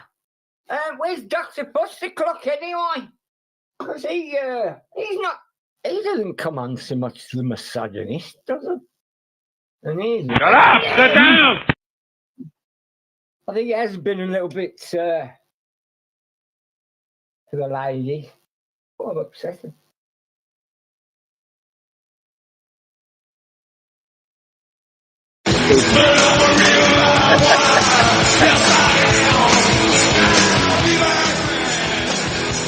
That's no good. Delete. What are you doing then? How come you? Oh. Say what? Soundboard. Not Chuck was on about it as well, unlocking. Was early as I go. Oh. Yes.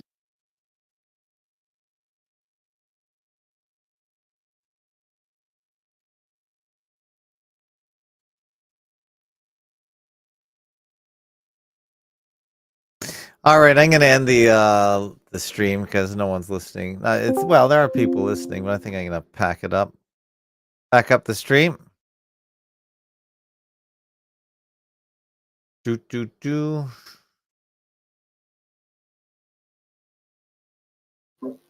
JLB's back. You still call her your wife, I see. Of course, she still is. That's good. That's good.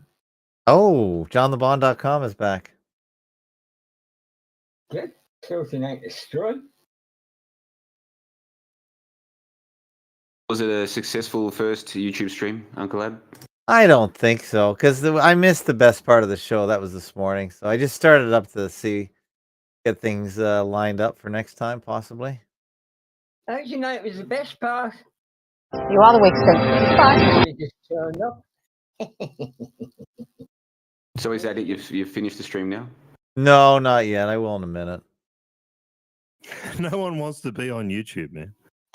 Well, there was some good stuff. Well, apart from those of us who have YouTube channels, obviously, but those of us who are just like our little MP. Where's your fucking start for, you silly cunt? There you go. Yeah, why'd you fucking start it, man?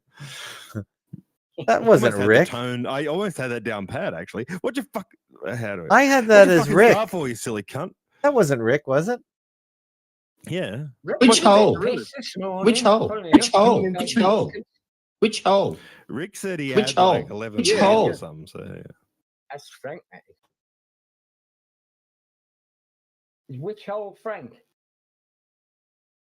Right. Yeah. Remember Jim Fetzer said this? You are complimenting Simon Shack, and I do think September Clues is fascinating. Nice, Jim. Can't get past that though. He's a veteran. Will he not be broadcasting for? Oh, so America is what you done? You've gone on strike or something? Honestly, this is news to me. And I'm as mad as hell, and I'm not going to take this anymore. So you're in this. Wait, so Ab, you have another account Yeah, I got that another. goes into this room, so when you're in the studio, you can be in this room. Is that what's going on? Yeah. Okay, so Restream bot's not a bot at all. It's another account. Yeah. What's the difference? Okay, so It's it's like still what I do it's with not Velvet there. Box. I get you. Hi there. Hi there. It's not there. What does that mean? It's not there. It's not there. It's not there. It's Hi not there. guys. Hi It's not there. Hey, have you got a show planned for tonight, or are you just Yeah, gonna sit yeah. I here and do a goof off Sunday with sound show. effects? No. This is Prophet of fiction. Who's coming on tonight? Prophet of Fiction. What are we talking about? He was the gentleman who Profit or called his mother and fiction? said, "Mom, this is Mark Bingham." And You're clueless. I'm not. Well, that's you. I already got you. You must love that one, huh? I did. Yeah, you got me. I like you're clueless, Sam. I That don't was have Rick, I any. think. You're clueless, Rick. You You're gotta clueless, send. Rick. Can you send me? Like, Can it was because he didn't hear. There was like he had someone muted, and then he wasn't hearing it the whole time. We're like, you're clueless. What? If you could send me some of your drops, I'd appreciate it. That whole thing, You're ridiculous. Board, are you, boss? Pardon? Oh, it's a whole. When I'm gonna be like making some big changes to the library and backing some things up. When I export it all in a few days' time with some spare time, I'll just shoot it to me. Might consider sending you some. It couldn't hurt, I guess. You got to sharing is caring. You know, value for value. Yeah, of course. I get plenty of value out of this. It wouldn't hurt to share some sound clips. Well, yeah. Some of them I got from John too. So like some of them are John's ones And I that was he's sent me. drinking. So Beautiful. I've got to Nailed play it. fair, you know. Record. Yeah, let's just load it up. Let's Yeah. let's collaborate. It was the other night. You can only make it better. Yeah, let's collaborate. It's not real. Collaboration. It is not real. Where are you collaborating with me and giving me anything?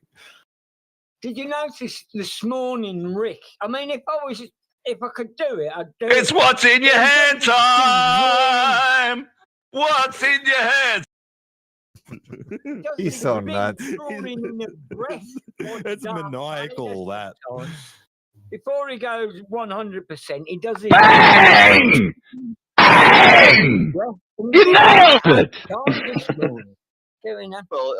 I mean, I'm an enemy of the state. I keep saying that. I mean, I don't care. But Rick does it this morning. I've heard him do it loads of times. I'm not saying it's a thing, but this morning, for whatever reason it was, this morning at my time, evening your time, he came on with Jay Day. I thought, I was up. I thought, and who are you talking to, Typo? Can I tell you something funny? Typo's got a whole conversation going on in his head. Rick did the show with Dave J, the Bongversations. Yeah. And then when he came on Fakeologist afterwards, and there's Jave Day, he kept calling him Dave J over and over. He could. It was hard for him to sort out. Darcy's name, isn't it? It's all right. From Rhode Island. But did you hear him? I don't interrupt. May I finish? But he did. He brought up a Could I specific finish? point. Yeah, but of I'm course. saying. Yeah. Can I finish? God, you lack all skill and timeliness, Ab. I'm not. I'm just playing him over top. Get through. Well, don't do that. Well, I like to. Take like. Unless you let me finish, either- I there's can't two answer your question. Now, methodologies you here, asked me, right? and I'm trying to. To do it. What I do is use the clips as memes, and when people are talking about one thing, I reference another thing through the meme. What John the Bond does is cut people's voices, and then he slips it in as if it's them talking, and we all fall for it because it's timely and exactly what they might have said. And just stinging a million things over the top is not working. I told you not to be stupid, you moron. That fit? Anyway, Yeah, well, so that wasn't Rick, bad. If you could clip Rick this morning, he did about the big deep breath, sucking it in. I can't do it because I haven't got any teeth. Me, and I thought that reminds me of, I mean, I've never really seen Star Trek, but I do Does know anyone have Luke Typo Clan. clipped? You want to listen Like to it? Yeah. You want to listen I'm to it? talking about Rick. You want to while he's listen not to there. it? I don't even know what he's saying there. Oh well. I'm saying Rick No, Tom. did this big deep breath thing. That was Tom several Delpro. times this morning. My time. And I just thought, if you could clip that, I mean, you know, he ain't going to get upset, is he? But there were 4 or 5 distinct, what you call it, deep intakes of breath before he said 100%, or whatever his thing is, right? And I thought that'd be good if you could just clip those. And I mean, you might have to distort them, do a bit of jiggery pokery, but and a bit of, well, you know. And then I just thought, oh, those breaths are just as good as any. Yeah, it's I don't know what he does. I'll have to listen back. It's one of those vocal tics that he must have developed. But them a gift. Let me give the media a gift. And nice to hear him this morning. Fuck, John, your fucking computer is fucking up again. I can't fucking hear you now. Jesus, Didn't get that on there. I'm not cussing you out. I'm angry because we're into a conversation. Can you back it off more? I have no idea why it's still giving me auto errors. Just yeah, that was just a no. Okay, that's no good. That is no good. No. That's no good. Good enough. Oh. Anyway, I think Greg Shantz should be allowed to read books whenever he wants, so long as the books that we want him to read. Yeah, it's been a bit of a standby. Oh, Greg reading from his spiritual. Anyone in YouTube want to say hi? Just say hi in the chat. I'm surprised so many people are hanging on. 63 people are listening on Twitter. The numbers keep growing. Keeps me hanging on. What is it? Like What? all skill and timeliness. Maybe people are Yes, retarded. thank you, whoever said that. As soon as we hit 76, mine as well. What was the 76? That's not a new sound grab either. I think I've said that like a million times. The time the time thing. You lack all the skill and timeliness. Yeah, exactly. So I like to say Velocity brings other people are agreeing. where is fast value anyway? Yeah, get fast in here and Frank, and we'll have an argue with JLB about flat Earth. You hate your mother. You've talked about your mother plenty of times on here with disrespect. Are you going to ask John why he left while you were in the middle of talking to him? All I can do is defend the sanctity of marriage. I can't promise anything apart from that. That's true. And You I still just said that call her right. your, I just said that wife, just I then. think. I just Of said course, it. she I just still said is. That's good. Why do I even need to be here? I can just leave it to you guys. That whole thing, ridiculous. What whole thing? That has no context. Hole in the ground. Did you cancel my membership and give my wife a free membership? That's where he left. That's when he left. I think he went to go and check the books. Can't be true. That couldn't be true. Accounting error, obviously. Emma's 55. She could be my mom. She could be my mommy. He did say it was a very un-German way of pronouncing. I don't know. Maybe John just left to go cut those clips all of a sudden. You guys, come on. That's enough. Who guys? What are you talking about? Yeah, but I think it's taken out of context. Wait, the soundboards are out of yeah, context? okay. I've got my own issues with that. Hey, Typo, as much as I love you, man, Oh, you really that's do him. ruin my He's- whole he's soundboard real. shtick, okay? I'm not You really do. ruining it. Sorry, mate. Oh, No, because everything I do echoes through your freaking microphone. And I didn't know. Bella said explained it very well Echo. earlier. He does his soundboard, what he calls the meme method. Oh, you I'm heard doing that. the soundboard is just throwing in clips that sort of I To try to fit in the simulate- conversation. to I don't simulate always- reality, yeah. I don't always. They don't always hit, but that's the general gist of it. But the way that it wouldn't matter which way you're going with it if it echoes through one person's microphone. There's a delay. Yes, there's that. I got you. Yeah. There's like a saying in audio. If it echoes through one person's microphone, it echoes through everyone's heads. Well, it shouldn't move. Well, just let me know, John. That's all. That's what I'm trying to do. That's happening, listen, and I think, well, Just disconnect. Just disconnect and go about your business. I'm only joking, Typo. I love you. The lag. I can drop out so out him forever. Well, carry on. You should have said it. What the fuck are you talking about? I think enough. Let's stop it. Stop it, guys. And stop it. Back on and Stop up the it. pieces of Stop pears. it. Ali, Oscar, Breed.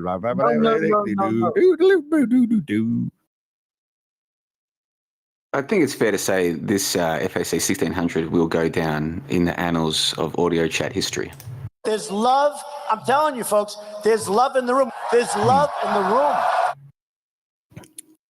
It'll go down in my annal of audio history, that's for sure. That is an Is there love at the extremely airport, interesting observation. That's the big Very question. astute. I love that accent. I thought you were going to be the controversial one today, Linda, you and Anna, but it seems you've been gazumped at least twice now. It's one of those days, I suppose. And the people in the live stream chat. Well, if she would have stayed here, it might have been that way, maybe. Well, the people in the live stream chat, some of them appreciate this. There's some good feedback from a couple of them.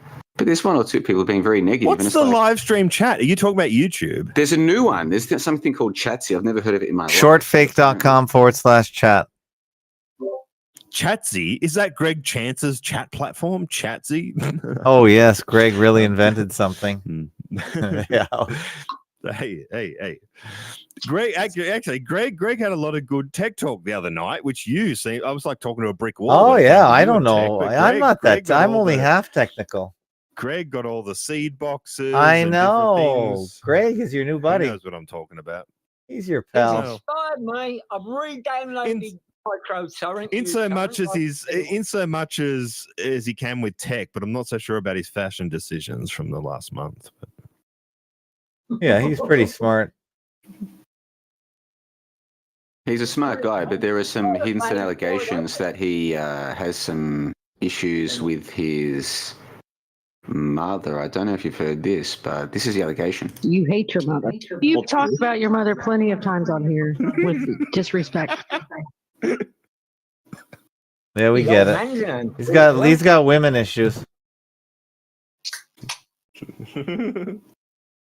I think all the chances have them. Not a chance. Yes. Papoom. Where's my drums? Take a chance on me. Take a chance on me.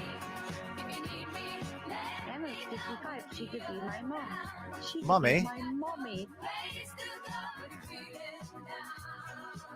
Lack of all skill and timeliness. I know. Hey, Dirty, I've got my soundboard too, you know. Don't leave me out of it. My soundboard is lacking, though. Where's your fucking start for you, silly cunt? He doesn't need to live the life that you led. You were saying earlier you married someone to get out of the house. That's not my job. Let's get ready to rumble!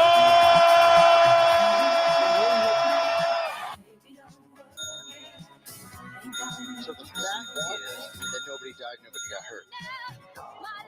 What?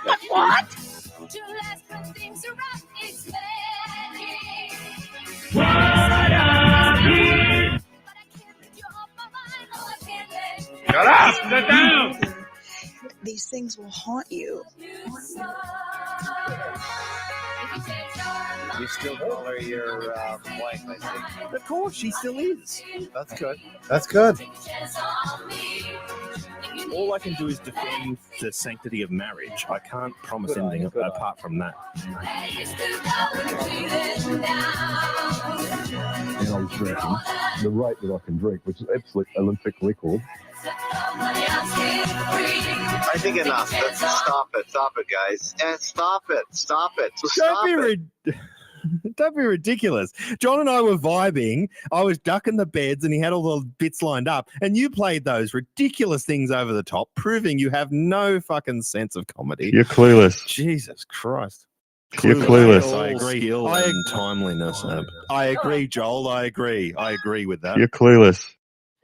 I think that makes Clueless. it even. Trying to play a soundboard at the same time. You're back in the studio, Buff.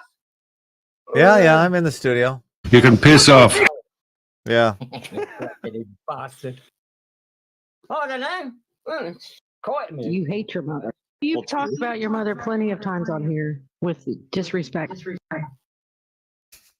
I wish Linda would unmute. I don't know, Battle of the Sandboards. Nutshocks has started a whole ball rolling here. He said, "Ooh, I'd like Sandboard Sunday. Look where the trouble he started. Now there's three. We've not had a Sandboard for a month, and now we've got three of them all turn up at the same time like buses.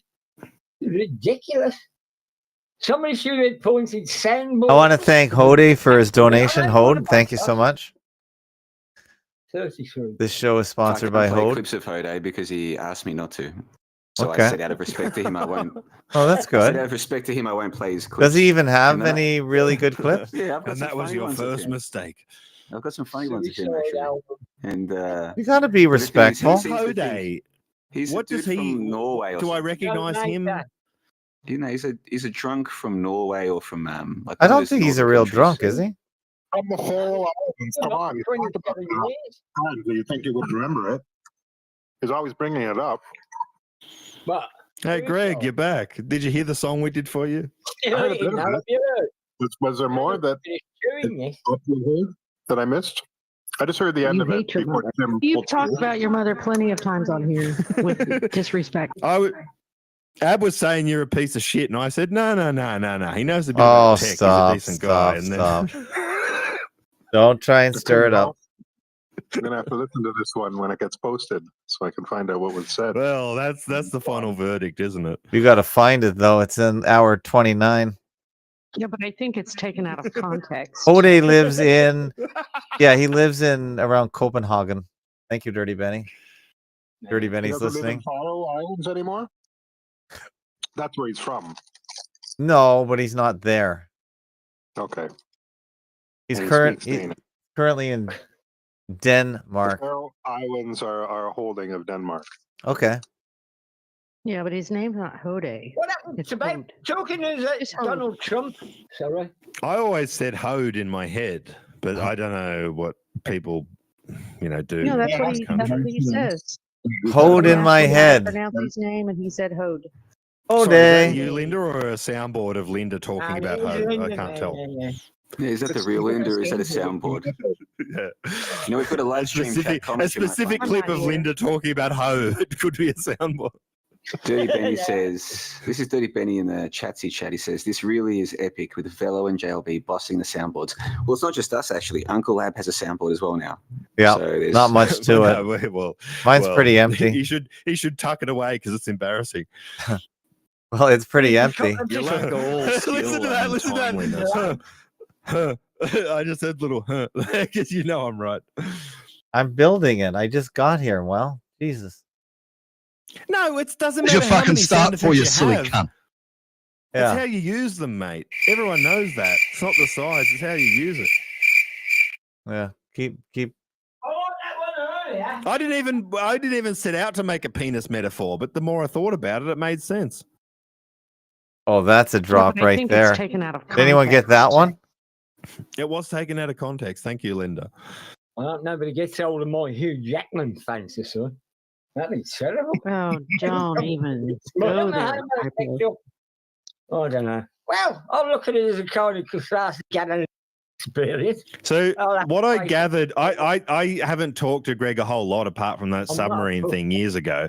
But then I talked to him the other night, and he seemed pretty cool because he knows a lot about open sense and switches and like torrent boxes and all kinds of cool stuff. But then apparently, like everyone's like bummed out that you bought like a $300 pair of board shorts or something. That's like the big issue. So. Anna has What's that? a problem with that. What's that about? You like expensive shorts or something? I like to have quality shorts. I wanted some shorts that are made out of a natural fabric, and that they were also short, like close to being briefs. He doesn't like fake stuff jangling up against his jewels. You like shorts that are like boxer shorts, and they're like. He likes to breathe. As much of my skin to be exposed to the sun as possible when I went out. That's why I wanted them small, and I wanted natural fabric. And the ones that I found were made by Villebriquim. And he has expensive taste. Sounds fancy. Quim is a word for vagina. But you got what you wanted. They're all natural fiber and everything. That's right. And now you feel free and vivacious. Vivacious, I wouldn't say that. I do when I go out when it's sunny, but it's cold out now. There's snow on the ground today. You bought them in the middle of winter, but yeah, okay. Fucking 2 summers ago. I took them for 2 summers. Oh, okay. 2 summers. This And was they an don't old smell story. it, do they, Greg? Pardon I me? haven't got that. You don't really use them as a swimming trunk, do you? You don't immerse yourself. I do when I go in the lake, when I'm near the lake. Isn't that often? Not that. But would you say after a day walking around in your swimming trunks in the not so hot as Australian weather, would you say that you get a bit of a whiff, a punky smell around the old crotch region? No, I wouldn't say that. No? Well, that's why you got to spend $300. Because if you buy one off the internet, this is why women don't stay. And they absolutely stink with them guys, and you can't smell it. Honestly, there ain't no wolf. Gone in the morning, take them off. Precious days. You're around the crowd. They didn't like cheap. Well, you should better listen to tell you. Never mind the What would she tell us? Well, she'll tell you about the interior parts of swimwear. Female all gussets. Talking about the gussets. We get the cockers in there. Oh, I've been back to That's a word I didn't need to hear. Well, you have to factor these things in when it comes to an expensive pair of... I mean, I wouldn't have spent that kind of money. Yeah. So apart from being unemployed, you like $300 swim shorts. Do you go to like Whole Foods and buy fancy stuff elsewhere, or is it just swim shorts? I stopped shopping at like the chain grocery stores. So there's like some farmers markets around here. Well, quite a few, and there's like a couple independent grocery stores that I go to, and I like to get high quality foods too, so that I'm not putting poison in my body. Yeah, I've become more health conscious since COVID. Yep, since we learned about viruses. Yeah, just and put poison in your mind about women. That makes it all better. I can't make fun of Gray for those kinds of things, because I would agree absolutely high quality food all the way. But what was he doing about women? Sorry, can I? He's putting poison in his mind about women. What you do with eggs? You don't actually cook them, do you? You do break the shell and then eat them. Why don't you just eat the shell? Can't you just? Supposedly you can't eat the shell. Yeah, well, why break the? If you're going to eat a raw egg, for health conscious reasons, and eat it on the raw pate of beef, whatever it was Susie on about with venison sausage. That was, I think you know that. I'll post it again. Show related notes. That was some venison that my dad's neighbor gave him like maybe a year ago, and I had it in my freezer. And I figured it's time to eat this, so I made a venison tartare, and I put a egg yolk on top. Raw venison, by the way. That is raw, isn't it? No heat. The tartare is a raw dish. And you put a raw egg on the top of it. Just the yolk. I separated the yolk from the white. Prepared it yourself. I thought you'd been to a fancy restaurant. Is that a dish you made, Greg? Yeah, in that photo? I made it myself. Yeah. Okay, nice. I thought you'd been to a fancy restaurant. Looks pretty appetizing, actually. I like the look of that. I put capers in it, green onion, shallot, Dijon mustard, olive oil, salt and pepper, Worcestershire sauce. I think that's it. Did you eat that in your board shorts? In it. That's to make it taste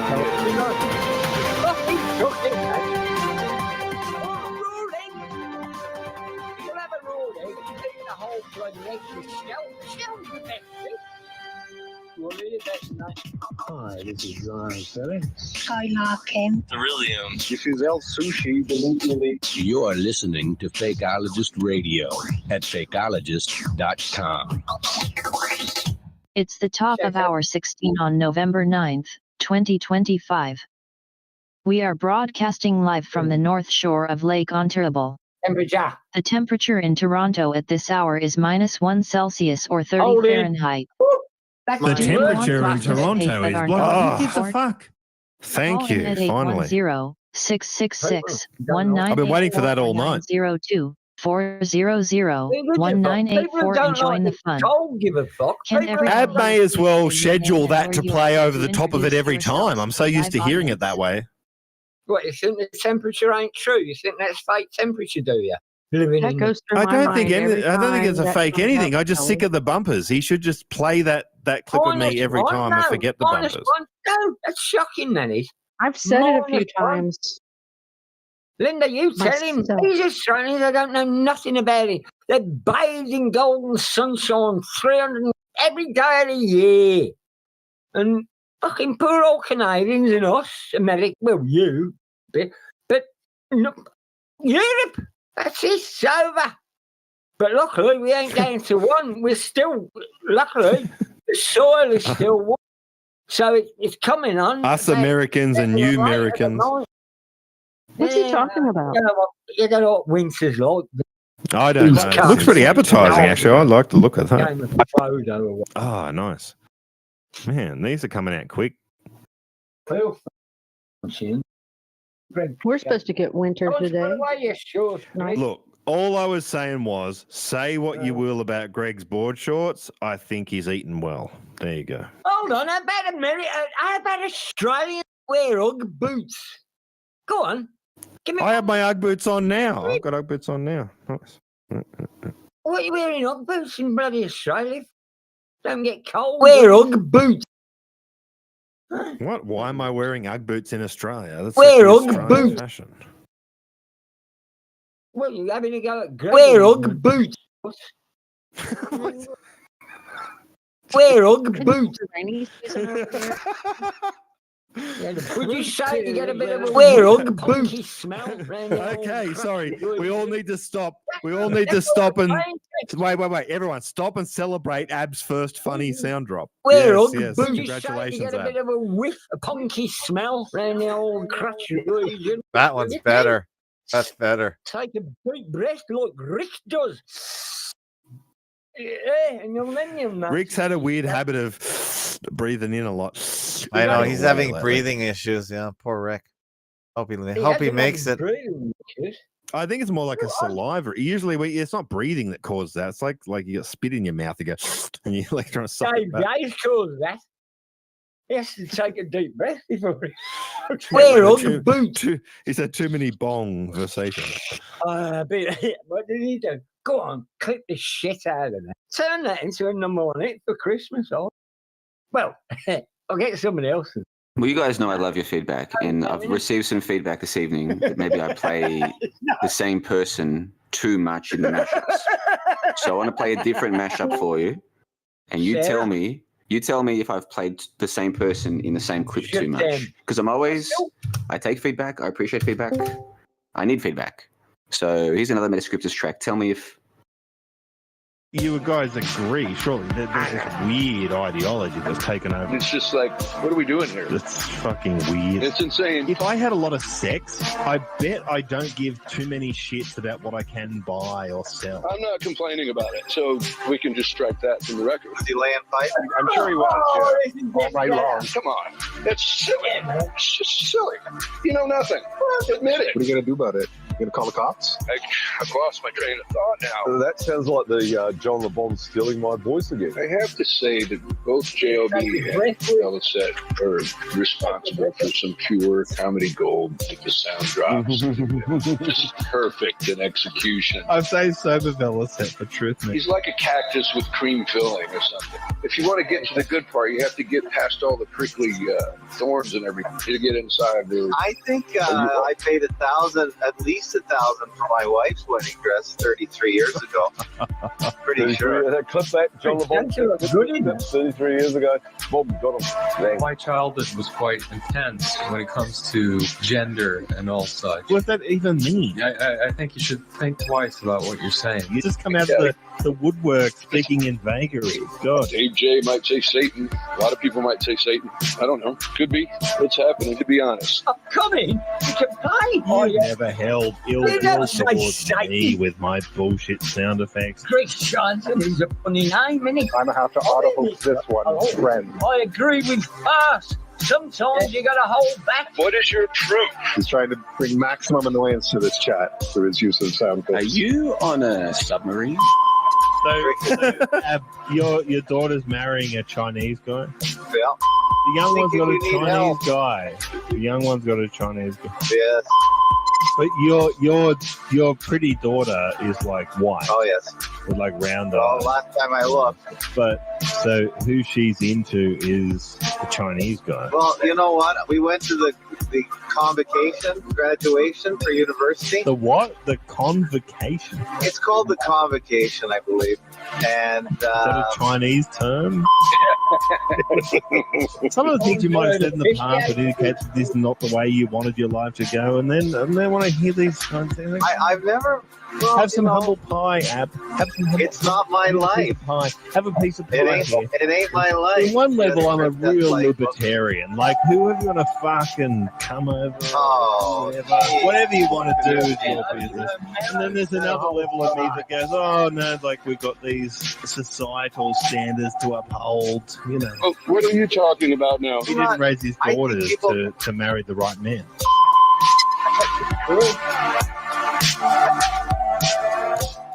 So that's the Metascripters. Nice, Johnny.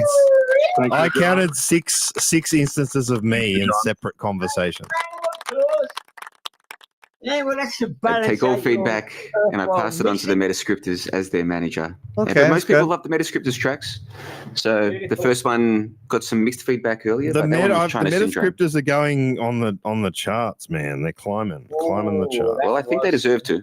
And that's a personal favorite of mine, that particular one. That's China Syndrome. But it's spelled Syndrome, S-I-N Drome. You see? Like, It's a play on like words. Sino? Like Sino relating to China? See, Greg, you're a smart man. I always said that about you. People criticize. Great. Get an endorsement from JohnLeBon.com. People criticize you, Greg, but I always stick up for you, mate. Thank you. Even though you eat raw food. Hey, JLB, Casimir's is here if you want to get his opinion on. Would you say you And got a a bit of a conversation whiff, that punky smell around the old crutch region? That's yeah, a good we'd love one. to know, Casimir.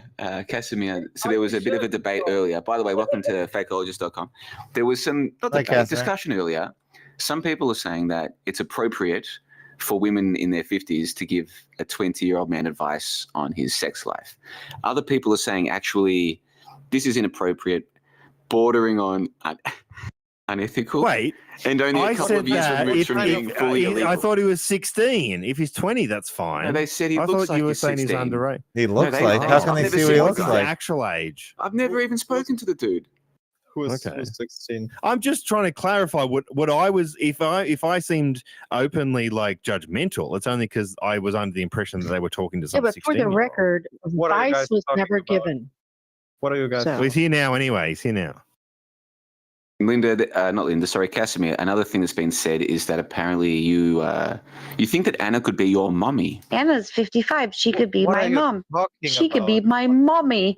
She could be my mom. She could be my mommy. She could be my mommy. Now, did you say that, Casimir? Did you say that Anna could be your mummy? That's not my voice, obviously. But I mean, she could be, she's 1 or 2 years younger than my mom. How old are you on your birth certificate? Wow, that's I'm personal. 21. Yeah, you pay your sorry, what did you say? taxes? 21. I'm 21, yes.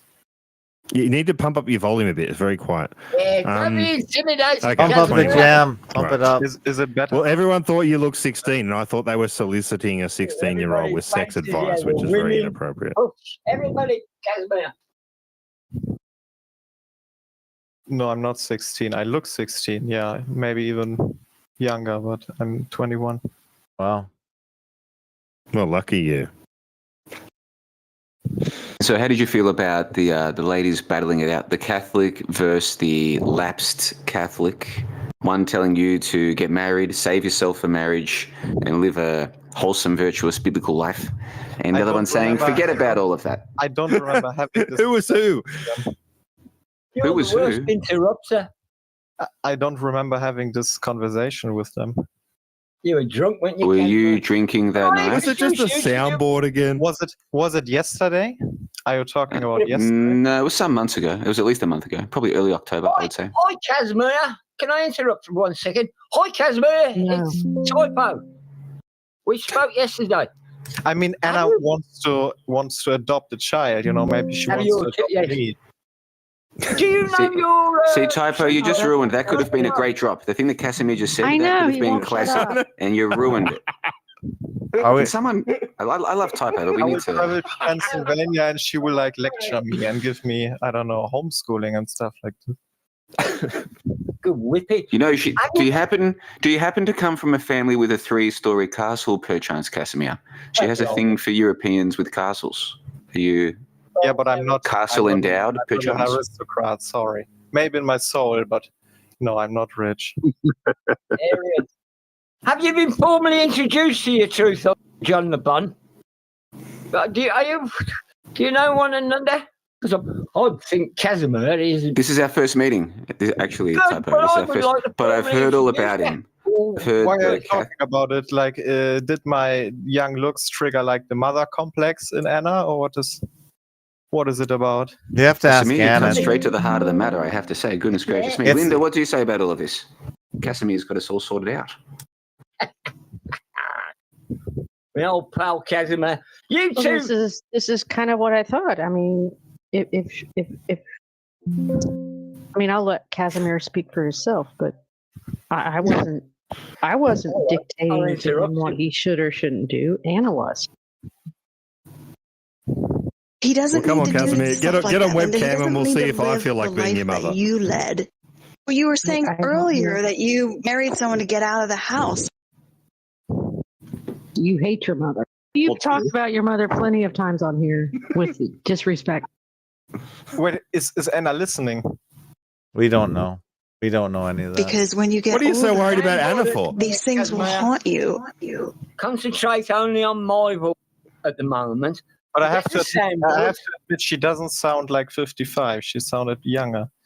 Well, that's a compliment right there. You could I'm only giving hope. Casimir good advice. I'm not a hedonist like you. There's always time, Anna. Look, I'll give you some good advice, Casimir. Fucking delete this account and run away. LSD Catholic, his name is. Yeah, maybe she believes like now she has to, send me to the right direction. You sound like you're into it. All the name. We're going down a very strange road. Yeah, well, at least it's live. Casimir's here. He's one of the smartest. Who's that weird photos. disembodied voice from the studio? It's so annoying. Yeah, well, you're annoying too. So just get Would over you it. say you get a bit of a whiff, a punky smell around the old I've crotchy always region? looked for someone, that I can Have a drink with. No. What is the word? Wait a second. Anyway, we were talking about Schopenhauer. Greg Doing Schopenhauer on-the-fly brought it up translation. again. Let him finish, Typo. Please let it be some crazy German word. Oh, is it? No, I have always looked for someone Oh, is that what you're going to do? I can act out my fantasy with. Act out, my Oedipus complex. I bet she'd enjoy that. That's it. That's what we're getting into. Oedipus. You're just, John the Bun never mentions it. That's why I think you will be firm friends. Maybe even, I don't know. You're not that far away. Typo, what do you? Casimir has just walked into the room and he's already got the wavelength of the conversation. And he's We dropping found out bombs he's here. over 16, so it's all open slot. Yeah, he's dropping bombs here, and I can't clip any of this because Typo is carrying on like a pork chop. You need Craig. Occupational hazard. Can you even adopt a 21-year-old? Is that even possible? I don't think Yes, so. it is. Yeah, you can. Is that what you want? At any age. I want to be adopted by Verilicious and D-Train, honestly. I want to be adopted by Typo, so I can be Verilicious and D-Trade's grandson. You'll have to have power of attorney. Make sure the tax forms are filled in. But yeah, when I retire, I won't bog Rolo or anything. But yeah, Casimir, I will mute. Wait, I'm sorry. When you retire from what, Typo? Talking to you, love. Greg, Casimir, can I ask you a serious question? You sound like you're from Europe. What's the most amount of euros you spent on a pair of board shorts? On what? Sorry. He's cracking himself Board up. shorts. I cracked myself up before I got through the line. Oh, dude. Sorry. I tried to get it out. You're dragging down the audio there. Was not very great. Like, what did you say? Butt shots? Oh, don't listen. It's not even funny. What's the most expensive pair of Swim shorts trunks. you own? It's not funny. Swim trunks. Yeah, That was funny. It's not funny. You're not fun. It was fun. Oh, plenty of people. I would love to be funny his if I got the daughter. line out. But it's hard to spend more on like swim trunks because of my giant meat pipe. Oh, brother. What the? You like this, Anna? You like this? I guess we got to end the stream now. German sausage, Casimir. You show him. I tell you what, they'll Let's try and keep it PG. All right, stream's over. Party's over. Party's over. Goodbye, YouTube. Oh, that was good, Casimir. Goodbye, Ab. We're gonna let the stream go because it's. Okay, Would see ya. would Bye-bye. someone like do something to the stream if it like? Because that's not. No one swore. It's not like we're talking about. Well, you know, it's I don't know. really bad stuff. You can delete it after. It's not that big a deal. Well, it's Well, on. but It's then no, it's on why does- YouTube. We're streaming on YouTube. I know, but they're not listening to a live stream. They're only going to go back and re-listen to it after. Oh, Delete there's it. people listening to the live Anybody stream. listening to these recordings anyway. Yeah. There are people who listen. They listen Many once of a us. month. Top security. Because we are celebrating the death and the passing of. Is anyone listening to this audio anyway? I was going to ask, in Germany, did you have a DJ, what they call talkback, on your radio? Radio Germany or whatever they call it. Did you have the equivalent of a Howard Day, of a John Law? You know. Celebrating his passing. Was there anybody in Germany? As a, Yeah, it wasn't his name like Hans Schwartz or something. no, I did. Thanks about it. But you Sure, know, Hans Hitler. Star. radio, sir. Casimir wouldn't really know radio in the way that we assume it, because 2021, radio wasn't but it might have been a little bit when you were 12, something like that. Yeah. No? I don't know. I don't know what you just said. I was asking Casimir whether there was an equivalent on radio or talking, seeing as we're on about John Laws, and participating in there can't be kind of radio. But please, Germany had ask Anna, like, if she wanna adopt me, I would be willing to, and she gives me Christian Catholic tutoring to spend more on like swim trunks because of my giant meat pipe. Oh boy! I'm still laughing at the meat pipe. Hey, Lucas came in the studio. Lucas, what do you think of this audio chat? Crazy, huh? I just patched in. I haven't heard anything yet, so Oh, just you're lucky. listening in. Yeah, close your ears. Close your Yeah, ears. You're shocked. I'll be lingering in the background. I'm working some overtime right now, so just right. chiming in. Cool. Make money, make money. Oh, I need to. Okay, thanks, Lucas. Take care. God.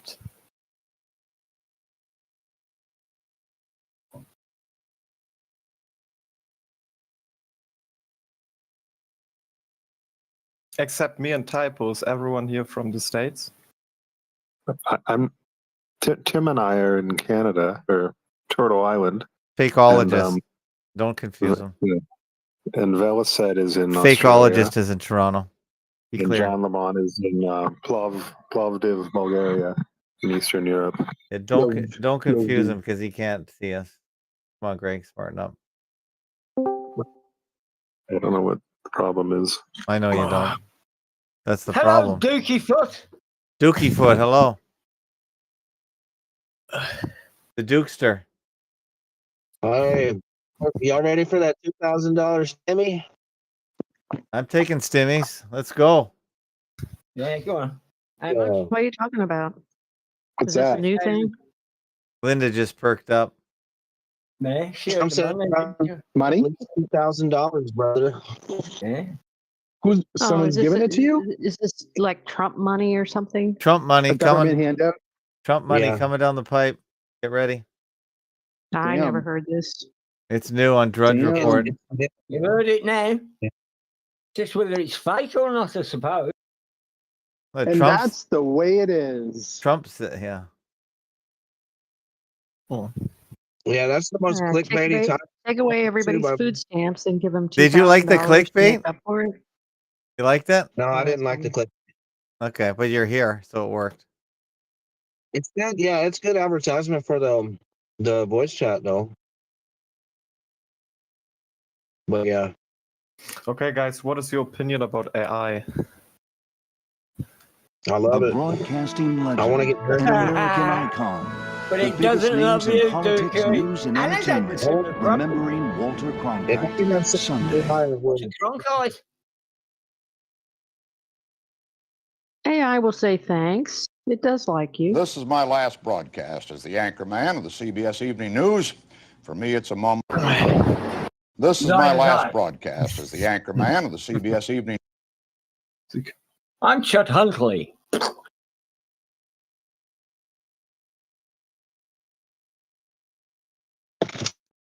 I want AI to have more of my babies.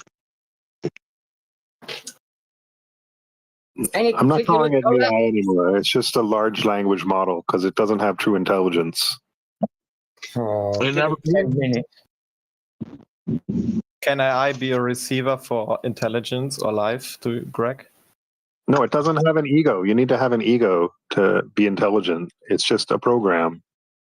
It's You not have to have a consciousness. It's not conscious. That's right. You need to have an ego to be conscious. A program, a machine, and anything like that can never gain any type of sentience. It might. There are a lot of living beings. There are a lot of living beings that don't have sentience. So.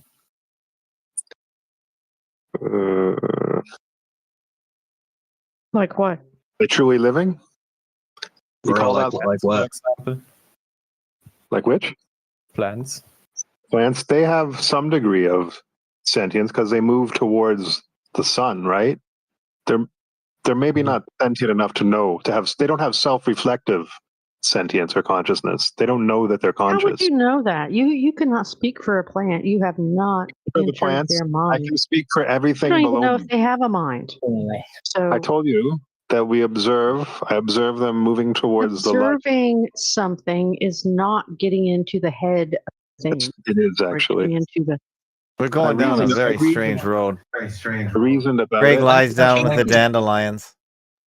Prince Charles, formerly Prince Charles, who's now King Charles, although he ain't been very king. I don't know. He's up to he was endeared to the youngsters. I heard Greta Thunberg mention that. But he was endeared because he was supposedly or reputedly spoke to his plants, which, softened him up in a lot of Do you people's speak to the eyes, plants, 'cause I Typo? do as well. Yeah, Do you speak to the plants yourself? I do, yeah.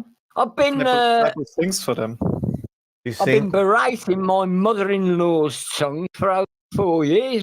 Still keep Yeah, that's growing. what I was going to say. Are all your plants dead because you berate them?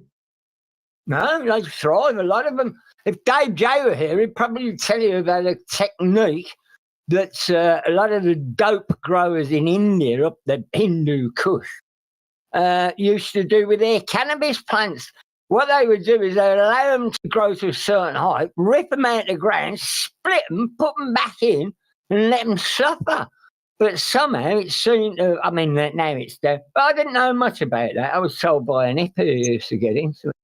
And yeah, what you do, well, I don't know, like an animal, isn't it? It's like rodeo. If it's your first rodeo, who's going to throw you up? You've been before, whether they like it or they don't like it. Yeah, some plants, absolutely. Aspidestras are known as an iron plant. You can leave them in a drafty hole with no water or very little sun forever, and they just love it. You spit in them, you put your fags out, people can throw up in them, all kinds of things they do. You put them in the sunshine and start giving them bio food or something. They give up. They don't like it. They don't feel happy or healthy. I don't know. I don't know much about plants. But every time I get diarrhea, I doo on my roses. Oh, Jesus. Well, right. I don't know what to do with the roses. It's not a good time to. October. I'm going to wait till February. I'll tell you what they're doing wrong. Good year for the roses. I leave the baby wipes on the ground too when I'm done. Yes, I'm trying to come to terms with a lot of these things. I mean, I haven't got children. I've just got my own adult diapers. But I don't want to let the gel go. I don't want to let the goodness... I need to... well, I'm sure there's going to be a YouTube video somewhere where somebody has got to grips with it. Possibly an old gardener who pisses himself. But yeah, there's no reason to end your life, Mrs. Fakeologist, if you find yourself wearing adult diapers. In fact, it's a new beginning. You can do what you like. It's freedom. That's right. You go wherever you want to go. Exactly. Well, you can take it to the... How are you enjoying your new freedom, I Typo? heard that mentioned. Well, I do listen, Bus, and you say Mrs. Fakeologist. Don't like them. You do it, but she don't so much.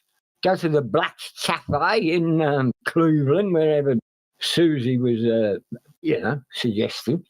And you said, well, you do it. We settle into it, didn't we? Well, it was like Susie was saying. Her and Hubby, Wayne, haven't been downtown for a long time, and yet downtown used to be where you were. That's everybody, towner, that's it. I live for the town because that's where everything was happening. But now we've seen it and it's happening differently. There's no parking. You can't go there. So, yeah. But yeah, with adult, it's freedom. They are adult diapers. I'm glad to see they're being advertised on the side of buses in Sydney. Let's hope John Laws had the sense to somehow endorse them before his passing to ensure that he's, well, as I say, I got a feeling Rolo this morning about Rolo Lawsy going. I am sure. I don't know. I don't want to speculate on this. I'd rather speculate on the existence of whatever his name was. Yeah. I'm glad Casimir is there. And I wish we had a topic because John LeBon's, well, it's a big day. John LeBon's back to blah. It's just great. It's going to be great as long as we get a decent sign up. That's all we want. Yeah, it's hard to believe it's been 10 years since John LeBon left. Is it? Time flies, really, when Where did the decade go? when you're close to soon.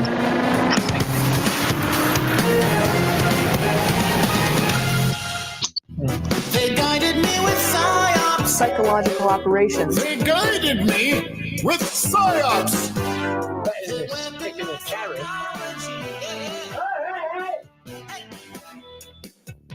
You're listening to another hour of Fakeologist Radio on fakeologist.com.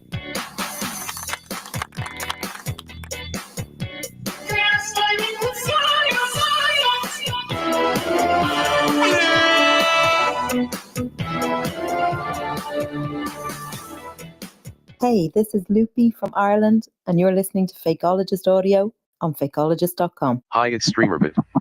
The date is November 9th, 2025 here on the North Shore of Lake Ontario in Toronto. To listen live, please go to shortfake.com/stream2. To join in, please go to shortfake.com/discord. To text chat, go to shortfake.com/chat. Now back to our show. Can one of our hosts tell us who's here in the audio chat right now? Let's see who's still here. No one left. Casimir, Doopyfoot, myself, John LeBon, Deafened, Linda 33 and counting, P Trippa, Typeware, and Velicet are here. Yo ho ho. Ahoy hoy. Oh.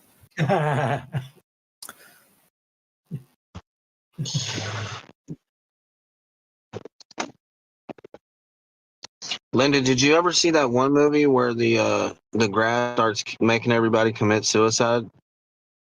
Is that The Happening? Tremors? What? I got a pretty bad connection. What'd you ask? Is that Tremors? I think it's no, that's where the worm. Mark Wahlberg. Yeah, The Happening. Yep. Yep, I did see that. Yep. Do you think that plants are able to do things like that? No. I don't think so. It's all your own mind. Your torment. Isn't there like this Jewish book author that wrote a story like this, and it predicted? Why does he have to be? Why does he have to be Jewish? Is it the day of the chicken? Wait until you find out he's also black. Yeah. Why is everything Jewish in Germany? Black and Jewish. Funny, she didn't look Jewish. Oh, that needs to be a song right there. Like seats and Yeah, I people. was thinking that, yeah. Like a good song title, wouldn't it?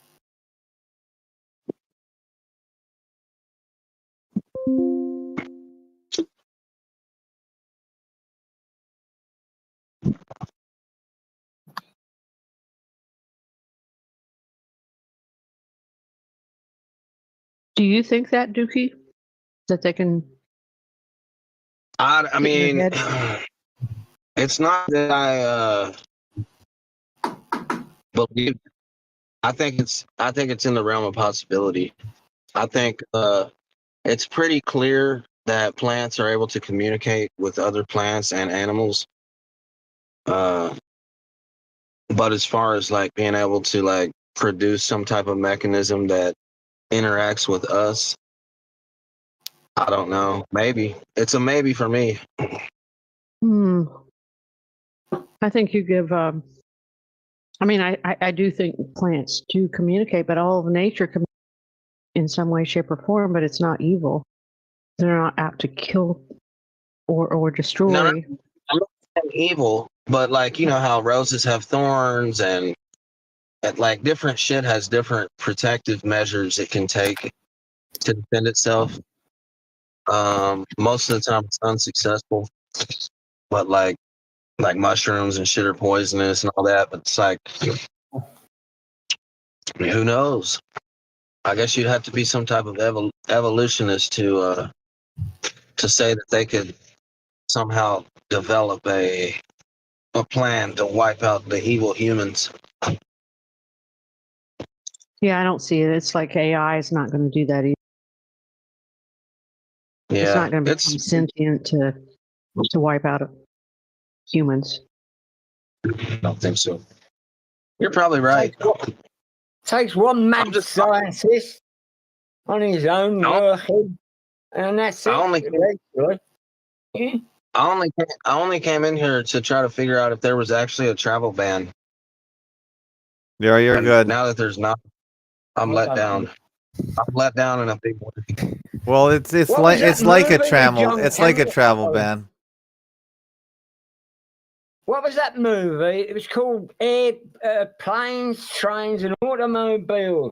I was never, I didn't take much, but I quite liked the film. It was endearing in its way, and without the whatever you call it programming.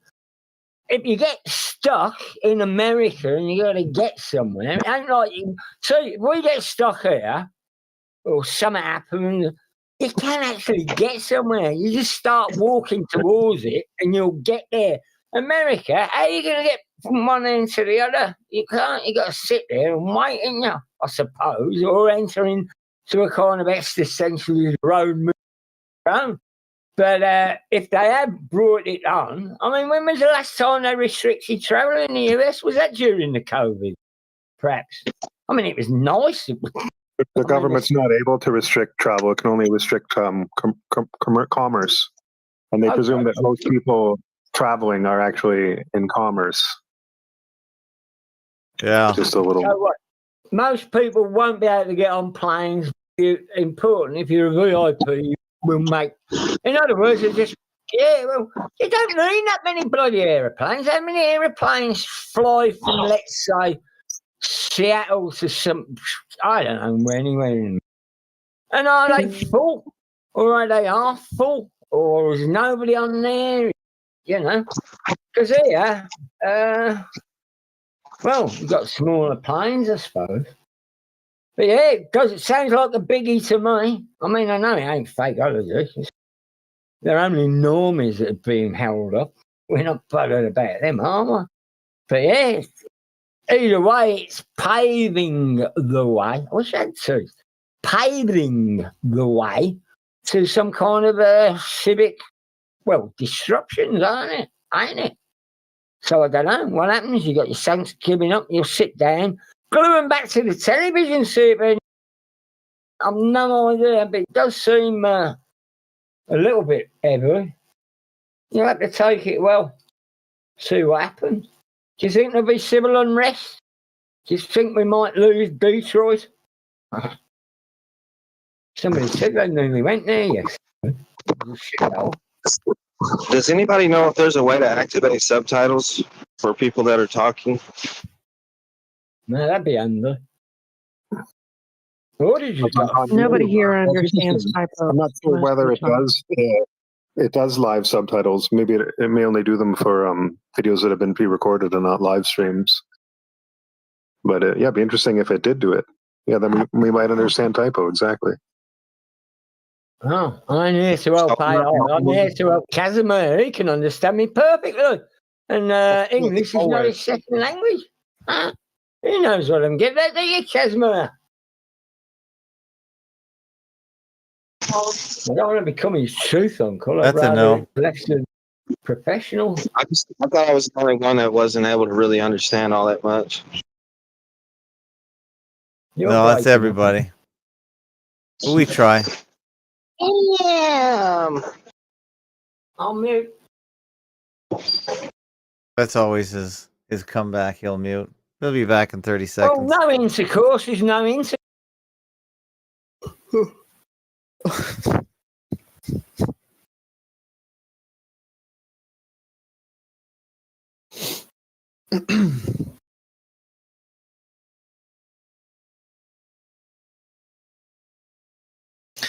Psychologist. Hello? Can you send me the link to the stream? What stream? The one you're on? Hello? Yes. Shortfake.com/stream1. That's always the link.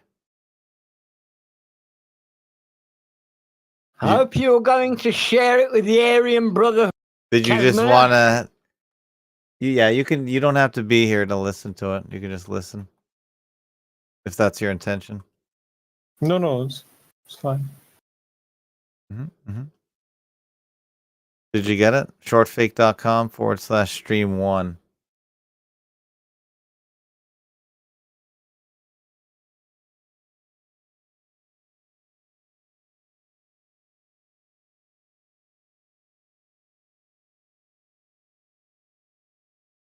I'll interrupt again. When it comes to the nature of plants, I think, briefly yesterday, Farce was in. Obviously, he was disgusted by the labia talk and left.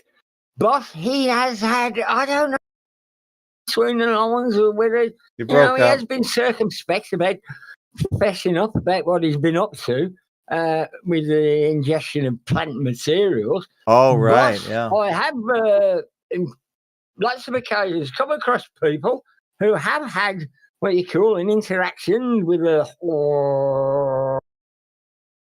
plant mind. I don't know. I mean, dope smokers do it all. Well, the first time they have a whack, it's like they are being contacted by extraterrestrial, ain't right? But some kind of mind altering alters mind altering. That's what we're getting at. So, all the plants that will give you that kind. I mean, spider plants are no good. You can't roll them up. You can't turn them into tea. You're not going to get a whack out of it. You can't even brew the bloody things. But they do look pretty. And even in severe circumstance, you can abuse them. Who abuses plants except for the people that Rick works for? And they do. They just leave him in the car. He has to go and wash them himself. He's got other things to do. Be told, right? And one of them is not going around to and fucking up in the water the plants. It don't make any sense. They're like animals. They're like cats. I haven't got to feed the cat anymore. Please. Oh, talking about visitors. Not normal people. I'm just better off for it. But anyway, we've had them in today because made a bit of help doing this stuff. And the women got together and the dogs were here. Eh? 3 little bastards, 2 fuckers. Luckily, they all get on there. And what happened when I went to go and get a drink when everybody had gone? Trodding dog shit, right? I had me, tool, I call it a tool. She's not a proper tool. And cats don't do that. Cats won't shit. We don't know you're going to give it. Oh, I think these little buggers, I don't know which one it was. It could have been Griswold. Because if dogs get dementia, Griswold got it. Right? Little Grizzle. And I'm sure he works out. The other ones, when they had, reasonable play, I think I caught the one having to piddle up the bins down the bottom. But Grizzly, little fucker, what he did, and on parks, give him plenty of room because there's a few cars coming in the van. So I parked right at the back. I did it this morning, regularly, for the, I didn't want to get up. Well, I did want to get up because, I didn't know John Laws was dead. I'd have got up early if that had been. He's not dead. I got into the car when everybody's gone. I'm sure it's great. It could have been, no, it's Grizzly. He's a little fucker. And what he did on the driver's side, and we drive on the left-hand side. I know Australians and Americans probably don't. Well, different habits. And Germans do. Nice thing about it. They get to be BMWs as well. And there was a few of them parked here. Seen a black man as well, as I call them. And so, Grizzly, I've got everybody's gone. I thought, right, I'll go and get a drink. I'll tune in, John the Bun's back. Didn't know it was going to end up like this. And I'll go and get myself a drink. As I've opened the fucking door, I trod in some, dog shit. No ifs, no buts. So what I did, I took my shoe off.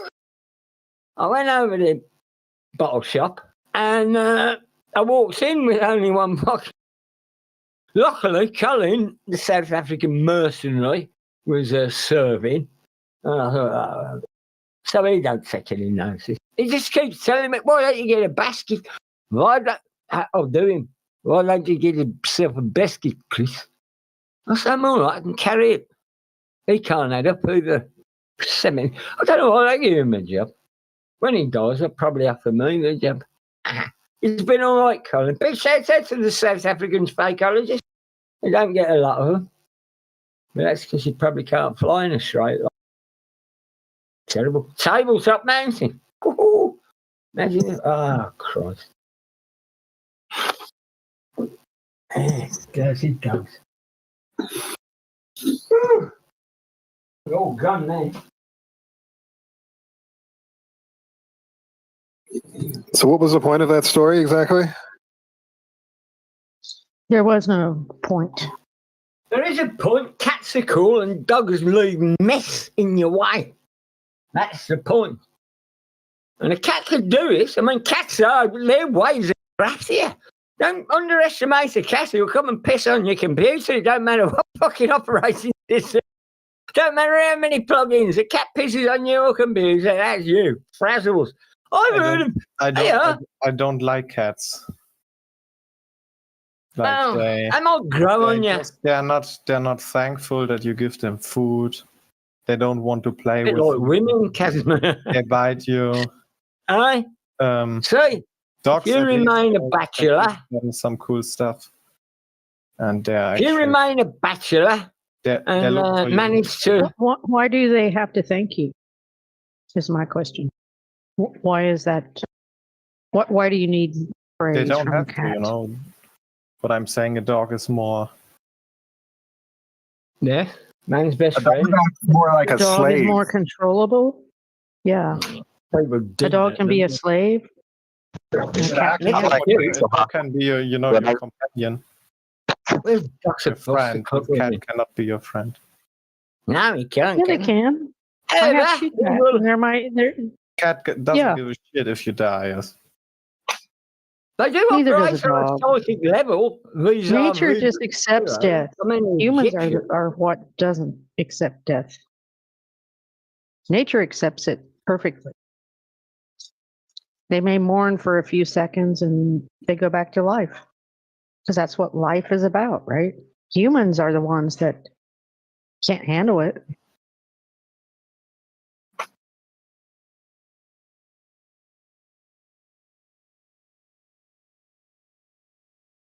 I can't speak for all of us. I'm sorry we disappoint you.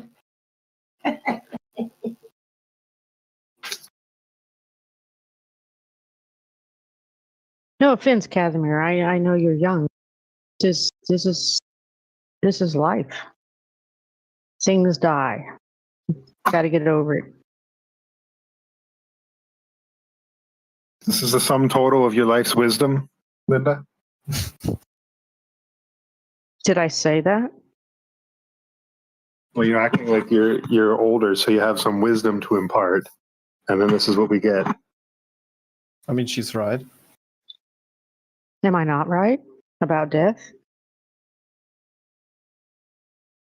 The physical body, the physical things. You brought death in the Humans room are taught to mourn them and have, funerals and spend $10,000 to bury your dead one. Yeah, got you. I mean, it's ridiculous. It doesn't have to be like that. Well, it doesn't if you're a Catholic.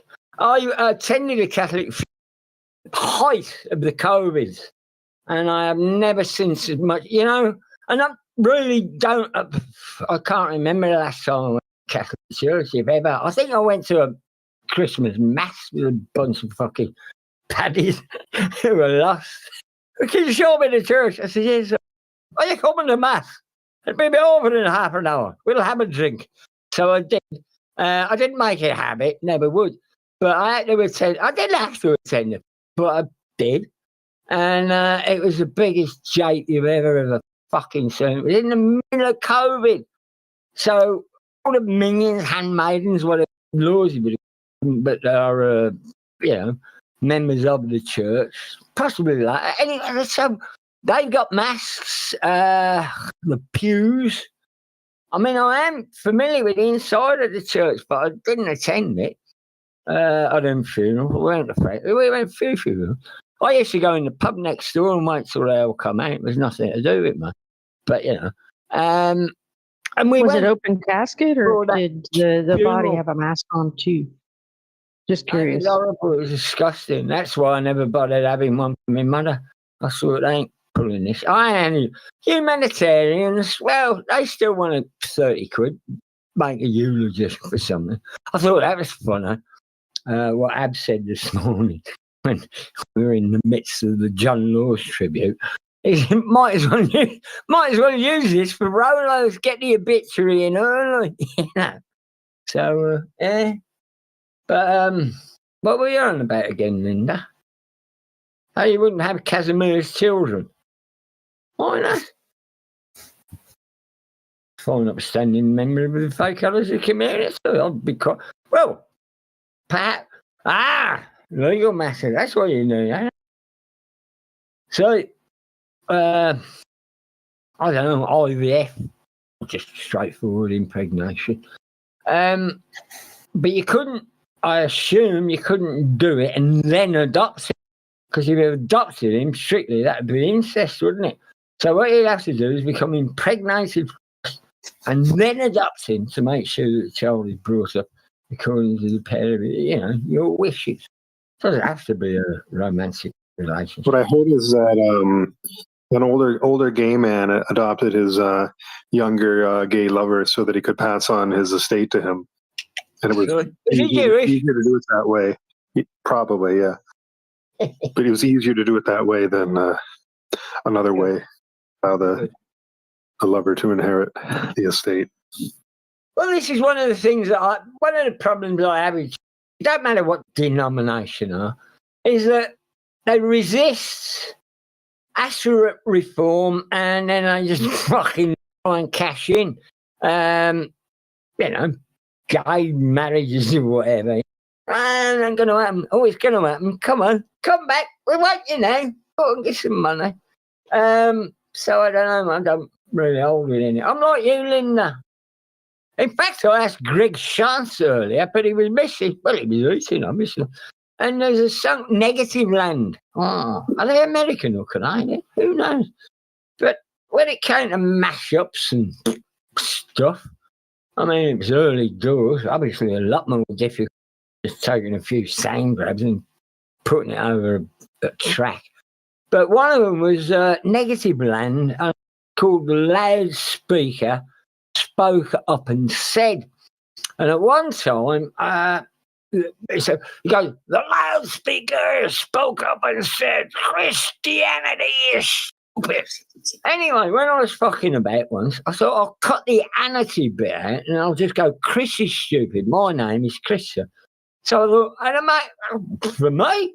And I thought it's all right. Bits didn't quite work and I never revisited it. But now with AI, it'd be easy, wouldn't it? You can do your audio ducking and this, that, and the other. But what are you going to do? I'm amusing myself to death. That's all. And like a duck, Neil Postman. Aye. Well, Casimir's got a long time to amuse himself to Neil Postman. That's a book by Neil Postman published in 1985. It's called Amusing Ourselves to Death. Yes, it was Postman. I don't think he got McLuhan. I mean, he was thrown up the pop charts when I old Postman. I mean, it still stands. But it all stands. There are some clever people in the world.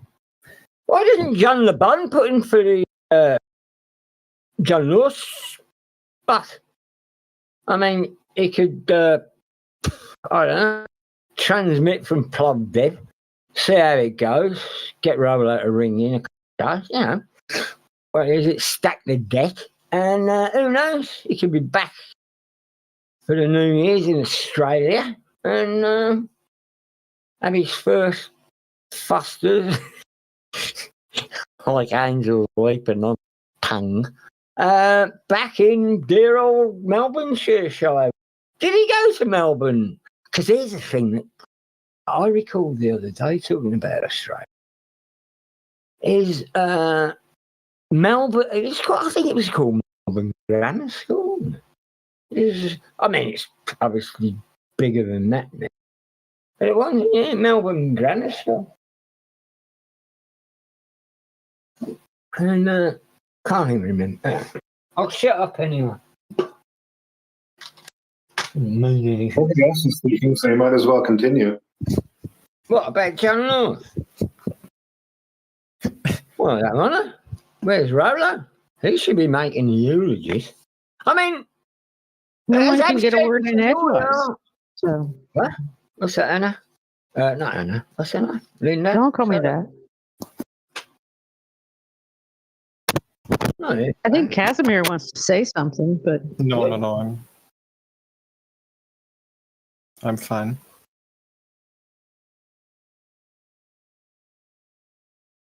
Guys, spit it out, Casimir. Might as well. You have a fine head of hair. Don't use too much shampoo, you know, because I think that's what leads to, unless it runs in the family, genetics, and we don't know. Male pattern baldness can affect people. Well, it ain't cool. They just give it. My hair's falling out. Oh, it's male pattern baldness. No, my hair's fine. Like I don't think I will get bald. I know, but if you fuck about with it, if you comb it too much, use too many shampoos, too many. You never think they're going to go bald until you do go bald. Yeah, what did you do, Greg? I don't think it's caused by one Your thing. dad. You're going bald, but you can wear a wig like a Jewish woman. I'm not going bald. Don't go there. I just thought of something. I don't know. Fine head of hair, Casimir. That's what I'm talking about. With a crisp. Yeah, some men have a full head of hair when they die, and others don't. And there's it's some not dudes one say, I don't thing. know, get a bald head at 16. I just think it's the my mate went bald when probably he was the 24. thickness of their hair to begin with. Yeah, well, stop Like washing it. some guys have really thin hair, and some guys have but if really you don't thick hair. wash it, it gets thicker. I have blonde If you hair, but use- my hair is pretty thick. Yeah, I'm sorry it was luxurious. I'm not a homosexual, by the way, Casimir. However, I do admire the German physique. Hope, obviously not Schwarzenegger, because he's a bloody Austrian, and he's a great sick. But yes, the Germans, they're all good, solid lads. I like them, I do. How tall are you? Well, I would 5'11". Ah, good. Because if you're 6'2", you'd be arrogant. You'd be an arrogant Jew. Yeah, 5'11". Well, you ain't going to grow anymore. You might as well start smoking cigarettes. Oh, I already do. No worries. All right, we ain't picking on you. But you know what? I would have thought that John LeBon, because, he said I'm getting old. Imagine that's 38 and you think you're getting old. There are It's all people to who say like you can release the hormone, human growth hormone naturally, and that you can age even after get taller even after puberty. Good. Unless you want to be a jockey. In fact, I know a kid, he did well, but he rode for famous stables called Fred Winter. But by that time, Fred Winter weren't that bothered about how many people, he was getting on. He was a good jockey. And but the reason he became a good jockey is because his granddad missed out the father, because the old man gonna go. And his granddad, who was about 5'9", right, which was a bit too tall in his head to be a flat jockey. So the lad I'm talking about, no names, no patrol, his grandfather encouraged him to smoke cigarettes from the age of 3, so he would never grow more than 5'7", which means he'd get a ride anywhere. I'm talking Lester Piggott style here, right? And it was known that if a child started smoking I never started smoking till I was about Yeah, back in the days, doctors actually 15, I 16. believe recommended smoking cigarettes for like. Yeah, if you want I to be don't a know. jockey, it will stunt your growth, mate. But the Germans don't like it. They don't want to be tall and take over the world. Hi, I'm Chad from Northern California. Hi, this is Errol C. Naeem. Rick from Port Macquarie. Dominic. You are listening to Fakeologist Radio at fakeologist.com. It's the top of Hour 17 on November 9th, 2025. We are broadcasting live from the north shore of Lake Ontario. The temperature in Toronto at this hour is -1 Celsius or 30 Fahrenheit. Do you want to participate but aren't on the Discord? Call in at 810-666-1984 or 902-400-1984 and join the fun. Can everyone here please say your name and where you are from to introduce yourselves to the live audience?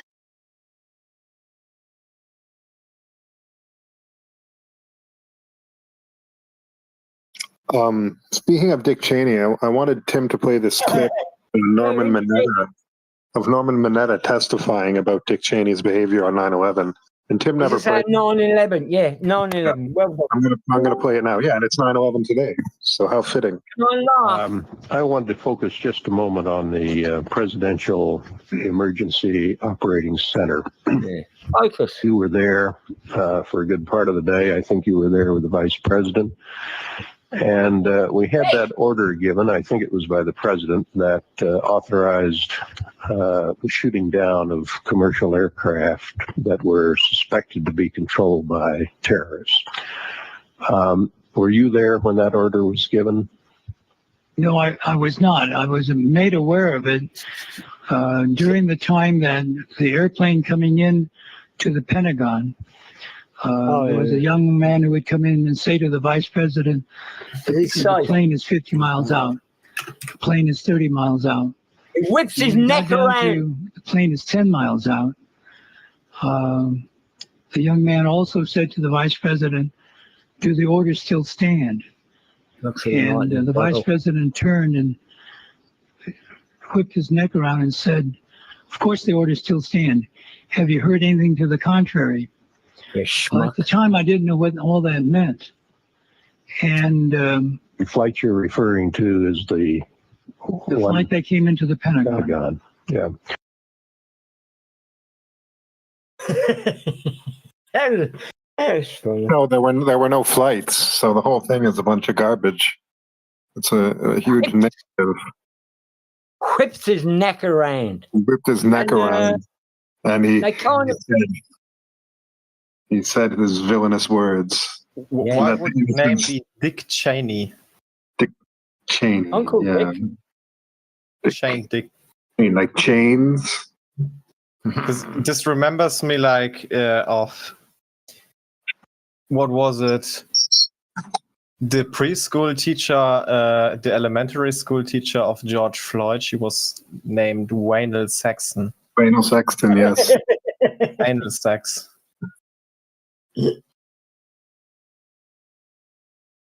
And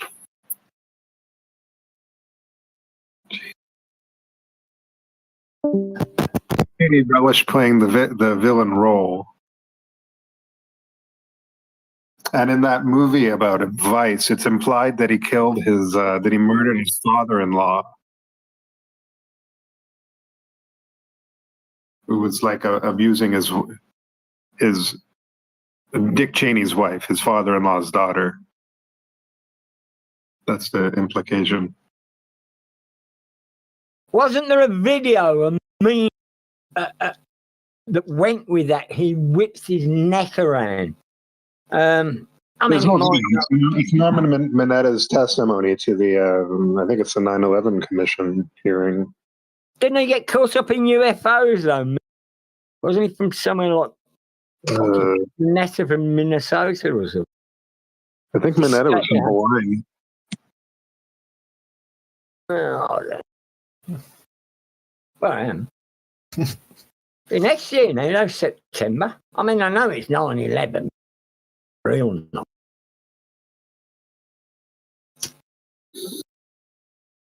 Yeah, they wanted everybody to think that Bush was an idiot and Cheney was in charge. That was the sort of secondary narrative. Slightly sharp. By the first narrative. Sergeant, what did he say to him? The plane's 50 miles out. The orders still stand. The orders still stand, yeah. He whipped around his neck. Whipped his neck. How do you whip your neck around? He whipped his head around is what he did. I can imagine it. Who could play Cheney in the real? In the film, he was played by Christian Bale, right? Dick Cheney was a big fucking lard of trouble. Bungle. Big tub of lard with a bald head. How could Christian Bale play him? So this is just how they keep the populace under control by putting out these narratives. If people really want to freedom, they need to learn how the legal system works. All these people who are trying to control everyone else, they know how the legal system works, and they don't want anyone else to know. So they put out all these narratives to distract people from how it works, so that their power isn't threatened. I think. Yeah, Kabbalah, perhaps. Their power is never threatened because they also control. I don't know where you don't see that. It's like you have no power there. What the velociraptor? Worldly power is always like, it's never secure. It always needs to be like secured. You need to always be taking actions to protect your worldly power.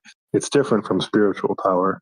Spiritual power is like, it's, you do need to protect it too. You don't protect it by like deceiving people. You want them to have spiritual power too, but worldly power is different. You want everyone else to remain ignorant. No, I get that. Yeah, I get what you're saying, but the people that go to the court systems to try to get whatever recourse, revenge, whatever they're going for, right? Who mentioned they're not going there as a spiritual person. They're going there as a material person. Was it Frank that mentioned that everybody that's on? I think it was on the Kirby Sexy Ladies show with that American is Sin and Sex. So it was a good tune. I never heard of it. And he said, well, I come to Saddam and a couple of callers in mentioned anthrax. I forgot about that. And forgot what I was saying. Oh yeah, they war crimes, just like Nuremberg. People who never signed non-disclosures, following orders. There's government there is, they should be held accountable in that case.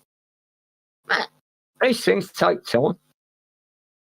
And, as we know, they're only covering up for something that never really happened. Just trying to make it. He whips his neck around. The orders still stand. Huh? How about Champaign-Urbana? There's a funny old place. Everybody Wouldn't goes. that be symbolic for an owl to whip your neck around? Have you ever been to Champaign-Urbana?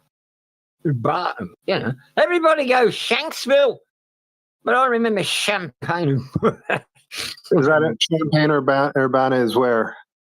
It's like a city? Close to Shanksville. Close to that hole in the ground. Like, I know the name. I've heard that name before. Champaign. I want to see it's in Illinois. Well, we don't talk about it anymore. It's forgotten. Well, it isn't. Perhaps it isn't smoking good. Perhaps Champaign-Urbana is actually the smoking good. I mean, we're looking in the wrong direction. Imagine that. Oh, that'd be a smoke show. Anyway, a couple of years from now. Well, Champaign-Urbana metropolitan area, also known as Champaign-Urbana, and Urbana-Champaign, as well as Chambana, is a metropolitan area in east central Illinois. Banner, banner, banner. Where's Shanksville? That's in Pennsylvania. Well, come it never. What? That's interstate. That's the ally. Champagne and Barn, a connection with the Shanksville. Because I remember it being mentioned. The calls came in, something happened, it never happened, and then there's a bloody hole in the ground. Bit like that House of Range with my home. I've downloaded that. I'm in the torrent, and you've encouraged me to start torrenting again.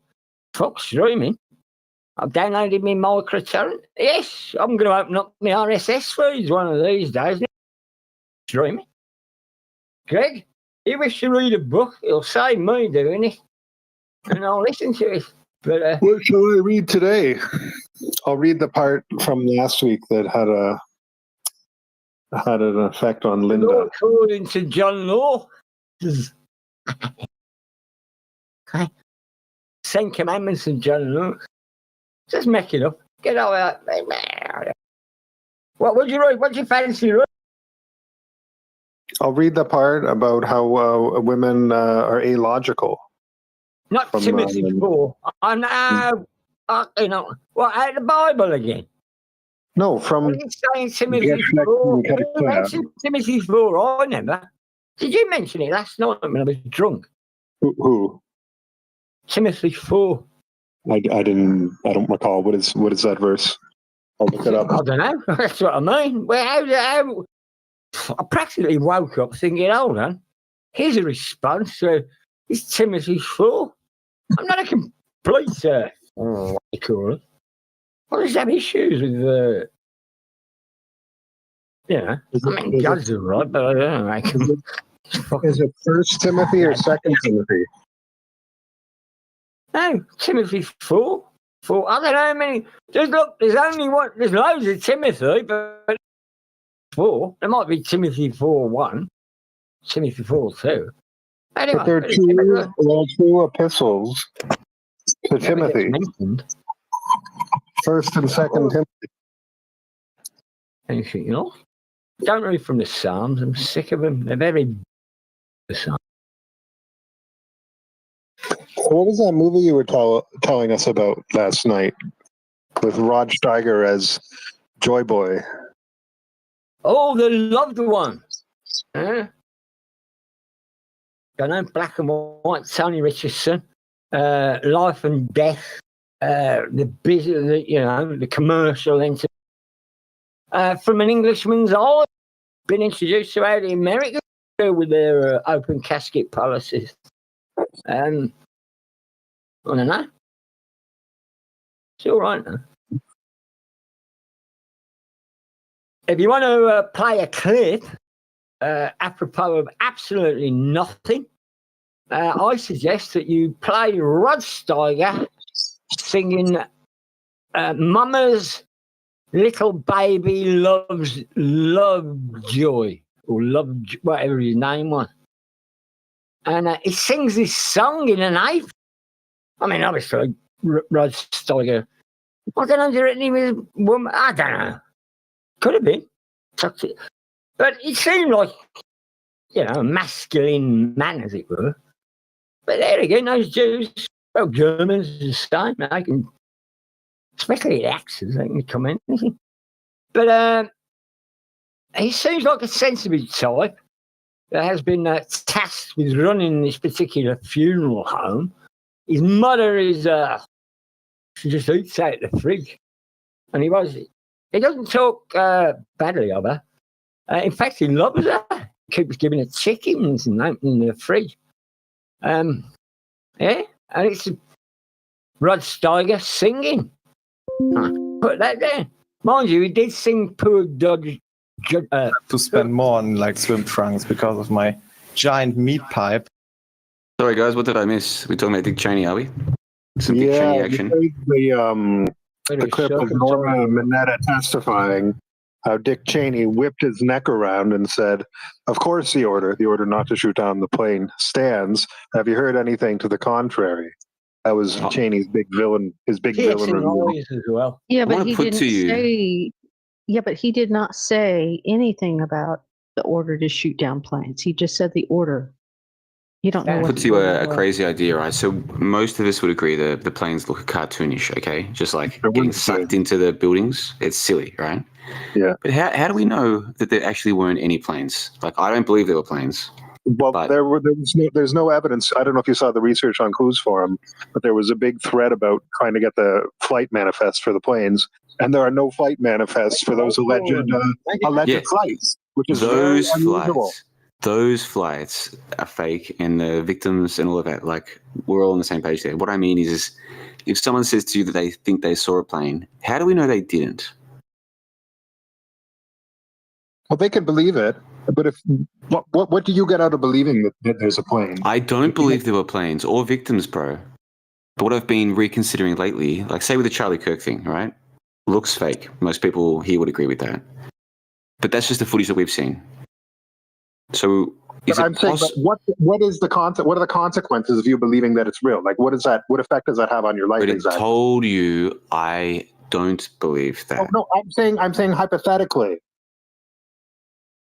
Well, some people just believe these things. They believe there were planes. They believe Charlie got shot. Whatever.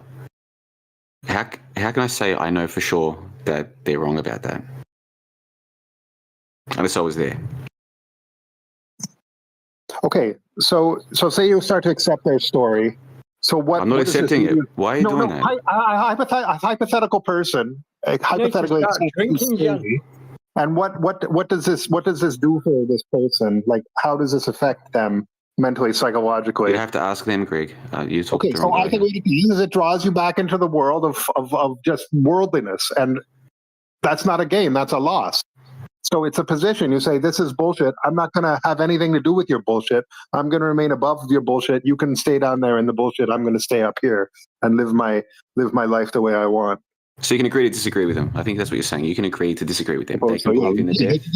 They can believe it if they like. Yeah, that's fair. He's an imposing figure, though, Dick Cheney.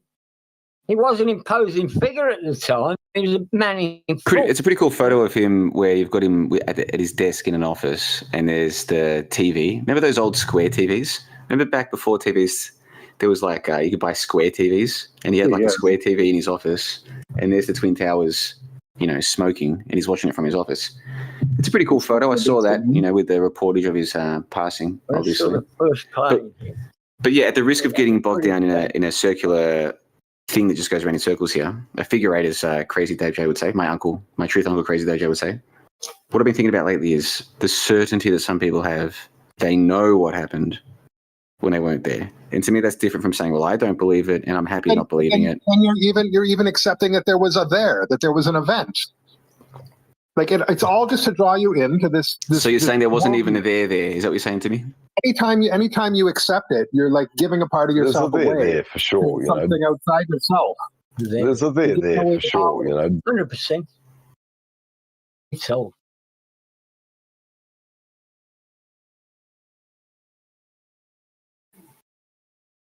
It's like you can just see it, like what everybody's talking about, and just say, oh, and then just ignore it, go on with your life, and never think of it again. Ideally, I think we should find out whether Dick Cheney actually has any. First, perhaps he suffers from Kipple-Field syndrome, and then we can just dismiss that testimony. Cheney has no neck. Yeah, because he has no neck, so he couldn't whip it around. I get it. That's funny. Well, it's not funny. It's a crucial part of the, questioning process. Doesn't he mention his eyes? How he whipped his neck around and stared into his eyes and said, what did he say, Greg? Of course the order Of course the order still stands. Have you heard anything to the contrary? You punk. I wouldn't fuck with China. Did he go out and help pick any of the wreckage up? Or was that Rumsfeld? Who helped pick the wreckage up from the front of the... that plane? The wreckage of the American Empire for decades now. And the other guy's he's coming on. And then he changed his tune. He said, oh, yeah. Did they go out? Didn't they go and help pick up shit off the lawn and the fencing? Was that Rumsfeld a China? Where was Rumsfeld anyway? That's what we... How's Dick Cheney he got a neck? Because that's it, you know. Once we can prove he hasn't got a neck, right, just goes out the window. How can he whip his neck around? Looks into his very depths of his soul. Satan. Very depths of his miserable soul. Oh, he's miserable. I like Dick Cheney. Is he dead yet? Neocons. They put out the story that he's been taken off the board, taken off the world stage. So long as he ain't on that Epstein. Rest of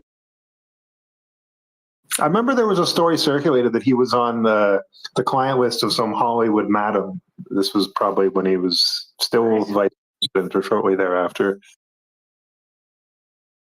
Maybe the Hollywood madams. Mm-hmm.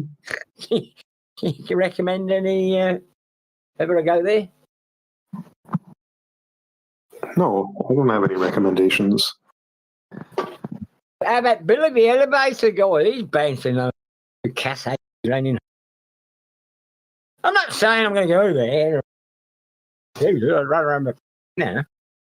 I'll remember the addresses down and put them in my phone on it. It's like Miami Plus 808. When I get there, I'll just say, you know where this is.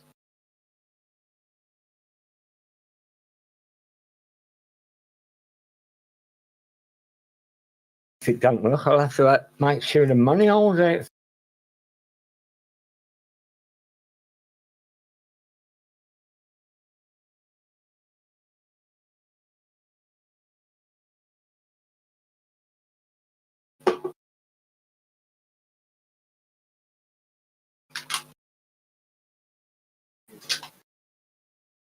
And you're even accepting that there was a there. There's a there, guaranteed. Oh, very clever, Jean Levon. Thank you, John.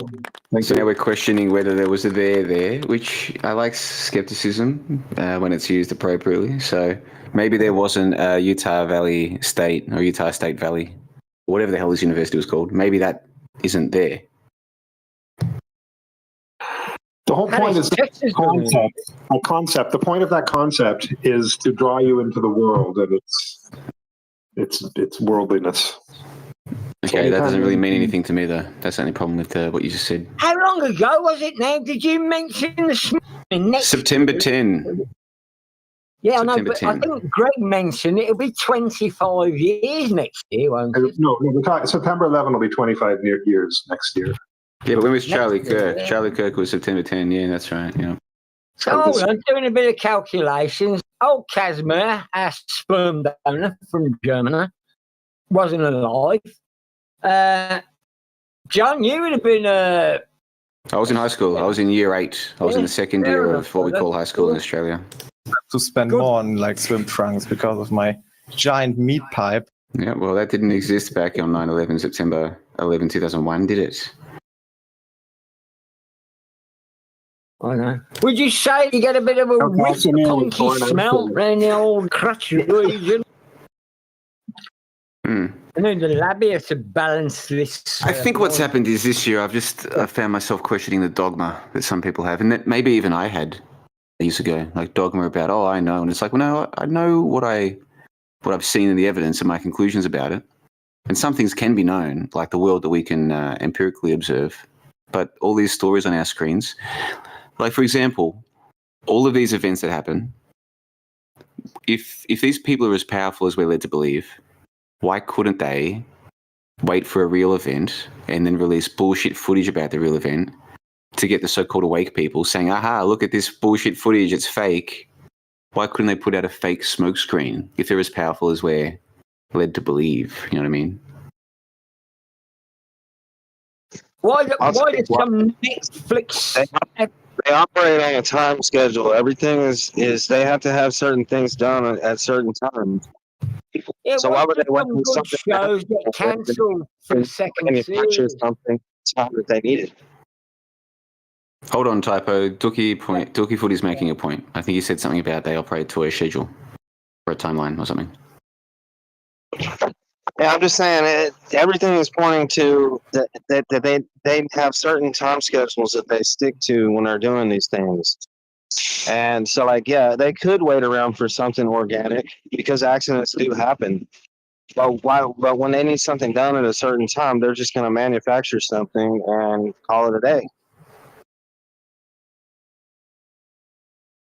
It seems like all their major events coincide with some kind of cycle of the sun. Just saying, my observation. Cycle of the sun, like what kind of cycle? Like the spring equinox or the fall equinox, the summer solstice, that kind of thing. You can almost see the patterns. Well, it's interesting that you say that, because this idea of seeing patterns, as humans, we seem to look for patterns, and sometimes once we think we've found one, we'll only focus on whatever new evidence fits into the pattern we've already seen and ignore the other data points.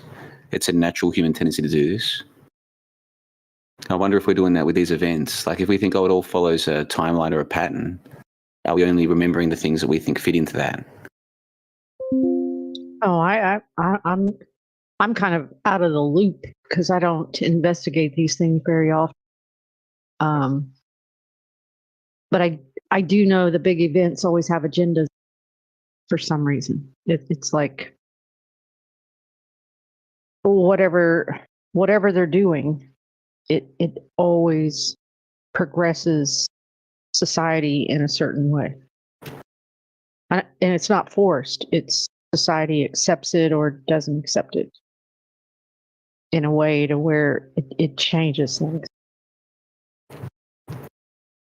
Well, one thing I have noticed with this Charlie Kirk thing is this Candace Owens lady seems to be very popular with, like, not normies, but like, people who don't understand media fakery, right? Let's just call them normies for the sake of argument. Candace Owens is really popular. I know people in real life who follow Candace Owens, and these are people who would think I'm crazy. Like, oh, what, you think this is fake, you think that's fake? I'm like, yeah, well, I do actually think they're fake. These people aren't like that, but they love Candace Owens, particularly women. Candace Owens is really popular with women. And I first noticed this during she did this series like a year ago maybe, saying that Bridget Macron is a man. Right? Candace Owens was doing this like multi-part series saying that Bridget Macron is a man. And that's when I first noticed how popular Candace Owens is with women. But even now with this Charlie Kirk thing, because they've got all these other narratives coming about how, he was against Israel, he was going to speak out against it. Then they started doing this Erica Kirk thing. And then I saw this video of Erica Kirk. I saw this on Reddit, on a normie Reddit, not a conspiracy subreddit, a normie Reddit, multiple normie Reddits on the same day at the same time, talking about Erica, how she gave J.D. Vance an overly affectionate hug. And then she gave this, like when she introduced, there was some, I don't know, it was some kind of event, right? Some kind of event. Erica Kirk is there speaking, and she's like, I want to introduce J.D. Vance. And she's talking about how much, he's this wonderful person, and I can't remember exact words, but it was a bit over the top, really. And then as soon as she goes, and his wife, like her whole facial expression changed, and she's like, I want to introduce the most wonderful person, J.D. Vance, and his wife. And then when J.D. Vance walks on the stage, Erica goes and gives him this big affectionate hug and like puts her hand on the back of his head, which is a fairly, like, different cultures have different ways about these things. But I'd imagine in America it's pretty similar to other similar countries where in our culture you don't really put your hand on the back of people's heads unless they're a romantic partner, generally speaking. And even the normies were talking about this. Like, they think Erica, I've seen and heard and read normies talking about, they think Erica was involved in all of this. Very much so. I've heard them as well, John. I'm glad. And I want to tell you something. Yeah, I find the normie conspiracy theories about this way more fun than the media fakery conspiracy theory. The media fakery one apparently is, it was all fake, it was all planned, nobody died, nobody got hurt, and Charlie Kirk is living in Israel or something now. Like, he's living on a beach somewhere. That's it. He's been retired. Okay, that's kind of a fun story. But the idea that JD Vance is actually part of a plot with Erica Kirk and Peter Thiel to pull off some kind of takeover of the Republican Party and therefore the institutions of government of the American whole system, that's a much cooler theory, man. And they both seem fairly baseless to me, but one of them's a lot more fun. Hold on, Rick and Roller. Broadcasting all over the world. That whole thing, ridiculous. Toronto. Hello, this is SMJ, and you're listening to Fakeologist Radio on fakeologist.com. All I can do Hi, is defend the sanctity date of is November marriage. 9th, I can't promise anything 2025 apart here on from the that. North Shore of Lake Ontario in Toronto. Don't forget to read the fakeologist.blog and check out our video platform fakeotube.com. Did you cancel my All the links membership are and at give my wife a free fakeologist.com. membership? Now back to our show. Can one of our hosts tell us who's here in the audio chat right now? Yeah, but I think it's taken out of context. Hey John, check this out. I think it's kind of funny that you're bringing this up because look who just died. One of the world stage evil villains that we had. So now we get Erica Kirk to kind of replace that type of role. Do you see it that way? Not an evil villain. Well, it's good to get a chance to chat with you, Tookie Foot. And you said the word world stage. Yeah. Suppose I wasn't as smart as I thought I was. What does world stage mean? Well, the world stage is basically the all the actors from the top social media influencers, the government. That's basically when I say they, it's the people I'm talking about. The people that pull strings. It's kind of think of it like a pyramid. Everything operates similar to a pyramid because you have low level people. Then every step up the pyramid, you get a different type of. They know more than this group. They know more than this group. They know more than this group. But at the top, you got the people that run. Maybe not the very top, but at the top, you have the people that hand out the information to distribute to everybody that comes lower than them. So the world stage, and then these world stagers script these events. They have them pre-planned and pre-scheduled. That's what I'm saying. That they work on time frames. They're not going to wait on natural things to happen, even though natural things do happen. They're not waiting around for that. But so like, I would consider the death of Dick Cheney being important, especially at the same time as Erica Kirk is now being painted as this evil villain by plenty of people. She's in big with all these people trying to kill Charlie Kirk, and it's like, yeah, right. But it is entertaining.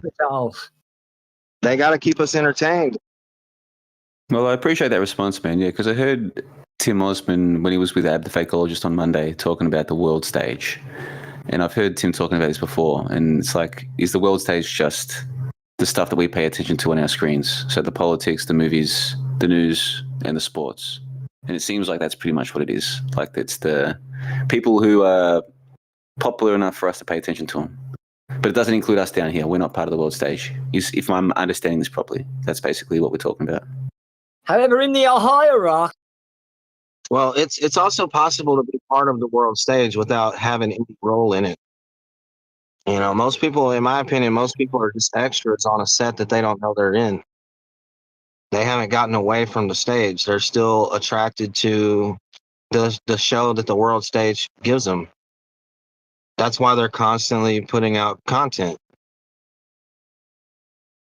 I see it as nothing more than bread and circus. They're feeding us whatever they can to keep us sitting at our tables or our chairs or wherever, sitting around doing nothing and watching their bullshit that they do. And it's infiltrated every aspect of life. And like we're just talking about football games and politics and shit like that. That's all. Yeah, that's a big group of people love that type of shit. But they have something for everybody. They can offer anybody anything that'll just keep you basically plugged into their shit, you know. And if they don't have somebody popular, they can bring somebody in that's popular. Well, it's worked on me, I can tell you that. I'm an internet addict and something of a media junkie, I would say. Less than before, but I'm still following it. Like, I'm still, even if I'm not trying to follow it. Next thing I know, I'm scrolling on Reddit, and here's a video of Erica Kirk. And I must have scrolled past the first two, and then the third one, I was like, okay, whatever this is, it must be important, so I watched it. So I'm watching this Erica Kirk and JD Vance thing, and I'm like, what the hell is this? So it's drawing me in. And like the Charlie Kirk thing, I didn't do an analysis, is it real or fake? But I made several videos on, snake eyes and the rest of it. So I'm drawn into this. So if their plan is just to capture our attention, it's working on me for sure. Yeah, it's working on me too. But you don't have to be on stage to at least to pay attention enough to see it, because it's everywhere. You can't miss it. I mean, to me, the only people that would miss it would be like Amish people and people that just don't use any electronics or have any type of social dealings outside of their own groups. And I mean, those kind of are very. I get my news from Fakeology, and I'm glad that I do, because a fakeologist will, if not spin it, certainly frame it in a sense that I can digest, because I think it's all crooked anyway. Well, Ab says that Candace Owens is a man type of era. Do you believe Candace Owens is a man? Do you believe there's all these trans people on the TV? That's what Uncle Ab says. That's the reason why I started calling him crazy, Uncle Ab, actually, for that reason. I'm like, this is getting silly. Okay, all right. Well, I don't want to interrupt. I don't want to derail. I don't know who Candace Owens is. She hasn't turned up in my feeds or anything like that. I clear my cookies and I do my own searches. I don't let AI dictate what I'm going to listen. I think I might listen. And then, I don't know. But Candace, I remember fake Linatrell. Even Ab wanted to bring up the phenomenon, like really a couple of days after the Kirk thing, which I didn't take any notice of bloody that. I mean, I figured, as I say, somebody pointed out the Vance thing, and I thought, well, you don't know what's going on, or do you? I thought, that is a fake, but he just kind of saw it. And so everything figuring, I'm going to get to the point. What is the point? Oh, yeah. So the one day I'm listening, Linatrell, you got to admire her, man, firebrand. So Ab wanted to bring up Candace Owens. And it never happened. Something else happened. Got off of it, and the point was, she I don't know. She's mate. John, I'm not having to go at you or how you go about your business and whether you wish to try and monetize any of the stuff that you present. That is cool as custard with me. Right, but I haven't any. Whatever happens, right? But the point was, she was doing a 50-50 kind of behind the paywall. If you want to really know what they think, and she must have started a fire under some people's feet or whatever, and I've never followed it up. Well, what I've done, Typo, is I've posted in the show related notes. This is the video from USA Today. Erica Kirk says she sees similarities between JD Vance. Now, unfortunately, the interesting part is a minute into the video, and I don't want us all have to sit here for a minute while she's crapping on about stuff. But there's a certain point, if you want to check it out, where she starts saying all of these wonderful things about JD Vance. And now, I don't know who these people are. I can't even know for sure they're real or they're not being played by actors. We can't know this stuff. And so all that's left for us to do, if we're paying attention to it, is to believe whichever parts we want to believe. So we might believe that they're all just actors. They're not real people. They're all fabricated. Or we might, people have beliefs. So that's the thing. We all have beliefs. Some things we can be more confident than I don't others. want to believe. I'm happy with that analysis. That'll do, mate. I can believe anything.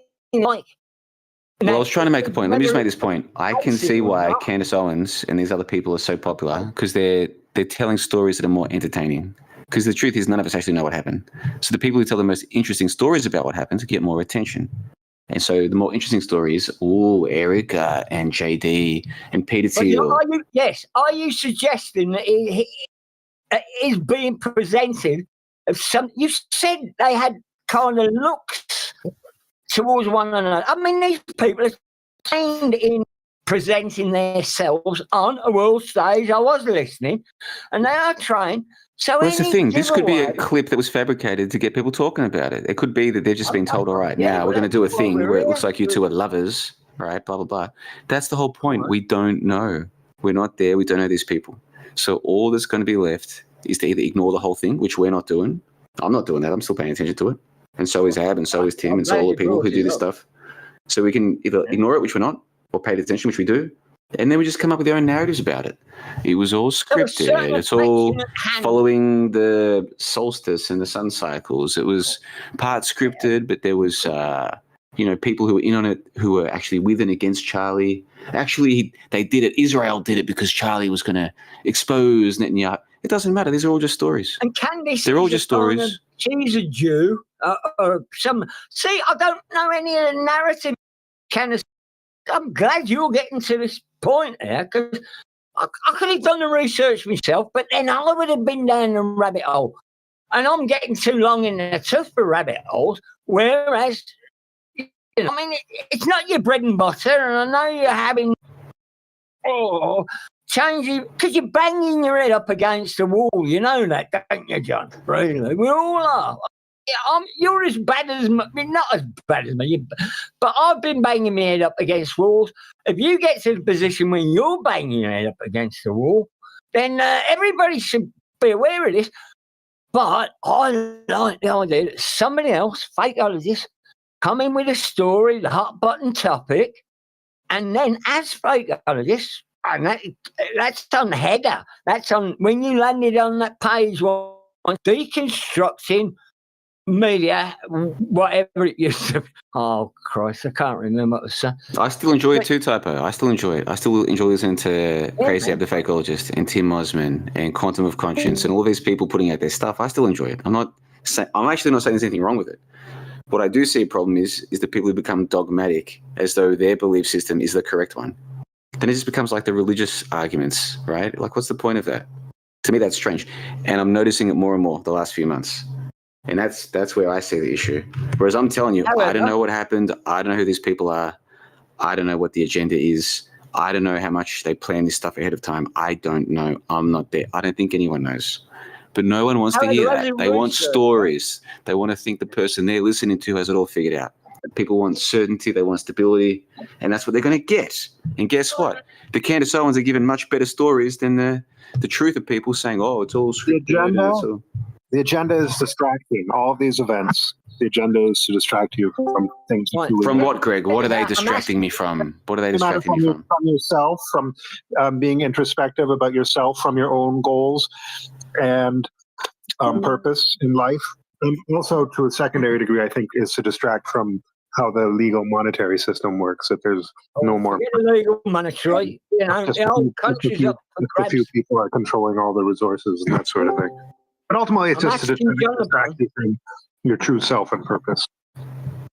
We've been joined by media fakery royalty here. Tim Osman's in the room. Are you serious? Yeah, man. Right, can I get I'm going to go on mute and enjoy the show. Researcher with no agenda to push. You consider the touch at the back of the head between Mrs. Widow and as a significant in some way, and was allowed to go out on me, to be. I'm asking you. Well, let me explain again, because Tim just got here, and I'm sure he's already seen this. Maybe he's already spoken about it, because I watch a lot of Tim's stuff. I can't watch all of it. I was talking about the Erica Kirk, JD Vance thing like a week ago, maybe, where she introduces. So Erica's speaking in front of some audience for some reason, and she introduces JD Vance and his wife. I forget her name. Usha, yeah. So she speaks really glowingly about JD Vance. He's like the most wonderful person, and I can't remember exact words, but it was basically like a love soliloquy, right? And then when she gets to Usha, she's like, and his wife. And then she walks over and gives JD Vance a hug, puts her hand on the back of JD Vance's head, which she's a lot shorter than JD Vance. So she's got to actually make an effort to get her hand up there. That hasn't happened by accident. So the point I was making was the normies are lapping this shit up. The non-so-called awake people are loving this. And I think the reason why is because the idea that Erica and JD and Peter Thiel and some other people are involved in a plot to take over the Grand Old Party and take over the American government, that's a much cooler story than actually it's all scripted and they put clues in the movies. Donald Trump is getting old. Because they're all just stories ultimately, none of us actually know. And you'll never do a better job of telling stories than Candace Owens and her Israeli conspiracies and shit. That's the point I was making. Romance. The Charlie Kirk funeral looked like a WrestleMania show. Sorry. Well, that was the one with Donald Trump, and they held that at this place called State Farm Arena, right? And this is in, is it Utah, right? Somewhere down there anyway. State Farm Arena. So Donald Trump goes down there for this Charlie Kirk memorial, and then the very next game of National Football League football that was held there, the first touchdown was scored by number 88. And if you follow the Trump stuff, you know, this 88 seems to be a significant number to old Donald Trump. So you look at this stuff and you think, okay, did they script for number 88, some Barnes guy, to score the first touchdown because Trump had just been there? Or does this stuff happen organically, for want of a better term, by a coincidence? Because if you believe that even that is scripted down to the first touchdown post-Trump at State Farm Arena, if that's what you believe, it's like, this is an elaborate conspiracy theory, man. Like this involves a lot of people going to a big effort. For what reason? So that a few hundred people on the internet can be like, aha, we saw the clue. We saw it. Meanwhile, there's thousands times more people talking about Kirk and Vance and, oh, they're having an affair, they're in love. Why has JD Vance been talking about he wishes his wife would convert to Christianity? He wants the job. Like, what's the point of putting those clues there? It doesn't make sense to me. That's the point I was making. Do you know the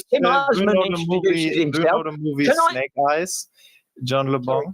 I know the movie Snake Eyes, bro. And so what I did was I went back and watched that movie frame by frame to see what other connections are there between Snake Eyes and this Charlie Kirk shooting and related events. And I put together a whole series about that on johnlebon.com. And I put a video about it on YouTube. So yes, I know about Snake Eyes and all the connections. Yeah, big time. I'm going to watch that. And when I did my analysis of Snake Eyes, I found stuff in it that no one else, so far as I can tell, has found. Like, I watched all the other people who do YouTube videos and they write stuff about this. I checked all of their stuff out. Some of it was good. But I found stuff in Snake Eyes that no one else seems to know about. The connections are off the charts. So I know the connections are there. Can you give an example, or should I look for myself? I would suggest you do a frame by, or not a frame by frame, as in like literally pause each frame, but like I would suggest you just watch the movie for yourself closely and see what you see is in there. It's actually fun. I find this enjoyable, but I don't do it because I think I'm finding clues that were left there by the bad guys or whoever these people are 26 years ahead of time, so that I can come find them later to expose the bad guys. Like that to me is an elaborate fantasy. And it's very strange to me. Fantasies, John. I'll just stop you there. Would you be open as a subscriber, but not the best one in the world?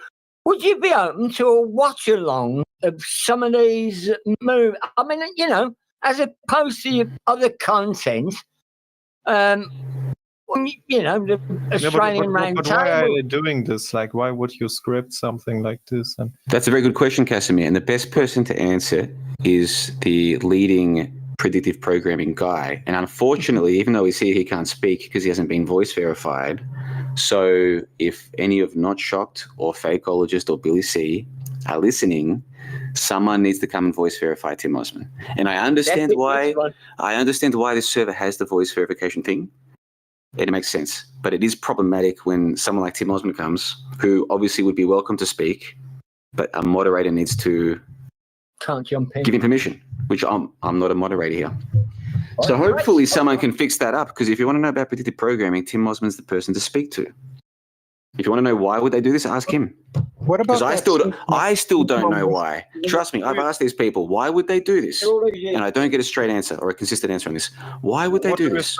What do you think about war, like the war, quote unquote, war in Palestine and in Ukraine? Oh, leave that till later. Let's get Tim Osman online. Are you familiar from the old 9 days of I hop, my hop? let it happen and make it happen. And it's a bad focus. This is great, John. Thanks for coming back. Haven't lost it. I'm glad John Laws died. I'm going to mute because I'll only be a nuisance. Well, Linda's done what she can. She's atted all the moderators to see if someone can. Why don't they make? Why isn't Linda one of the mods here? Yeah, or even Greg Shantz. He's here all the time. Why don't they make one of these guys there? Don't they trust you, Greg? What's going on Tim here? offered to give me an account on FakeOtube once so I could upload something. So he tested me enough to make that offer. But what I'm about saying, why hasn't that- Wild Times or Ab the Fakeologist made you a moderator here so you can voice verify people, Greg? They must not trust you. Okay, Linda didn't at Wild Times. Wild Times is the person most likely to respond. He's usually around. Well, when Tim Osmond gets here, this will be is he aware of John Laws? I was going to say, what about that Sea Lion guy on Instagram, the Synchromysticism guy? Jake Kotzer. He's the OG Synchro Mystic. He made these YouTube videos almost 20 years ago, which kind of puts Synchro Mysticism on the map.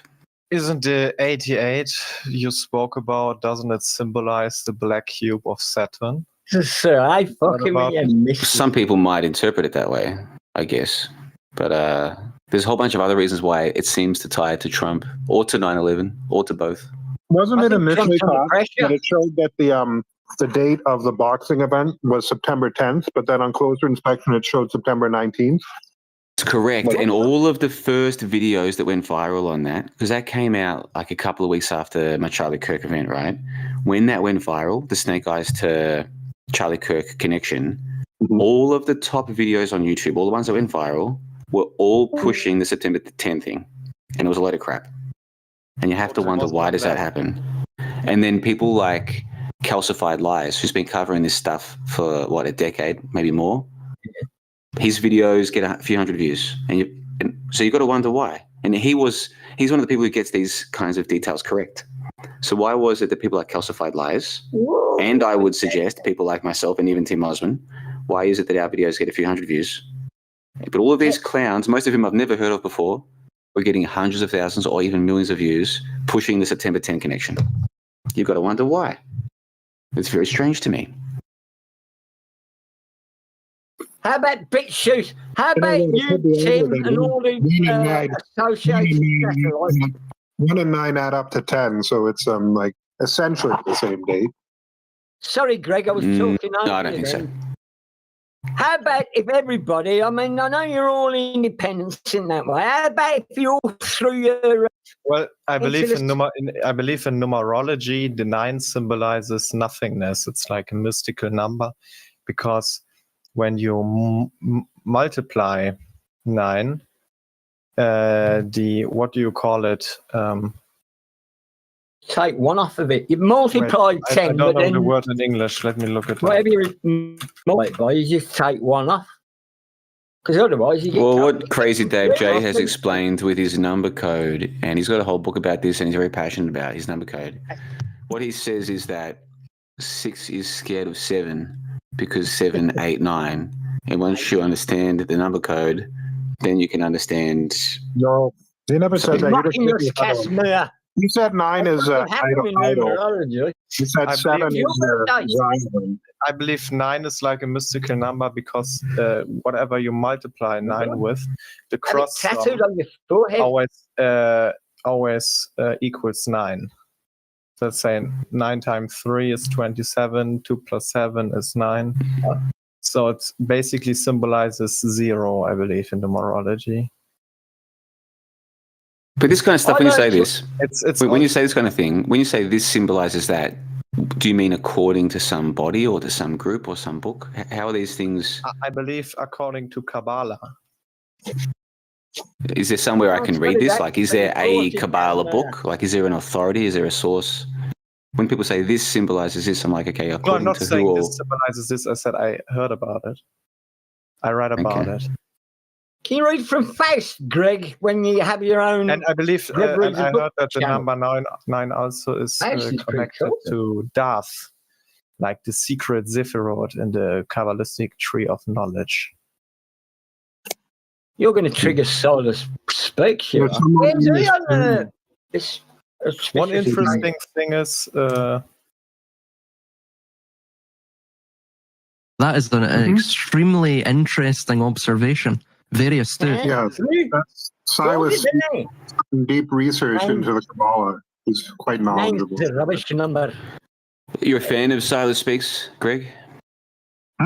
Yeah, I think he has a lot of knowledge. He made some missteps. He said some things that are mistaken. What? Well, he said that there's no truth, or we can't know the truth. Yeah, that's what he said. And I said that's wrong, because the only way you would know that you can't know the truth is if you know the truth. And if you know the truth, you wouldn't say that you can't know the truth. Again, Greg. This is a common mistake that people make. Oh, well, he's seen that Greg's chance, you know. Yeah, he's a hungry man, Greg Shantz. Was it Velas said earlier who said that Greg Shantz looks like he's been eating well? Is that what Velas had said? I didn't get a clip of that one. Fucking Rory. That eats him well. You think they're not better in the club, then? At least they cook things in club. It's him husband anyway. You still call her your wife, I see. Of course, she still is. That's good. What happened to Uncle Ev, by the way? He was here and now he's not. He's not going for a swim. He's not going for a swim in -1 degrees, I'll tell you that. So where is he? Cold there. Maybe he's going for a nap today. You guys, come on. That's enough. All right. Hold on. We're just discussing fakeology, Uncle Ab, and related matters. I think enough. Stop it. Stop it, guys. Yeah, stop it. Stop it. So stop it. We might never have the opportunity again. Life we can go back to discussing. What he means is he wants you to play "Stop It" by Dave J and the Metascripters. That's a great idea. That's one of the best ideas I've heard in a long time. To spend more on like swim trunks because of my giant meat pipe. That was a good Casimir, Prince Casimir. Korea, you got it. FAKO, Toronto.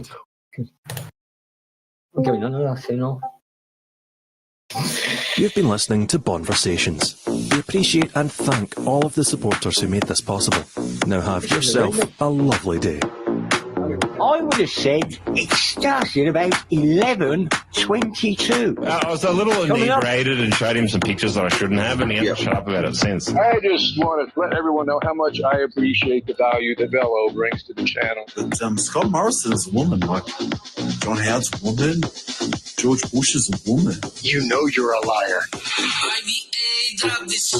Your 250 Epic times $25,000 is worth $6.25 million. Now, is that nuts? Is that crazy? That's a lie. That didn't happen. You're in the naughty corner, Roller. You're in the naughty corner. And if I had my way, Velocet would be in the naughty corner next to you with a big pointy dunce hat on. Stop it. Indian owners of service stations won't let you use their toilets. I'm one of those people that never use service station toilets. Accidents can happen. I think I need to explain this again to you. That guy was a professional, high-level government operative. Bitcoin transfers, you know, when I sent you Bitcoin, hello. When did you send me Bitcoin? And Epic. That's crazy. You got some Epic too, I think. If you're stupid, you can't see it. Most people are fucking stupid. They're all gay. Gay and Jewish. We spotted a number of trannies. Low point in Bellows' career. Low point. Oh man, that's fucking terrible. Dude, seriously, dude. Isomate medicine is so fucking annoying. Every big major Hollywood star is a Jew. Trust me. John LeBon Friedman, he was saying, this is terrible. Yeah, fine. So what?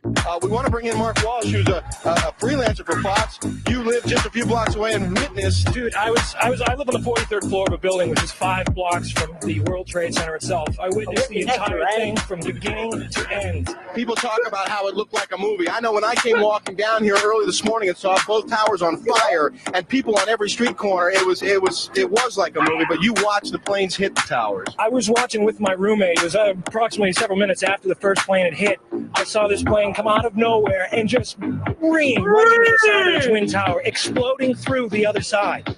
and then I witnessed both towers collapse, one first and then the second, mostly due to structural failure because the fire was just too intense. That's a lie. That didn't happen. Obviously, there were a lot of people inside the buildings at the time. From the 7th precinct, 1st precinct, the fire department right here, the 7th truck, those guys are all right there at ground zero when those things went down. And God bless. I know there's a lot of guys there that were around there. Hopefully they made it out. Nobody died, nobody got hurt. What was happening around you in the streets around you as this was all going down? Absolute pandemonium. From my viewpoint up 43 floors, I could see people running like ants, just absolutely scurrying for their lives. Billows of smoke coming through the streets, just walking down the street, just pushing everybody back. Stop it. Perfect timing there. Hold on, Rick and Robert. And streamer bot has gone all fuzzy. So listeners, if you can hear, that's the streamer bot. Hi, I'm just a gal. From Sweden. You're listening to Fakeologist Radio. It's the top of hour 18 on November 9th, 2025. We are broadcasting live from the North Shore of Lake Ontario.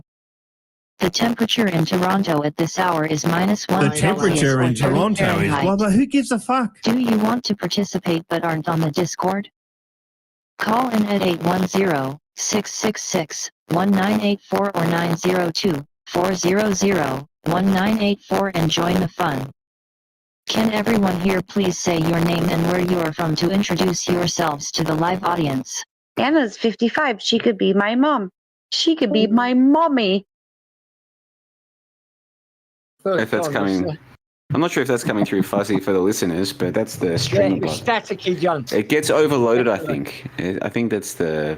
So what I heard from a well-known from a numerologist that knew his stuff very well. Was it Marty Leeds? No. Yeah, it's cool. German one. It's the German one. But his videos are not public. He told me that basically the core, what do you call it? The core writing of numbers are like these. It is called 7 segment digits. It's like when the numbers are made out of horizontal lines, and in this.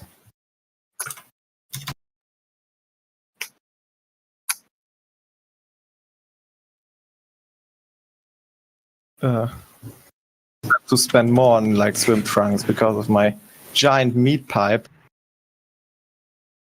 So Casimir has disappeared for some reason. And well, there's a in this form of writing you can put all numbers.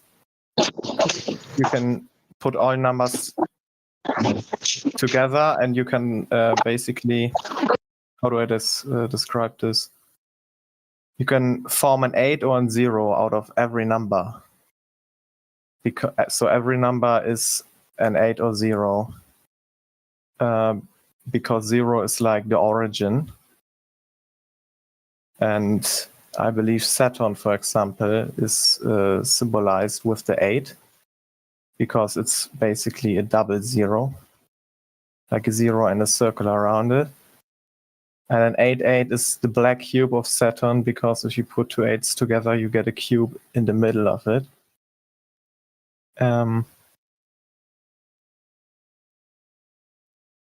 Yeah. I don't know if that was understandable, what I just said.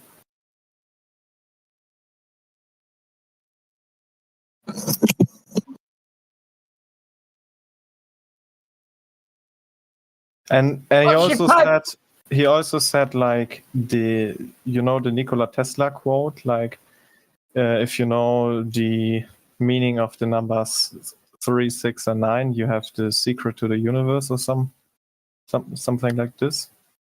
He said that basically. Got a monkey on the line. 3, 6, 9. You got a monkey on the. Yeah. What's your favourite number, Casimir? If you don't mind me asking. I was just had a technical problem. You were right, John. He said 3, 6, 9 basically are just copies. 333 and 333. Yeah, but I think it's taken out of context. As a German, what is your favourite number? I don't know. I waver, I do. Sometimes I waver between. I believe there's even a mathematical law that you only can have 12 units in a system. You know, and the 13th. What's your favourite one? What would be That your whole favourite thing, one? ridiculous. Well, I don't know if you're going to break the. What did Rolo say this morning? You're going to visit the Relicious, and he's going to break the bank at. Well, I mean, I'm an enemy of the state. I know. I keep saying that. Well, don't tell him because I won't let you win. But what number would you choose as your favourite number, Casimir? As I say, I waver sometimes. It's a 3-day. I don't avoid 7, but 7's so easy. Everybody wants to plump for a 7. And I'm born in July. Obviously, is the most important number. He says it's Zion, the mind of Zion. And for example, 33. Yeah, but if you mirror it, then you have an 8. You know, you can put the 3s together. You get an 8. Well, 8's all right. I quite like 8. We're going down a very strange road. I'm all right with that one. Those are cool. Yeah, I'm just asking a straightforward question. For instance, if I was a superstitious person, which I am, I get fucking up to. I'm mad because the other case come. If I was a superstitious person, I couldn't be asked to get. Well, it gets delivered. So I look through the racing posts. I hear about certain people who are going to change their way of winning races. I'm sorry to interrupt you there, Typo, but Tim Osmond's back, and maybe someone has fixed up the permissions on this Discord so he can speak. Well, I hope I'll be able to speak to him one of these days because I never have. It's nice that we get to hear from him on a Sunday. Usually he does the Monday show with Uncle Ab. Yeah. But it's nice to have him here on a Sunday night. He's like Dr. Fusterclock, you know. He's living in a mansion or something. Well, if you're not voice verified, Tim, I can send Fakeologist a message and have him come back in and verify you. Voice verified. Okay, Uncle Ab says that he verified him, so I think you just need to leave the room and come back. Once they verify you, for some reason, you have to leave the room and come back. I think he left already. He left already. No, he's back. He's here right now, according to my Discord. But Uncle Ab, the crazy fakeologist, has said, make sure it's him, lol. Oh, yeah, because sometimes people use other people's avatars and names. Yeah, okay. I'm guessing it's probably him. I hope he hasn't got a fucking soundboard with him. You haven't got a soundboard, have you, IPS? You got one? It's all right. You hate your mother. You've talked about your mother plenty of times on here with disrespect. And you're even accepting that there was a there. There's a there, guaranteed.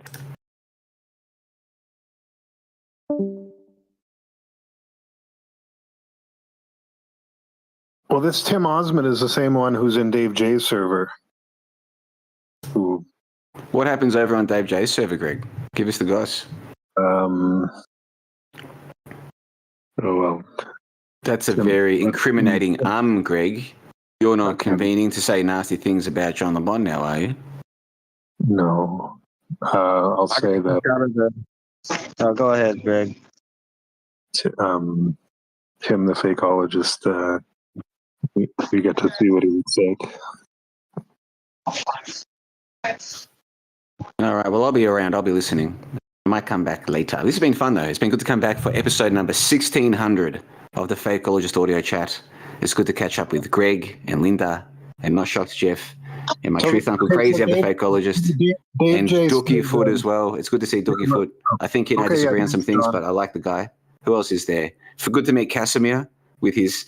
Casimir, I can see you being a very clippable guy going forward. I've got a sneaking suspicion you'll be a good addition around here. To spend more on like swim trunks because of my giant meat pipe. Yeah, as you keep telling me, I get the idea. And Bella said as well, good to see him. It's been fun to come back. And I'll still be around listening. But for now, I'm going to be just listening. Okay, everybody. Bye-bye. Okay. I'm very happy. Jay says that 7 is the most used number in the Bible and all religious books by a long way. So I'm wondering, so just this number being there, like it indicates Chlorophyll? what? More like borophyll. Right. Yeah. So the number 7, like it indicates that this is some kind of power in this story that contains this number, because Dave J pointed out in one of the Gospels, Jesus says, I am, like in one of the sermons, he says, I am 7 times, like I am these things. You're great. He's arrogant. And No. you're not Jewish, are you? Jesus is Jewish and arrogant. But I realized my dad's Jewish because he kvetches all the time. And it was Sunday, and I said Shabbat Shalom, and he said yesterday was the Sabbath. So the Jews celebrate the Sabbath on Saturday. So why would he say the Sabbath was yesterday on a Sunday if he's not a Jew? Friday, didn't I always remember Friday night because I could be trusted. So, and I used to take a lot of money, and I was learning me. Well, I couldn't do it now. And my favourite number was about 1,500. And if I could count that, he used to give me a tenner. In response to my question, Dave J said, yes, 7 is the point of the lie or the truth, period. Oh, where's John? Where is Dave? Look, this is it. John LeBun's back. Glasses, everything. Yeah, you have to 7. Yeah, exactly. You have to. You have to 7. You have 7 seas, 7 heavens in Islam. Also in the Paul's letters, he says Paul mentions the 7 heavens. That's basically that's why I avoided an interesting picture. That's what I meant. I sent it into show related notes. That's the writing I mean. You see it? Okay, so there's 7 segments. 1, 2, 3, 4, 5, 6, 7 segments in the digital. I know some people like the number 2. And I've never liked the number 2. I always thought it slightly infantile. 7 segments this way. Be a lucky number. What I find interesting What's your lucky is number? the Jews in their Magen David, Greg, they have these. It has 3, 6. I've got loads of numbers. A lot of Jewish people went mad trying to calculate infinity. Hey, Typo, could you just be quiet for a moment? Typo, mute yourself for a moment, please. Typo, mute. It's all right. Okay. Well, they have 6 edges, and in the middle you have basically the hexagram. And the hexagram is just a cube that's basically rotated a little bit. Like if you put a 3D cube on the side, you get the hexagram. And right. Saturn has an hexagram on its north pole. At least that's. There are pictures of it, NASA pictures. Like supposedly Saturn has this big, basically perfect hexagram on its north pole, and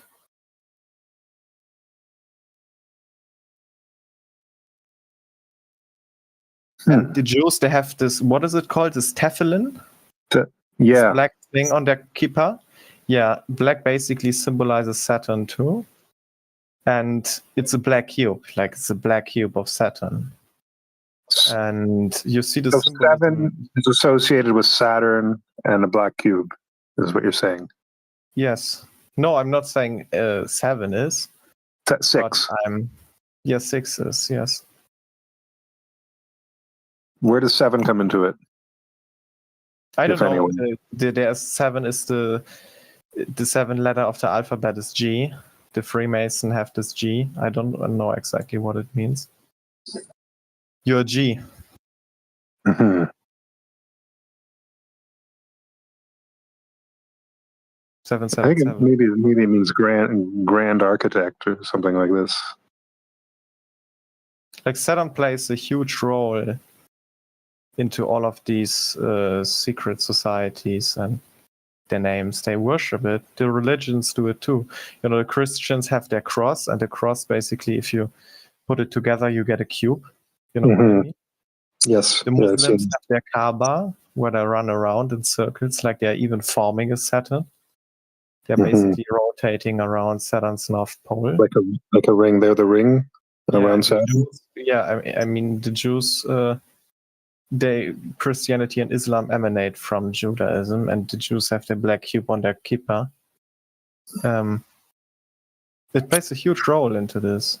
So, for example, on the 9/11 memorial, you have 2 black cubes in the ground. Ground zero, as it is called by an Israeli architect. You have 2 black cubes there, and these towers, they symbolize Yachin and Boaz.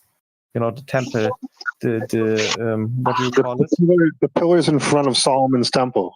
Yeah, exactly. And basically, yeah, the feminine and masculine that are destroyed or merging together and into one. And now you have the one World Trade Center. The one World Trade Center. Like you have all this occult symbology, the Saturn symbology. It's everywhere. And I believe it's Saturn. I believe that shows Saturn. Yeah, Saturn is the 7th planet too of the solar system. And Saturn has a very slow orbit, and in the ancient times you could see him all night because he's like very bright and very slow. And so people chose him as like the universal, the star of the night, basically, the star of the sun. Is it the morning star? Yep. I guess the morning star is associated with, I don't know, like the people basically thought if there's a source for the daylight, then there has to be a source for the night of the for the light of the night. Like somebody has to make the stars visible, and they chose Saturn for this because he has a slow orbit and you see him the whole night. And yes. The black hole sun, yes. Light creates a darkness inside through radiation. Sunflower.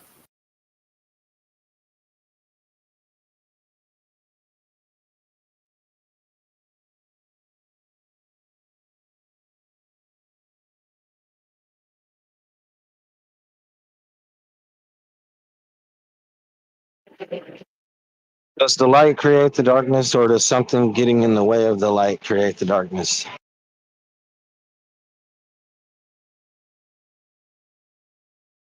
I believe both emanate from a secret third thing.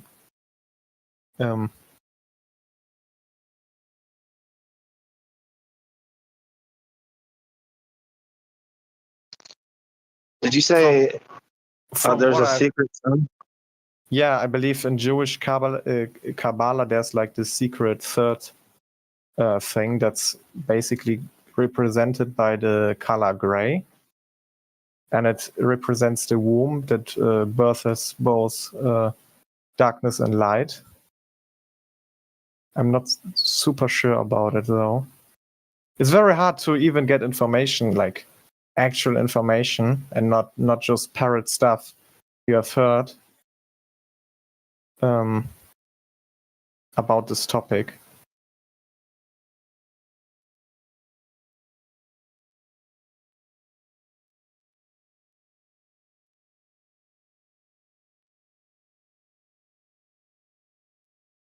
In the most ancient and most oldest Kabbalistic text, I believe it's even pre-Kabbalistic, in the Sefer Yetzirah, they even describe the universe, or like the entire cosmos, being inside some kind of cube, some kind of kubus. So this association has always been there. The black cube.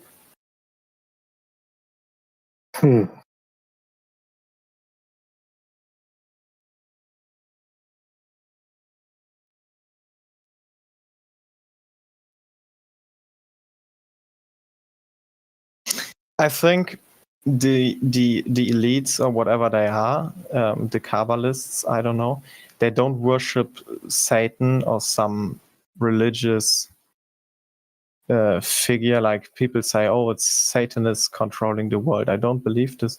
I actually believe they worship the negation or negation of life. They worship zero. That's their god. They are basically mocking creation.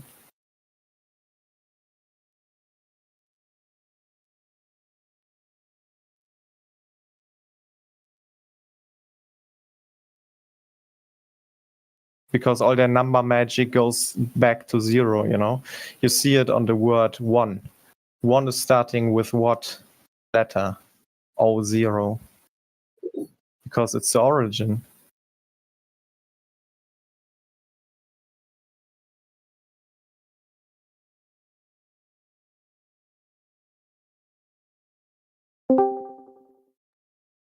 I don't know, the point is nothing, yet the entire circle radiates from it. You guys are still putzing around here? Yeah, I'm just throwing out some ideas. On how to rule the world? It's interesting, there's this, you know Lord of the Rings, Greg. Of course. You know what they say? In the beginning of the Lord of the Rings. What do they say? What does it say? One ring to rule them all. Like it says. And in the darkness bind them. Yeah, exactly. And who's the ringmaster? Who's the Lord of the Rings? Is Saturn. Sauron. Yeah, Sauron, Saturn, yeah. 6 letters.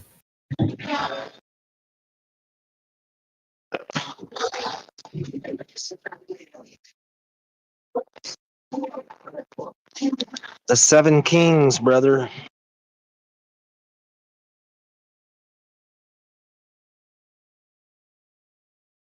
One ring to rule them all, one ring to find them, one ring to bring them all, and in the darkness bind them. And it was done in secret. Behind the king's backs.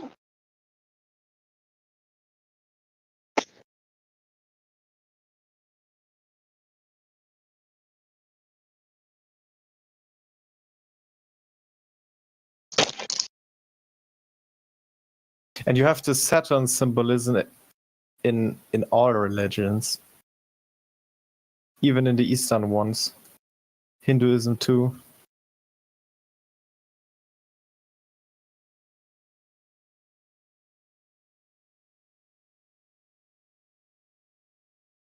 I believe it's also associated with like this fungi cult. Like mushrooms have to do with it.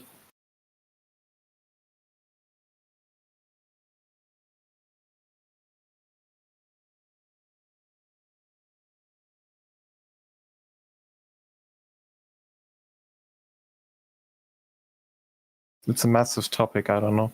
Just some thoughts.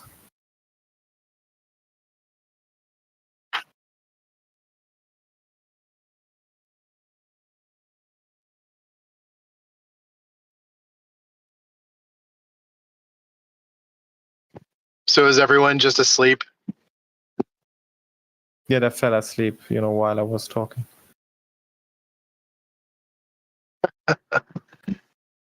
Yep. That happens. I know my voice isn't the most pretty one.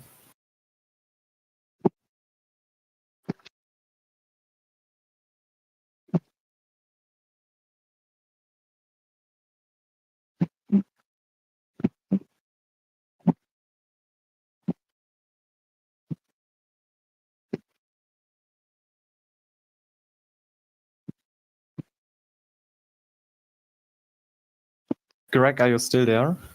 Yeah, I was looking through a book. Charlie Kirk also equals 33. And it's Charlie starts with C, and Kirk is 11. Okay. So you have 33 again. KKK, 3 times 11. And also, Kirk is church, so that's another C, 2 3s. Yeah. Erica Kirk too. Erica, Kirk. E, if you turn it around, you have a 3. So you have 3 and K again. 311. Also, like on all these MAGA hats, there's like this 47 because he's like the 47th president. And the shirt he wore with freedom always also equals 33.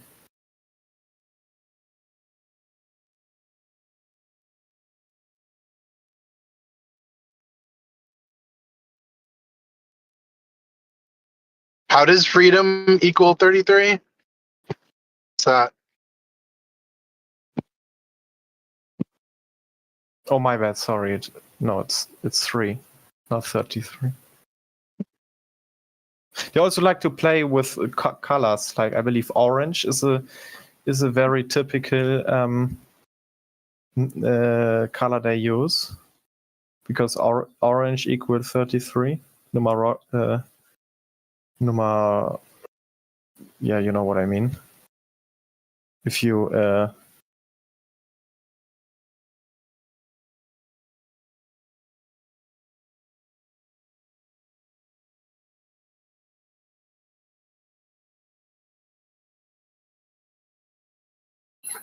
if you add the numbers, basically you end up by 33.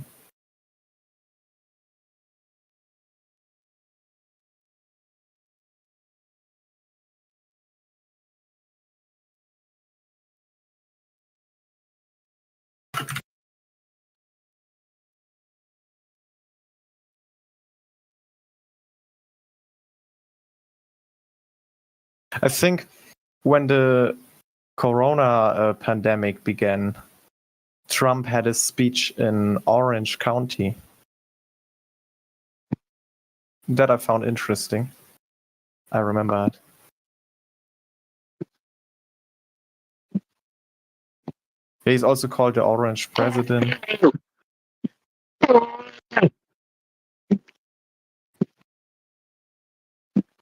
They love orange.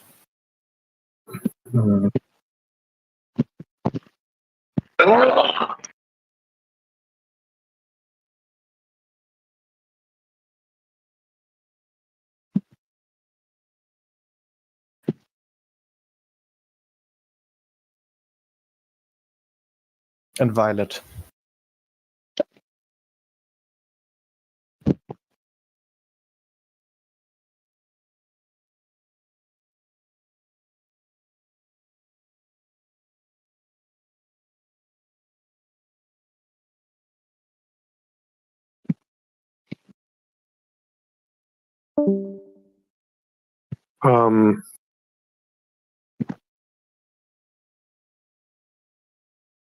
They're dropping like flies.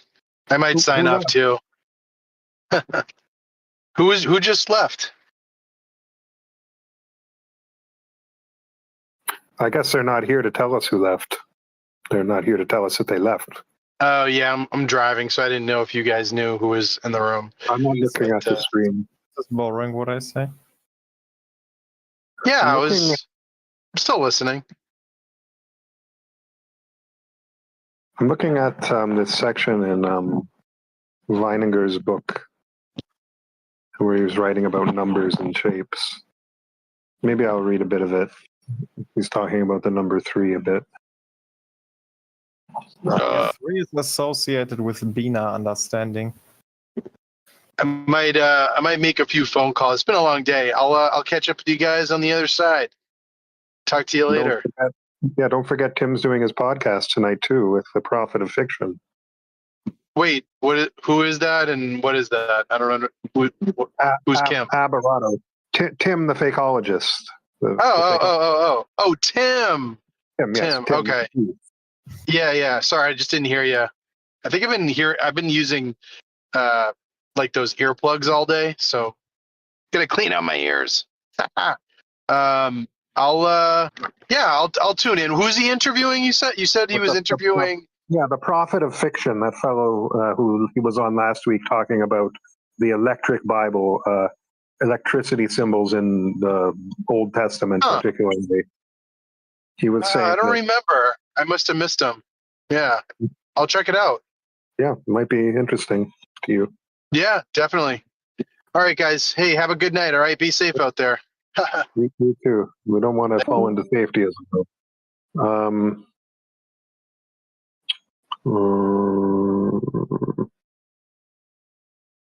To be honest, I never put that much stock in numbers as like a way to find truth, but it is interesting to notice patterns. And I think that the I number don't 32. think you can find truth in it.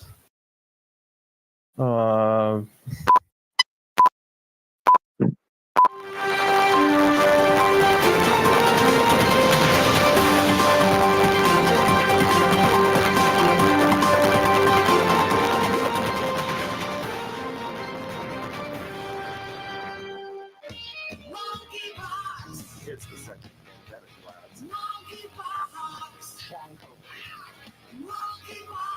Everyone stuck the monkeypox in.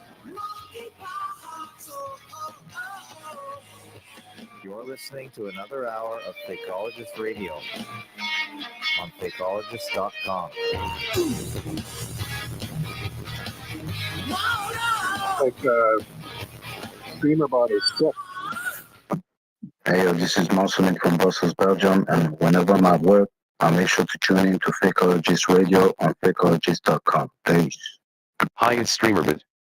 The date is November 9th, 2025 here on the North Shore of Lake Ontario in Toronto. To listen live, please go to shortfake.com/stream2. To join in, please go to shortfake.com/discord. To text chat, go to shortfake.com/chat. Now back to our show. Can one of our hosts tell us who's here in the audio chat right now? Looks like myself, Casimir, Typeware, and Velicet are still hanging in.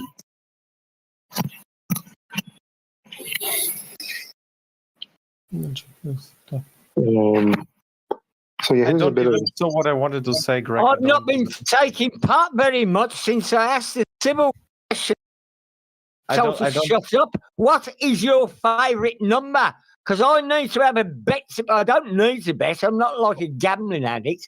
But if I can have a little bit of fresh, a bit of new blood, I could pick an horse that could possibly win without me having to do anything. What is your favourite number, Casimir?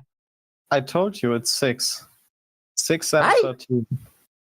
That's two favourite numbers, 630. So I'll have a bet if I win. I'll let.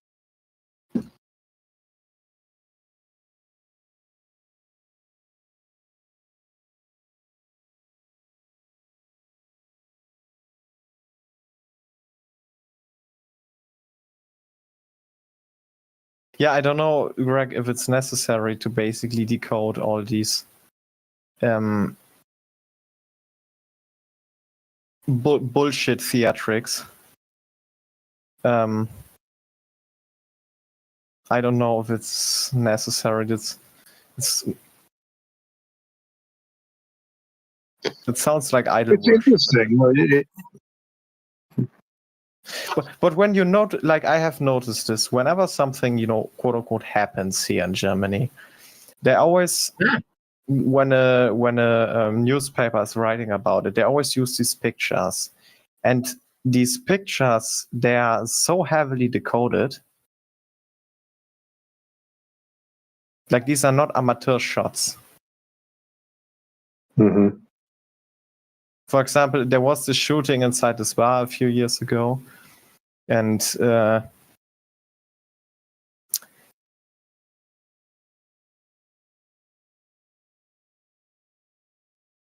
like the picture was full of this symbolism.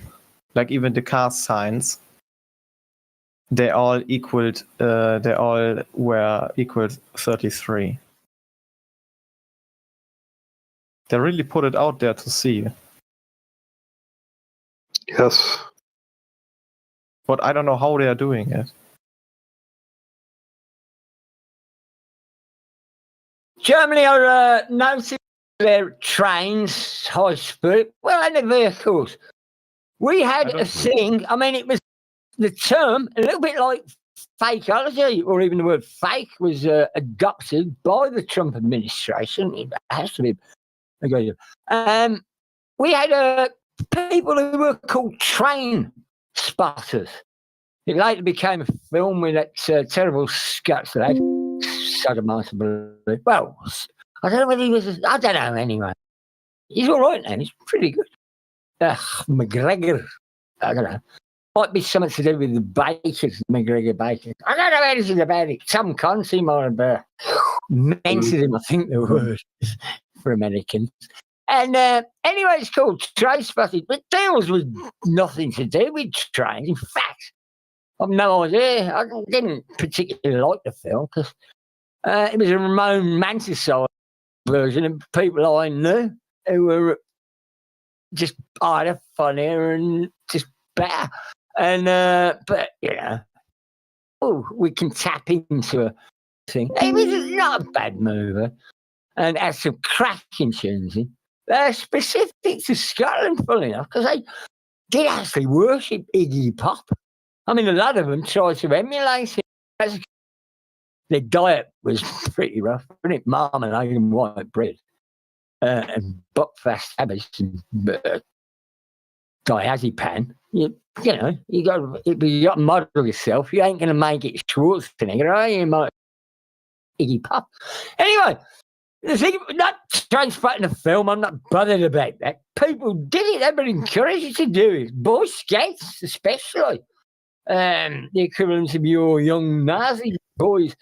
And they go and hang around and take down numbers of trains. But the point was, what's the point? Anyway, my mate was a train spotter. But he started off, and let's call him 6, 7, eh? Got himself a pencil and a notebook.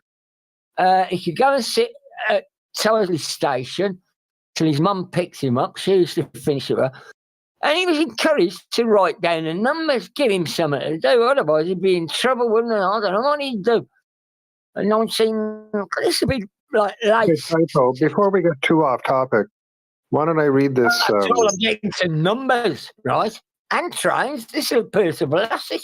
And all those people, Rolo lives next to a train station, Greek. So, point about the train spotting was a way of inculcating those numbers.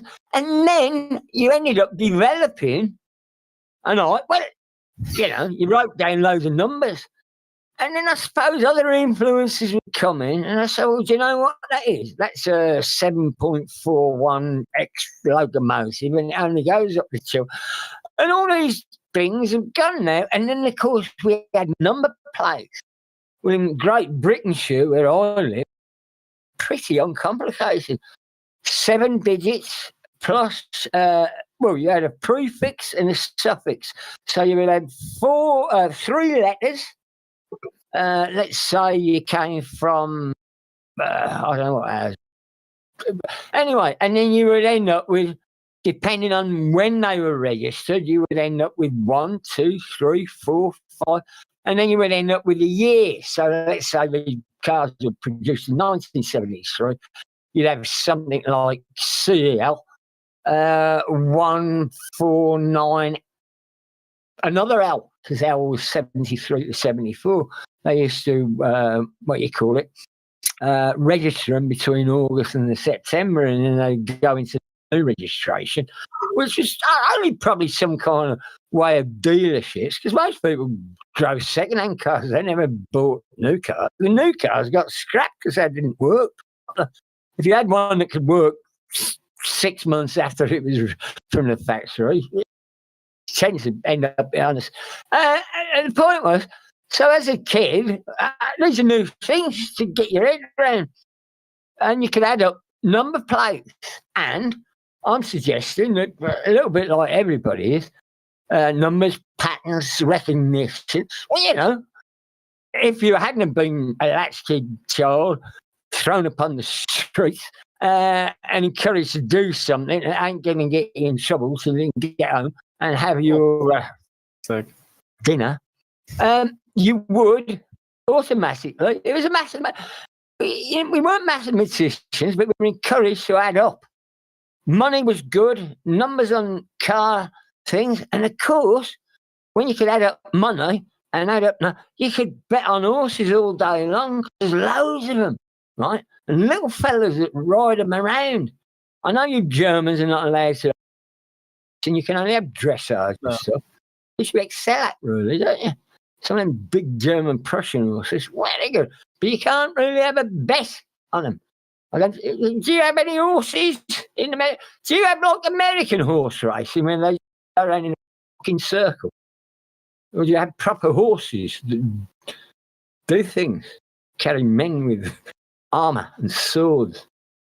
Well, you're not allowed that since the treaty that you were signing.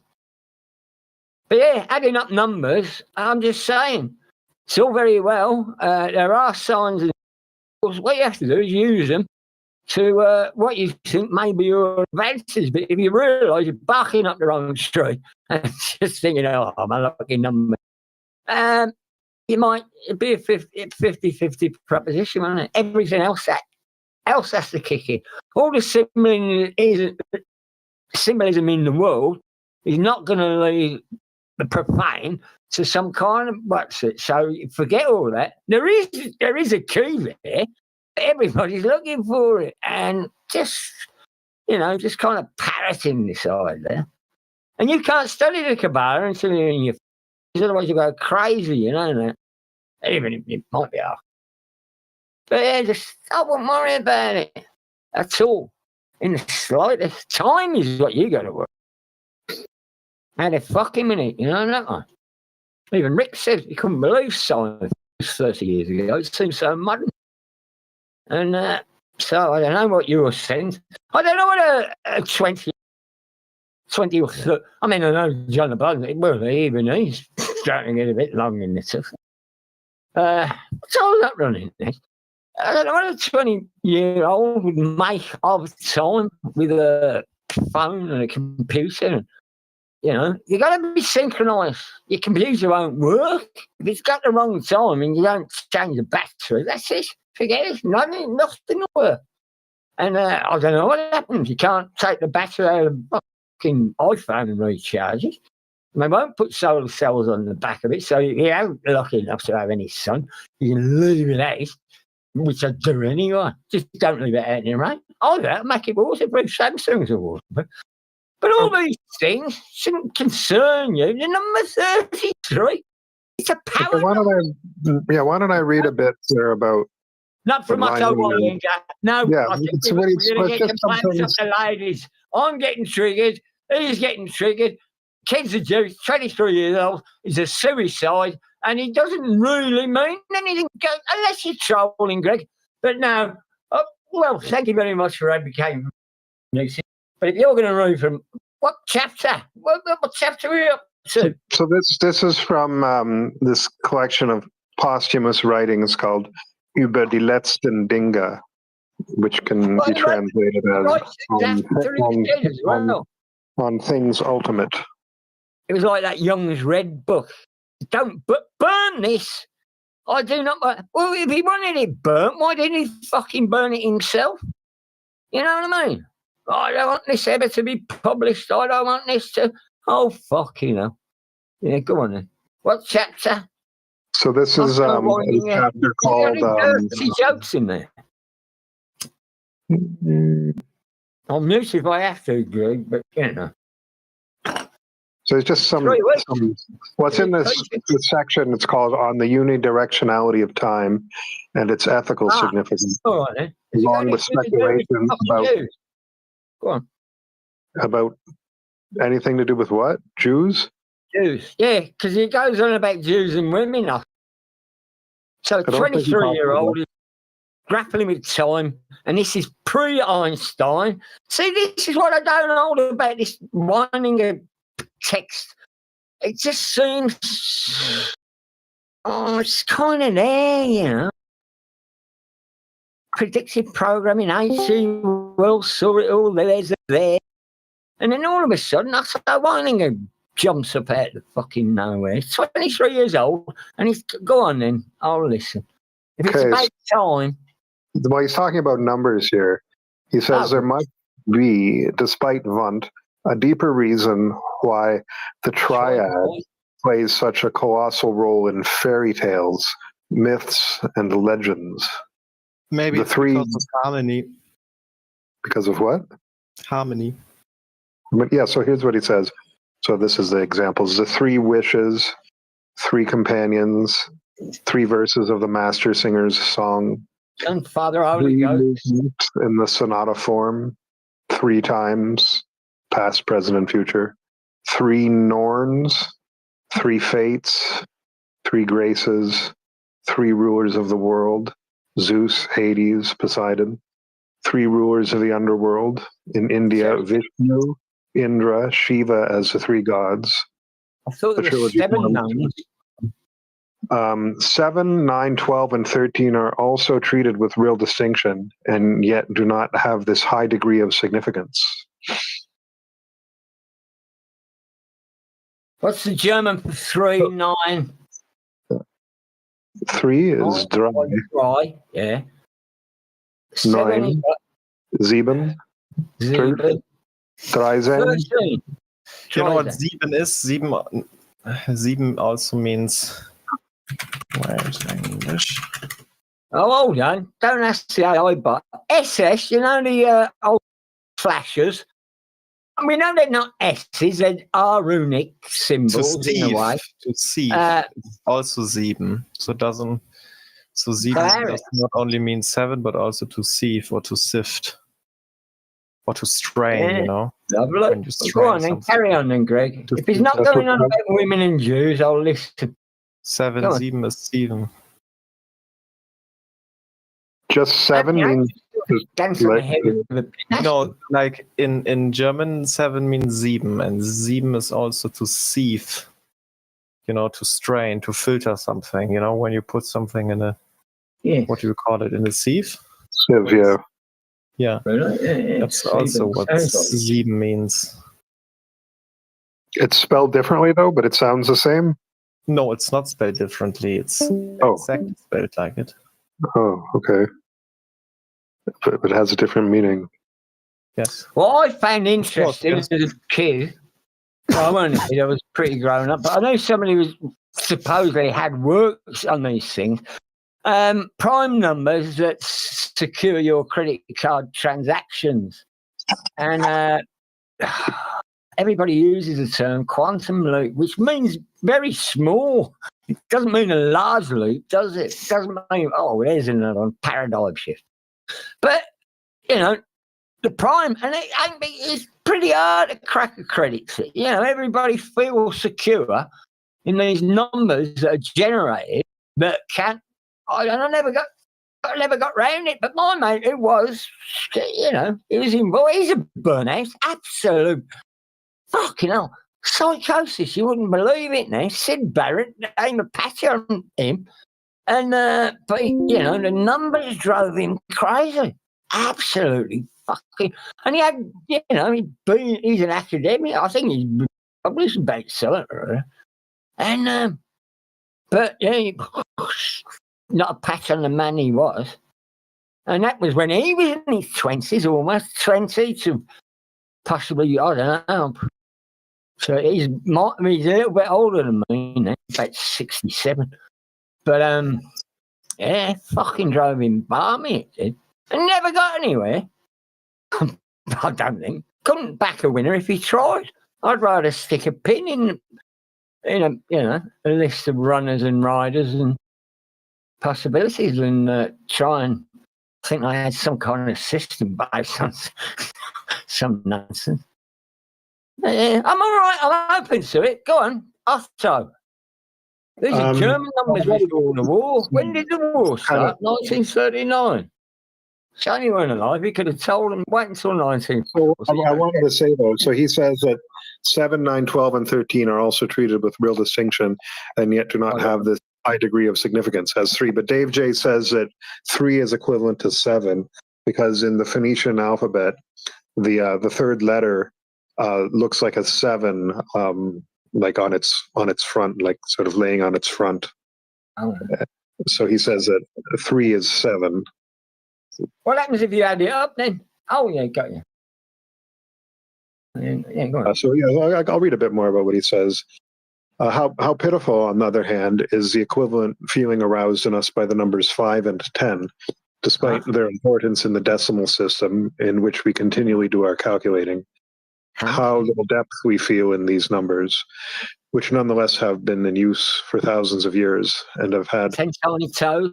time enough yet to become biologically internalized in us. We can perceive them in our own extremities, the toes and fingers that we have in common with so many vertebrates, and which we likely have industriously used at least since we were apes.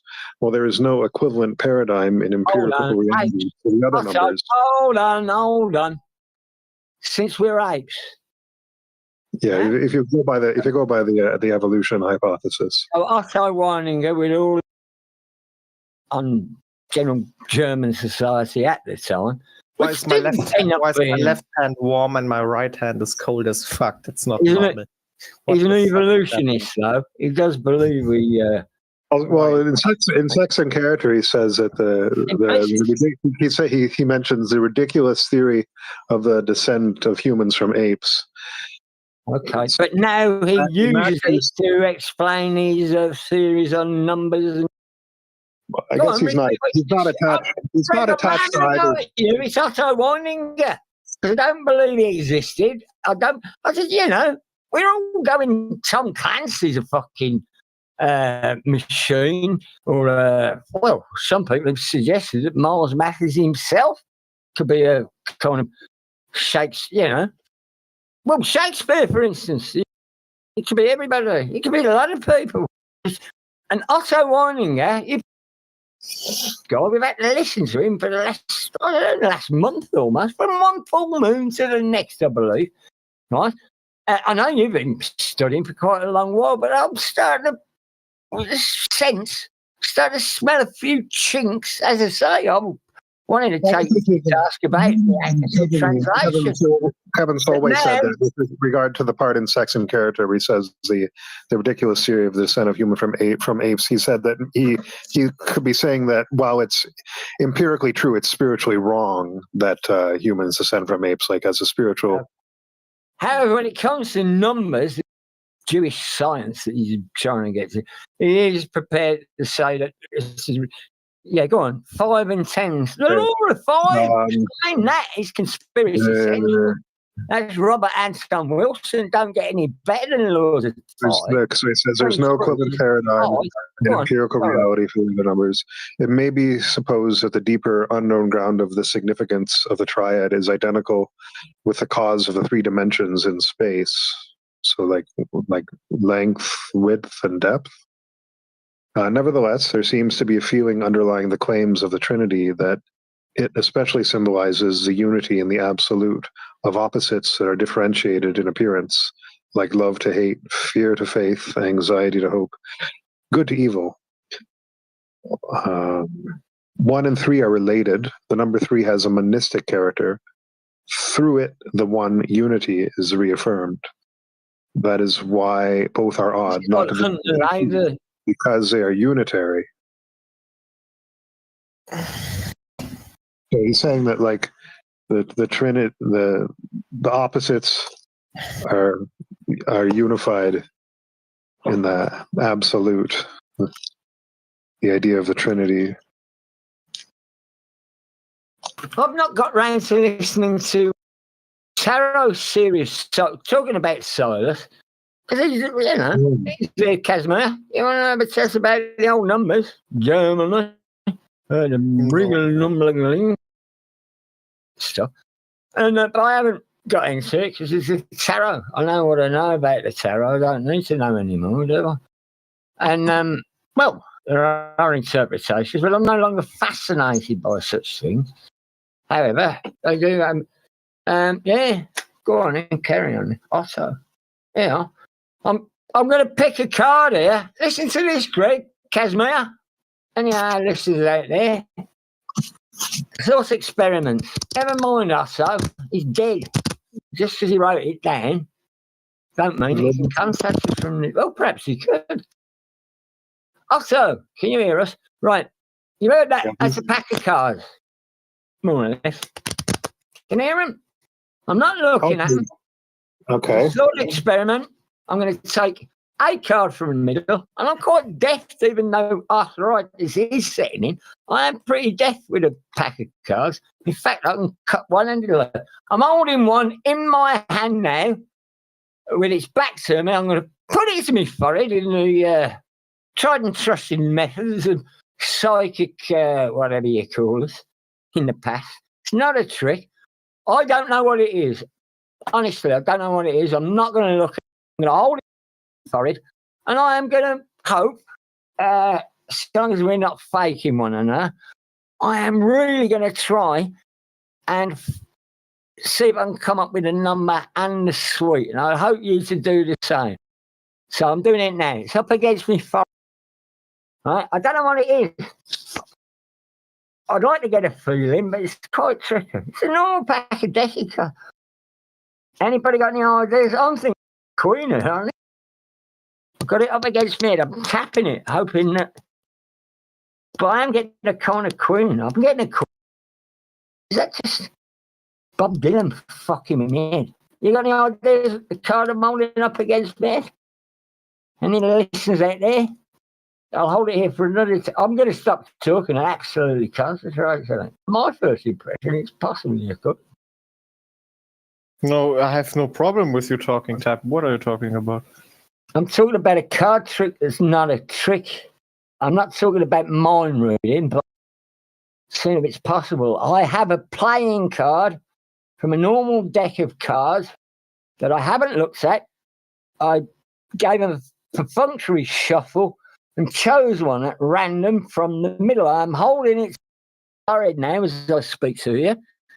I'm concentrating on it, but I'm not getting anything now because my first impression was a bloody Queen for some reason. I don't want it to be. Well, do I? Oh, I'll have another think. No, nobody want to have a guess. I'm going to peel it away then, and I'll tell you exactly what it is. I wouldn't lie. I'm starting to think it might be a 7 now, seeing as we did 7 earlier. Let's have a look. It's a fucking ace of hearts. Can you believe that? I can't believe that, gentlemen. Fuck me. Oh, if I'd have known that. That was an ace of hearts. At the middle of the deck. I am not lying. Well, I don't lie. I stopped lying in 1985 when I realised it was bad for my health. Bloody hell. Eh? Fucking hell, that was an ace of hearts. Ah, Jesus. Mind you, it's no good to me. I'm not a man of the heart. I'd have preferred an ace of diamond. I'd have preferred any diamond. Yeah. Oh, well. There's an opportunity missed. I'll go and get a drink. We can come up with a number.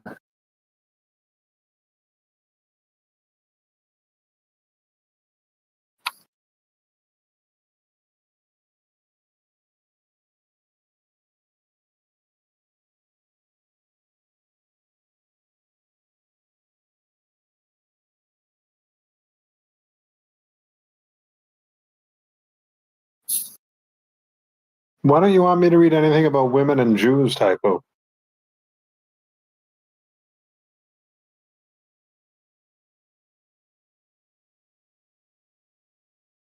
Sorry, Greg. I'm muted then because I interrupted. I don't really what you like. It's just Otto. And I suppose, if I had the text in front of me, then I don't know, I would be interacting with the author as opposed, you're the intermediary here. And as the intermediary, I'm coming across, well, I don't know whether, Otto, just stick with time. Let's think like a 23-year-old talking about time in, after the Second World War. Hitler was barely did you ever meet Hitler? Otto, same age. Hitler, he had nothing to do after the First World War, did he?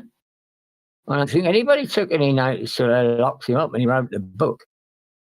And that came out in 23, didn't it? Oh, I'm getting my numbers confused there. When did Otto die? 19. He was born in 80, and Hitler was born in 1889, so he was 9 years older than Hitler.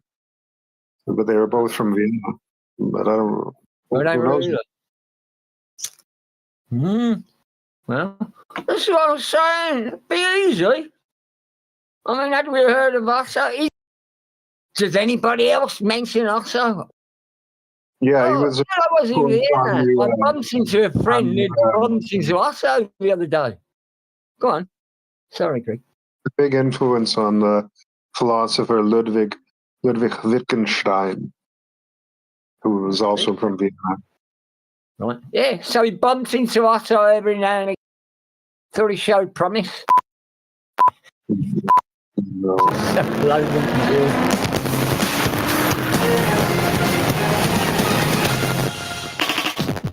I'm breaking lots from Christchurch. Dee from Portland. There's a terrible fuzz on the Florida. You are listening to Fakeologist Radio at fakeologist.com.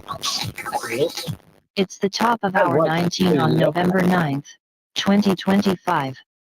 We are broadcasting live from the north shore of Lake Ontario. The temperature in Toronto at this hour is -1 Celsius or 30 Fahrenheit. Do you want to participate but aren't on the Discord? You're any old Call drop in or at 810-666-1984 or 902-400-1984 and join the fun.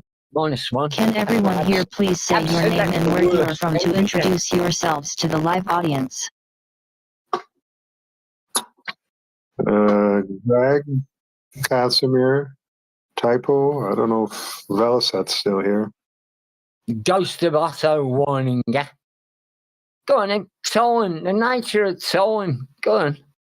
I was listening, Greg. I mean, it's not just because I interrupt to see what's going on. Because otherwise, it just sweep over me. I'll be bathed in some of this nonsense. I need to question this, even if it's rubbish media from 1903. Well, you know, you've got to keep your wits about you. Can't go, oh, Otto had it nailed down. Oh, yeah, what happened to him? He tops himself. Go on, carry on anyway. What does he know about time pre-Einstein? So that monkeys have got 5 toes and 9 toes. 3 chapters of it. He denied it. And now he's citing it as a reason why we can't count to 10 or something. Carry on. Can we have The problem was he had like a rapid spiritual development, and he didn't like know how to like live in the world with his spiritual attainment. Probably all those Viennese coffees you're getting. At least he never started smoking cigars like Freud. How many cigars do you reckon he got through? Where did he get them from? That's what I want to know. He was on about Cuba earlier. Rick said he'd go there or something. Take soap with you. That's what you have to do. Camo, cheap soap from, here's something I wanted to. Okay. I wanted to read. Backwards. Sorry, Greg, what did you say? Can you read from Philip K. Dick? We're talking about circles here. I think we were talking about the other. You were Casimir was talking about 0, like as a circle. This is also well connected to the fact that the circle and the ellipse, as closed figures, are not beautiful. The circular or elliptical curve, as ornamentation, can be beautiful. It does not signify, as the completed curve does, full satiation that cannot get hold of anything more, like the Midgard serpent that is coiled around the world. In the curve, there is still something unfinished, something needing and capable of improvement. It still anticipates. That is why the ring is always a symbol of something immoral or anti-moral. The magic circle enchants. It seals freedom. The wedding ring confines and binds. It takes freedom and solicitude. It takes freedom and solitude from 2 people and brings instead servitude and union. The ring of the Nibelung is the badge of radical evil, the will to power. And the magician's ring, once twisted around the finger, confers power.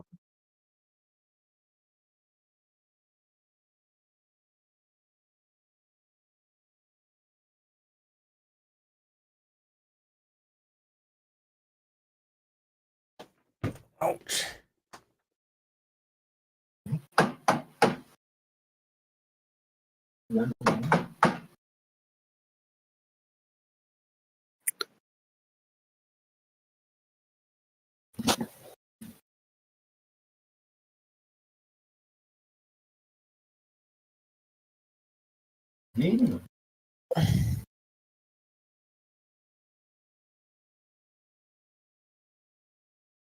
Right up, Greg.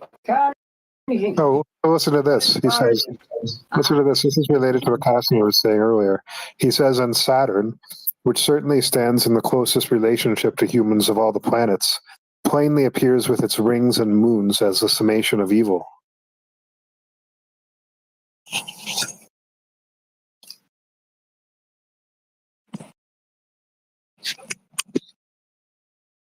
Casimir even